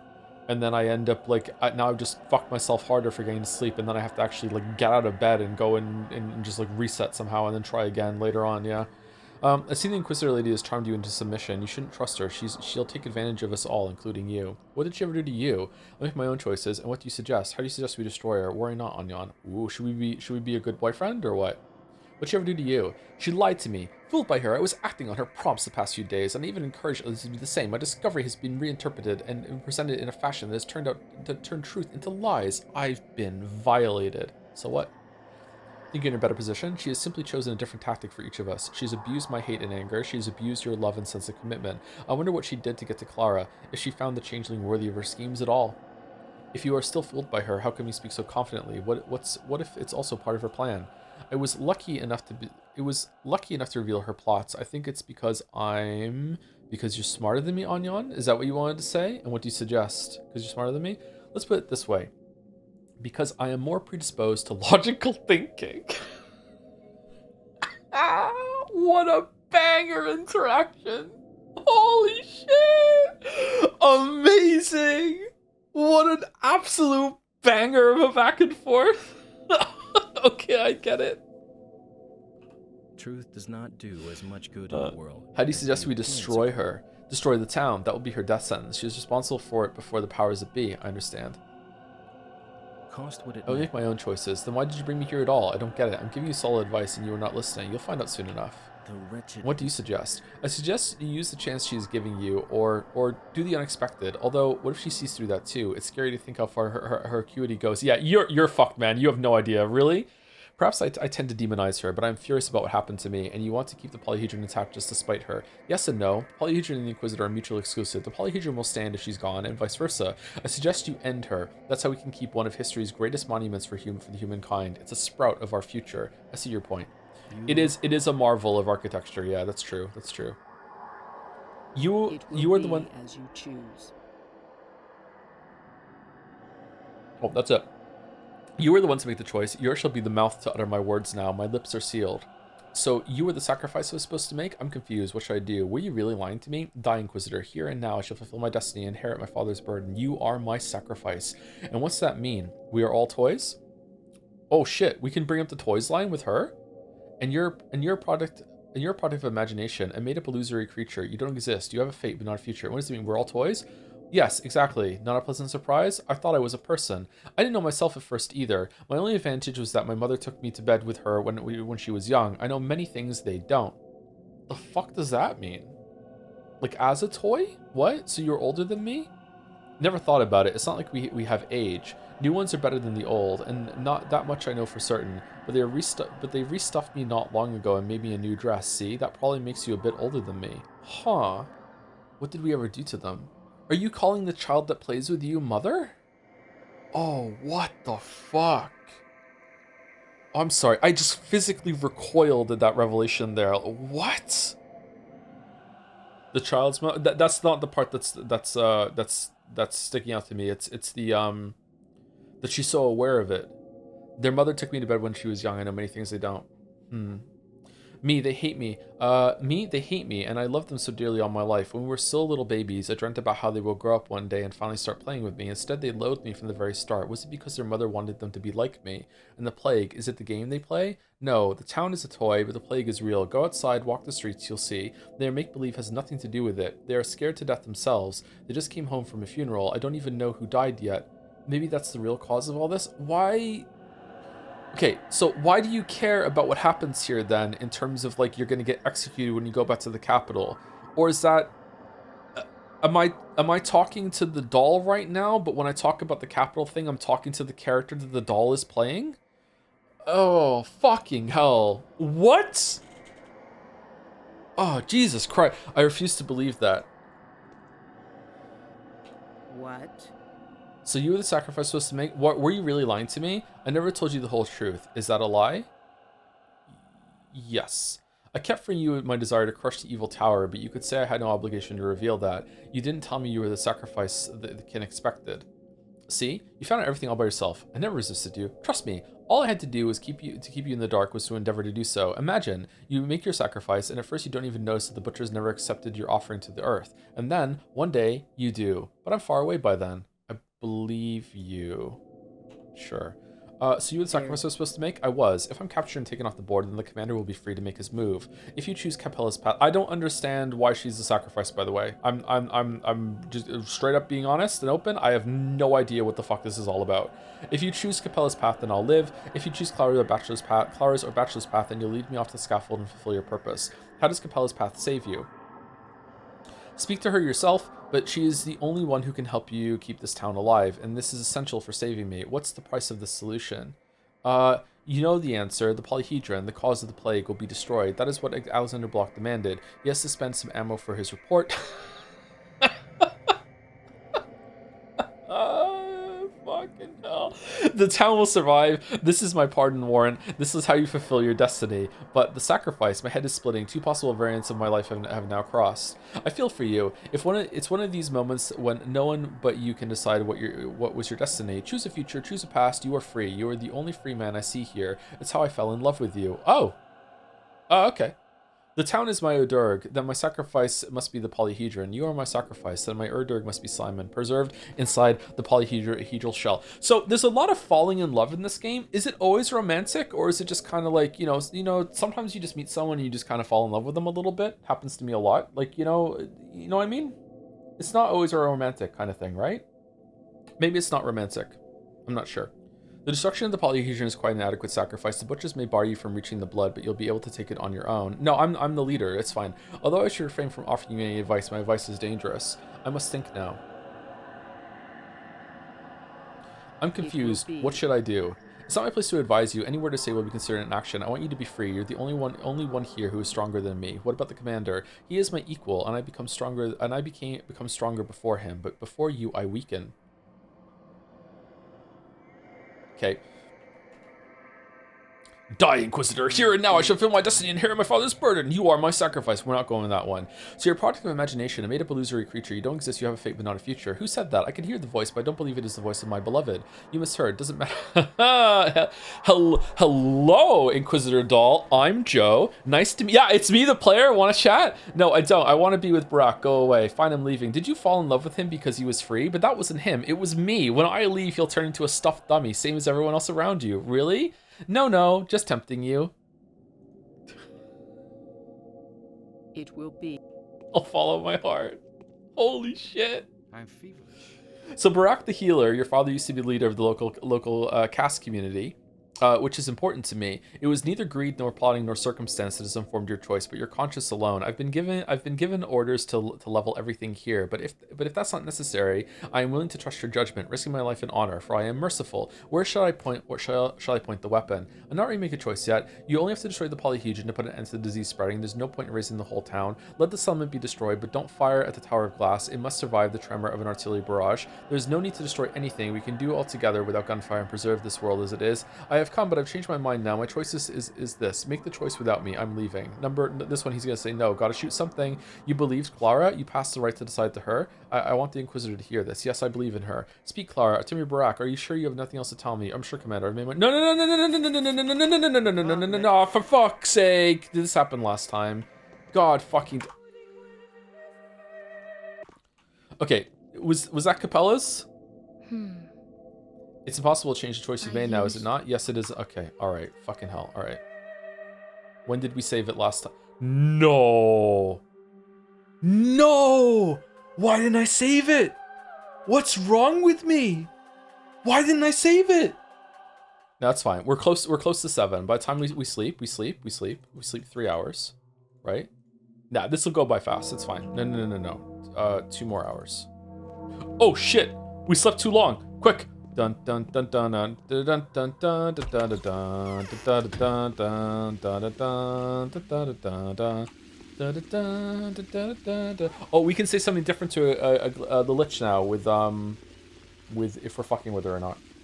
Why don't you save before every convo is a question I ask every stream. 2 reasons. 1, I forget, and 2, sometimes when I save it, it crashes. I had a dream that the metaphor saves were multiple gigabytes each.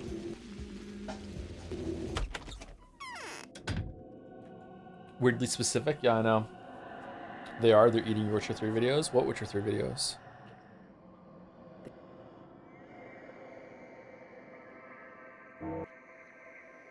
I haven't slept.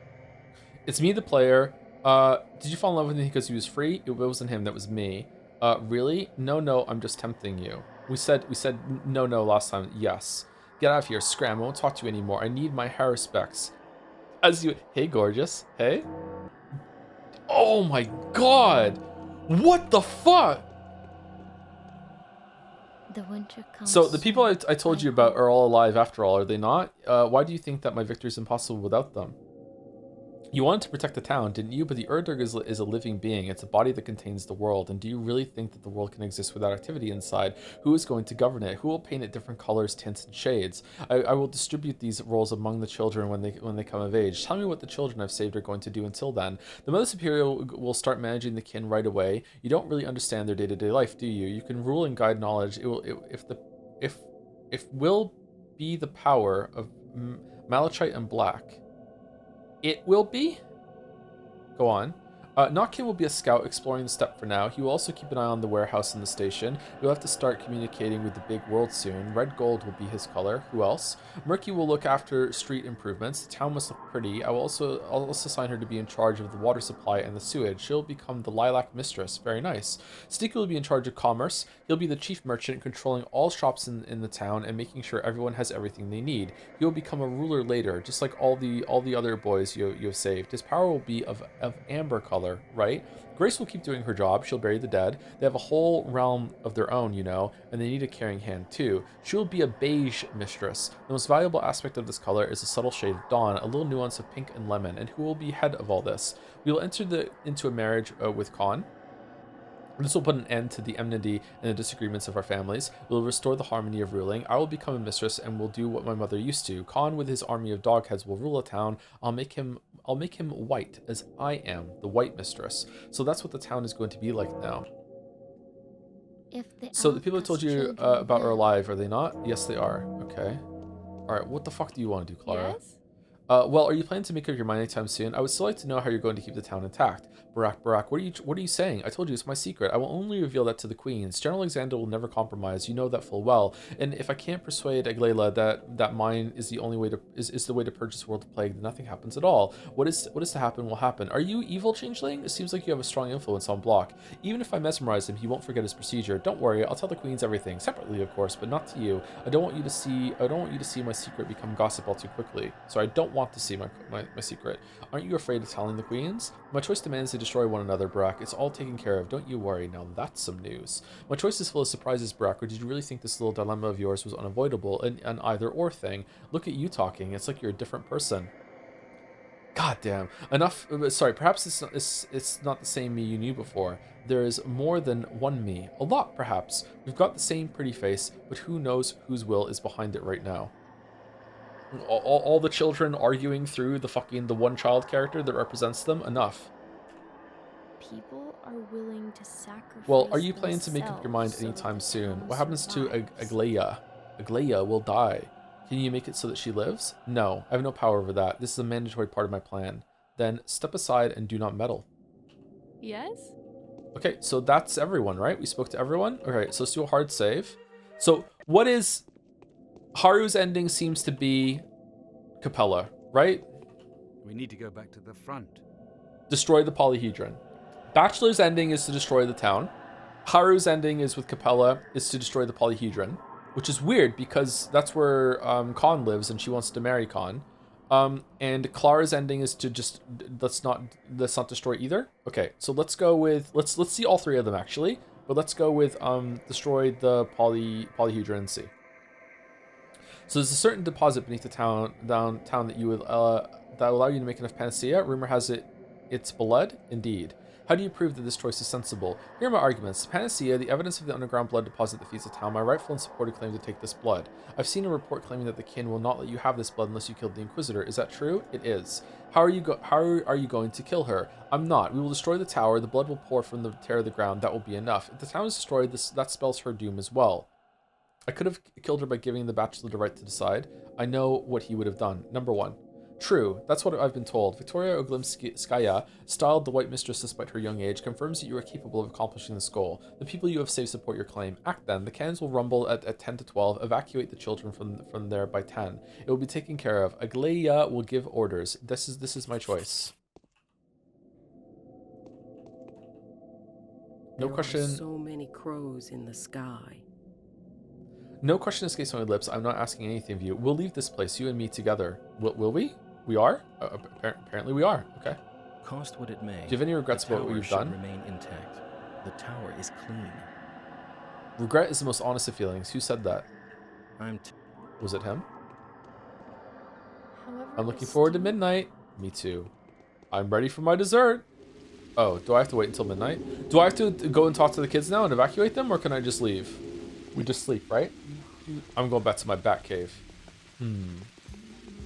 How does Clara convince Block to not shoot on anything? Does he shoot on the abattoir? Does he just shoot into nothing? Man, how is this going to be in Pathologic 2? I'm really curious. Kind of wish that there wasn't a Changeling route, so we could just get to 2, but I do want to be thorough. I do want to do Changeling. That was really entertaining. A lot of the dialogue in that sequence was really good. Bachelor is very sad that you're destroying the polyhedron. He expects you to be in this bed to give your atonements. Nah, that's not how it works. He's in trouble for trying to tell us what to do. Bachelor? Oh, Joe, what the fuck is wrong with you? All right, let's go. Not planning to sleep till midnight? Yeah, I am. I'm just going back to the Batcave. I'm going to sleep in the Batcave. With the other endings that we get, I'll sleep in Bachelor's bed, but we're going to sleep in the Batcave here. Going home seems like a thematic fit. Thinking about what we did as we walk back home in the rain.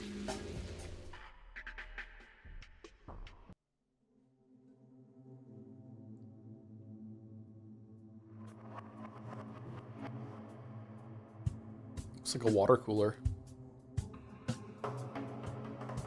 Sounds like one too.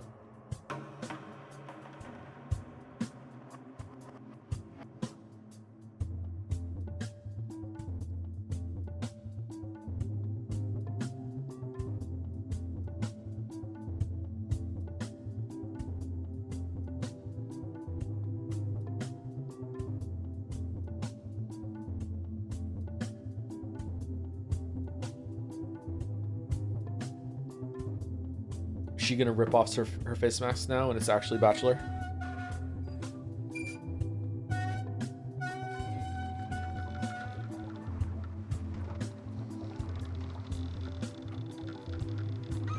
Oh, the water's back on. That's good. Did we learn about the water being shut off in Haru's run? Look at all this progress. The wheel keeps turning.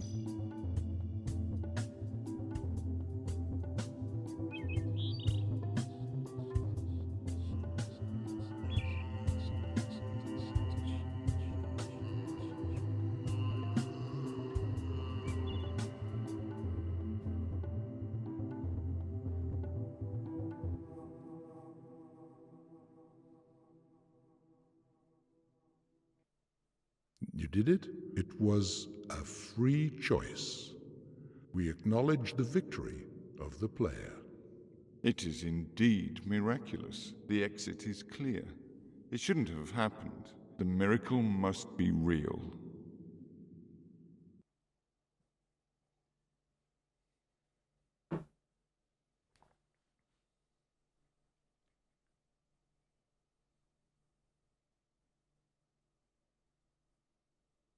Tuckered out.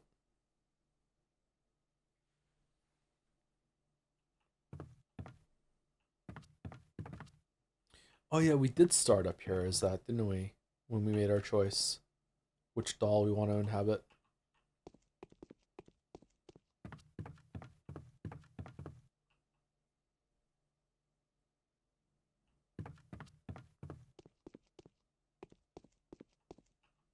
Who is the audience? It's you.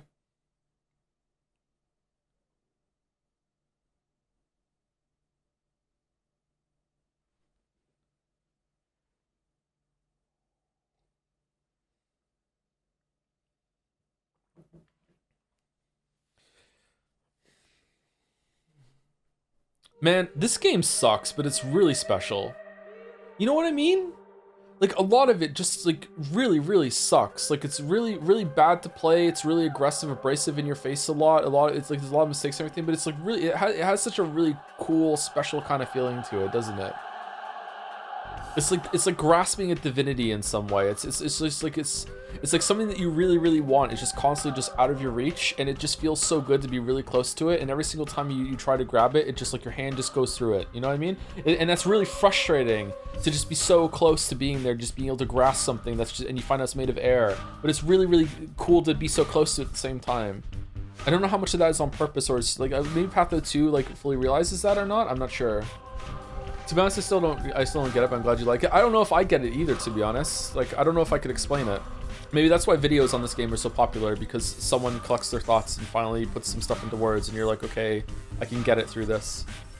If you can't handle me at my 6 muggers ambush, you don't deserve me at my Bachelor and haruspex dialogue. The simulator was made possible with the kind help of the simulator? Wait, I looked away for a couple minutes. What happened in this ending? The ending that you see in the sequence isn't really the ending. The ending is the conversation you have at the cathedral, and that just shows you a little bit of a scene at the end of closure. I don't really like the scenes that you see at the end. The heavy renewal lifting was done by General Arcade. Okay, can I skip this? Yes. All right, so let's see the other endings, just to see what they're like. Let's do Bachelors, and then we'll do Claras. Luck and temper rule the world. Let this element be destroyed, but don't fire at the Tower of Glass. It must survive the tremor of an artillery barrage. Bachelor will trust him. I know you have nothing but about the tower except that it contains the life in that my father was instructing me to preserve.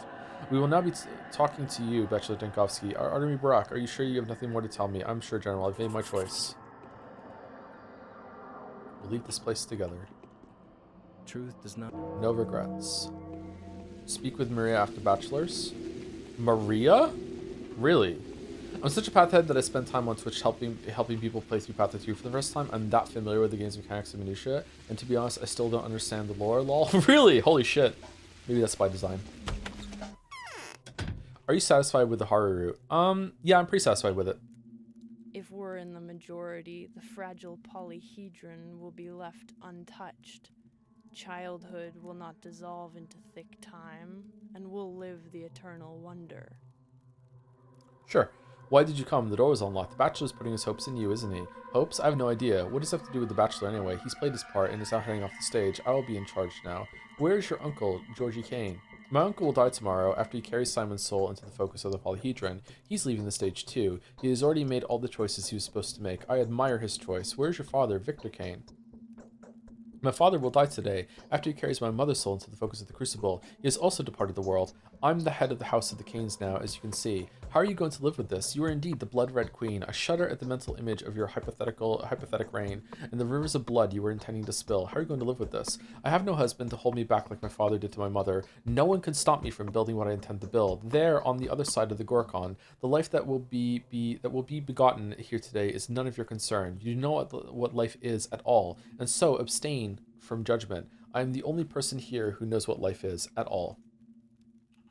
Yeah.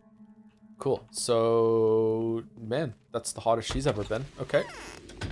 So crazy. Holy shit. Okay, let's go. Was there someone to talk to like that on Haru's run that we missed or no? I've been watching some VODs due to lack of time to watch live, and I noticed that over time you became more quick-witted in terms of your responses. I was wondering if you were quick-witted as a child, or did streaming help refine that trait? I don't know if I would describe myself as quick-witted, but like with some of the retorts and stuff, I've always been like that. I wasn't really like it a lot at the beginning of streaming because I was really nervous and I didn't know if I wanted to be like that. I've become more cheeky. Speaking of cheeky, I've become more cheeky as time has gone on because I've become more comfortable with expressing myself. You look unhealthy. But yeah, I don't know why I'm like that. Some people on both sides of my family, they would like to verbally spar quite a bit. So it's probably something I learned from the family. Yeah. I think Path of 2 lost some of what you're talking about because it's a better game unironically, but also has a better and arguably deeper story that I think that's more important. Oh, does it really? Okay, that's interesting. Time's almost up. So that's what the true price of your choice was. Do you have any idea as to what happens now? What happens now? Now the efforts of thousands of people, the energy of a wonderful family, and the talent of genius creators will collaborate to construct a real-life miracle. A miracle capable of pushing humanity towards a new breakthrough and granting us the ability to produce things of genuine beauty. Pathologic too, but the price. Everything has a price. Kaina's triumph promises to be ruthless but fruitful. This place is remote. But when a phantasmagoric garden blooms here, it'll give birth to a new renaissance. So a new utopia is going to be built here. Yes, I find it remarkably fascinating, damn it. You know, daring endeavors of this kind seem almost extinct in the modern times. Small wonder we're losing the war. There's a war. People are evolving to become boring and shallow. History passes it by, paying little notice. The world strives to move forward, but we're not pushing it. A shame. If the polyhedron alone caused so many deaths, how much evil will a whole city of incarnated miracles beget? Rather a lot. Let's be realistic here. Does this mean, however, that we, all of us, the humanity, I mean, should abandon our attempts, efforts, and search? You'll never convince me of it. The truth is older than we are. There's no point in trying to invent it. Just repeat after the days of old. I'm so cooked. This is flirting to me. Damn, this was a really, really cool fucking interaction they just had. I'm glad that we came here and saw this. Holy shit.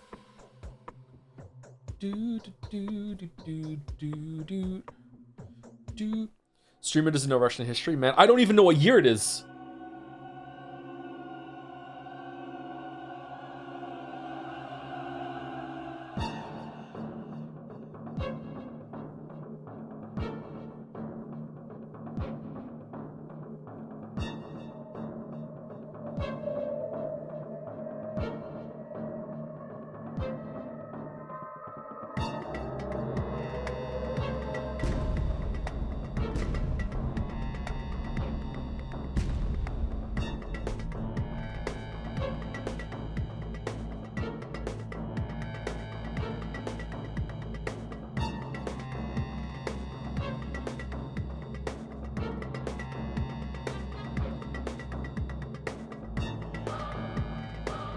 Cannon miss, get fucked up.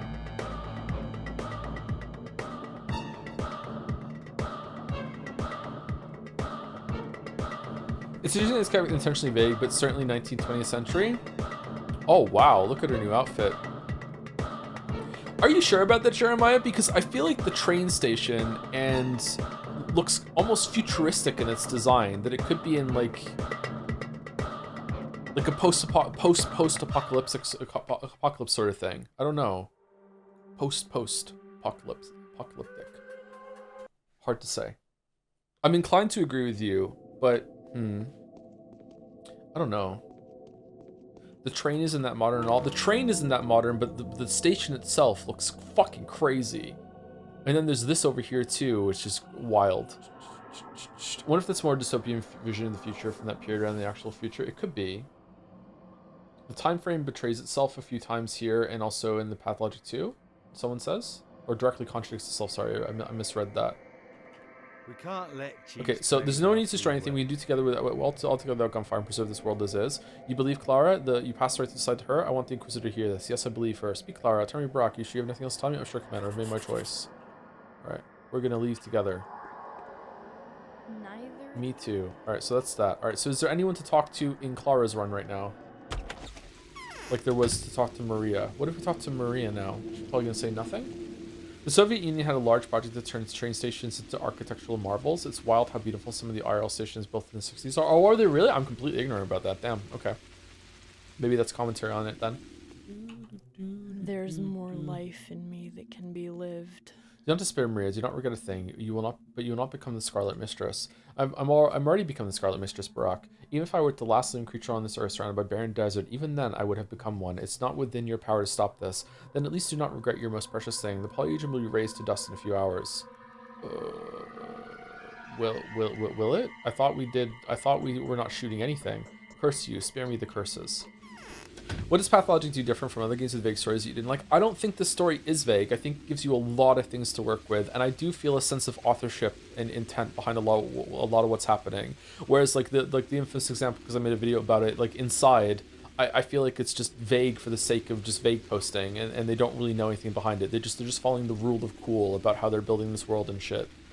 Just have some fun moments near the end, and they are fun. Don't get me wrong, but like I feel like there's no intent behind it whatsoever. Maybe there is, but I don't know. So who am I talking to?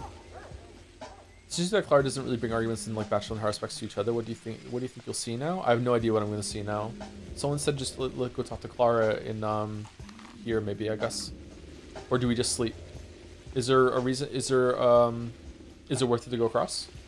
We just told Maria that the tower is going to come down, so I thought Clara's decision was not to shoot at anything. That's what it said, but instead is she shooting both? Is she destroying the polyhedron and the town?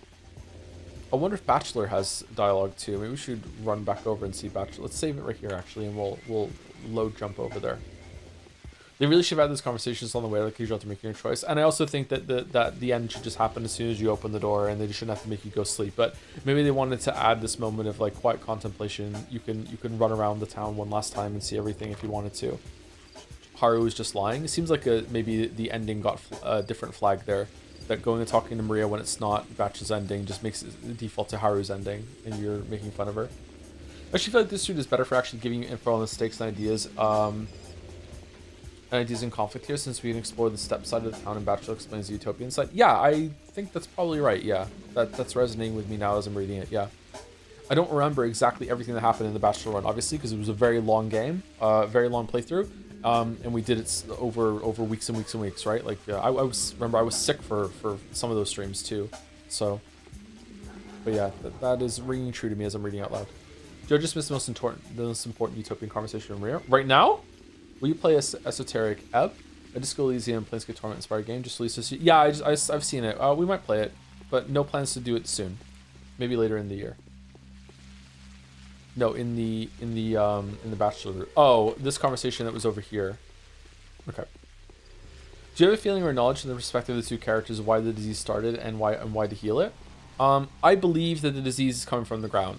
That might not be true. Maybe it's divine blood that we can make the penance.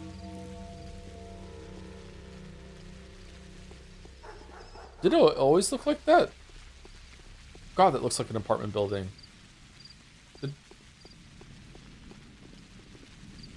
Is it breaking?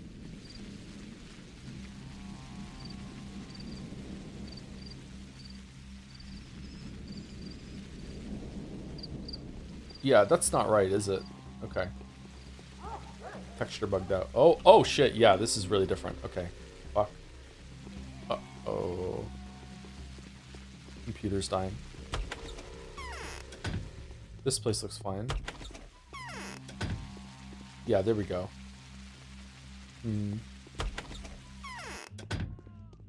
Oh, she's not here. Well, okay then. Clarasmus, get fucked, Joe. Yeah, I believe the conclusions that we've come to on these lines so far, in that the disease is coming from whatever they've been the blood that they've been dumping into the ground, whether or not that's caused the disease or the blood is like facilitating some sort of transport system between the source of disease in the ground that is coming up through the blood. That's what I think. And it also makes sense because like the blood that's down there that's somehow being sustained would be a host for the disease, considering that the disease is not meant to be able to survive very long without having a host body for it. But, you know, there might also be like an undying creature down there that the blood is like having like a transport system from in order to bring the blood up. It could be either. And that's why the panacea works from the blood, because it's a direct source of it, and we can like facilitate something that counters it, makes a vaccine, and then we can just give it out or cure it, and then it goes out and everyone's fine. The panacea. But it could be completely wrong. It could be that that blood is just special that's coming from the ground, and it could cure anything at all. And Bachelor has access to immortality here after all, because the panacea could do that with the source of blood. Like, I don't even think Simon Kain was ever really alive when we got here. If there was a Simon Kain, he's probably been dead for a century, or at least a generation or two. Cost what it may, the tower should remain intact. Thumbs up. I don't give a damn. Clean.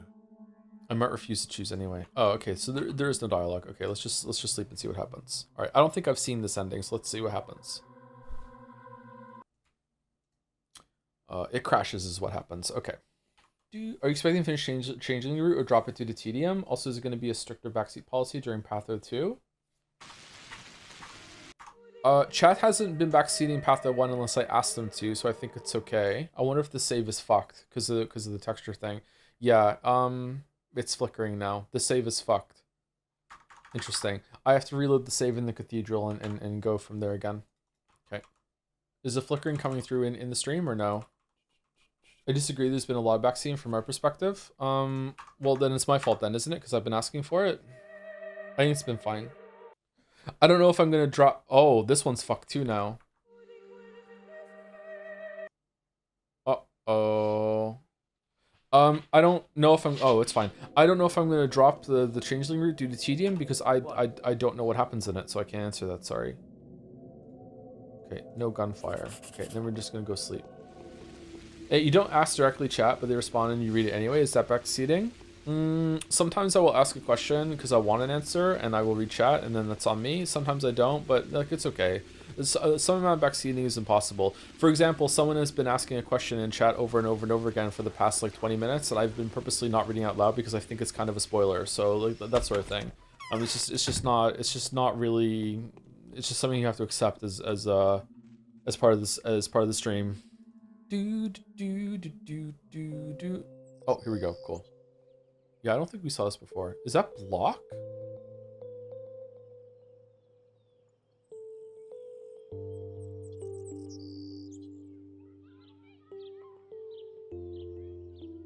Oh god, that slide looks so unsafe. Oh.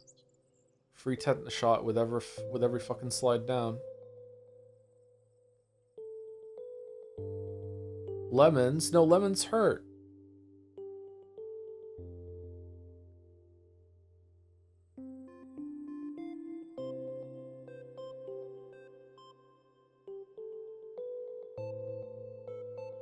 Who are they bowing to? Changeling? Oh, they're bowing to the sandbot? Whoa.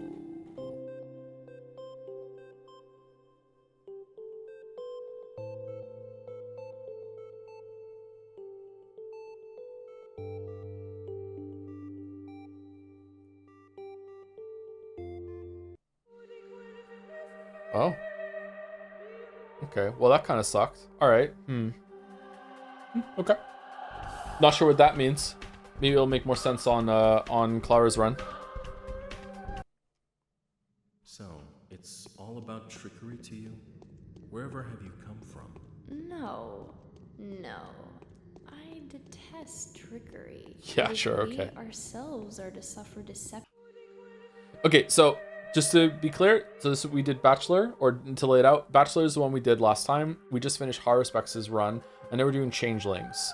We'll read it out next time, next Saturday, I think. So, and we'll also listen to the speeches too. Okay. All right, so yeah, that was way more interesting than the ending of Bachelor, and I don't know if it's because I understand more what's going on now and I have more context, or if it was just more interesting than Bachelor's. I'm not sure. Yeah, so we're 2/3 of the way through Pathologic 1, probably more than that because Changeling's run shouldn't take as long. I am worried that we're not going to be able to fight as Changeling, and if that's the case, then I don't know how we're getting resources to get food and stuff. Maybe we have to beg. Maybe we have to do favors, and maybe we have some sort of like magic that we heal people with. I remember saying she could do that. Maybe we can shapeshift. Maybe wear the Shabnak or something like that, and we can kill people like that. I don't know, but I guess we'll find out. Yeah. Okay, this was interesting. I feel like I've enjoyed the game more doing a second run, which I'm surprised. I thought it was going to be a lot of the same stuff, and there was a slump in the middle there around day 5 or 6 or so that I felt like it was kind of slumping. I was like, oh, okay, there's not enough new going on, but then it really pulled it back near the end there. So yeah, it was really interesting. I like it. It's a really cool game, really cool experience. Gameplay fucking sucks, but yeah, really interesting. Okay, who are we rating? Usually Saturday is Walrus. Walrus raid, hypothetically. Currently available raids, Walrus and Jelly. Also, while you're in Twitch UI, VIP is it F or F Oko or EF Oko? Please, that'd be cool. How do I do that? Do I just slash VIP? Okay. There you go. We're raiding Walrus. Delete TF. Take care, Joe. Thanks for streaming. You're welcome. Thanks for watching. I'm not here tomorrow. I will try to be here on Monday for more Mugenics. I can't promise though because I might be too tired. I'm not sleeping very well, so we'll see. But yeah, I'll try and go. I'll try and be here for that. On Monday. But if not, I'll be back on Tuesday for Metaphor, and hopefully we can finish it soon. If we do finish Metaphor late in the week, we'll probably do Slay the Spire 2 and maybe another Mugenic stream to finish off the week. And then we'll start Resident Evil 9 on the 17th, and then it'll be a Resident Evil week. And then we're starting Pathologic, Changeling next Saturday. Maybe we should try and push and do 3 days to get it done faster. I will teach you the pronunciation someday. Thank you, Caps. Great stream. All right. I will do my best to learn pronunciation because I'm so good at that. Everyone knows that. Everyone knows that. Man, I'm kind of tired all of a sudden. I need to go get some food. Huh. Man, this gave me a lot to think about at the end here. How the characters can like become the dolls if they're aware of it. Like 3 layers. There's like character Haru, doll Haru, and then us player Haru. Fucking hell. Anyway, race going through. See you later, chat. Have a good weekend. Boyfriend Haru for Bachelor only. Confirmed Bachelor. See you, chat. Have a good one. Wonder if I remember to put these on the VOD channel.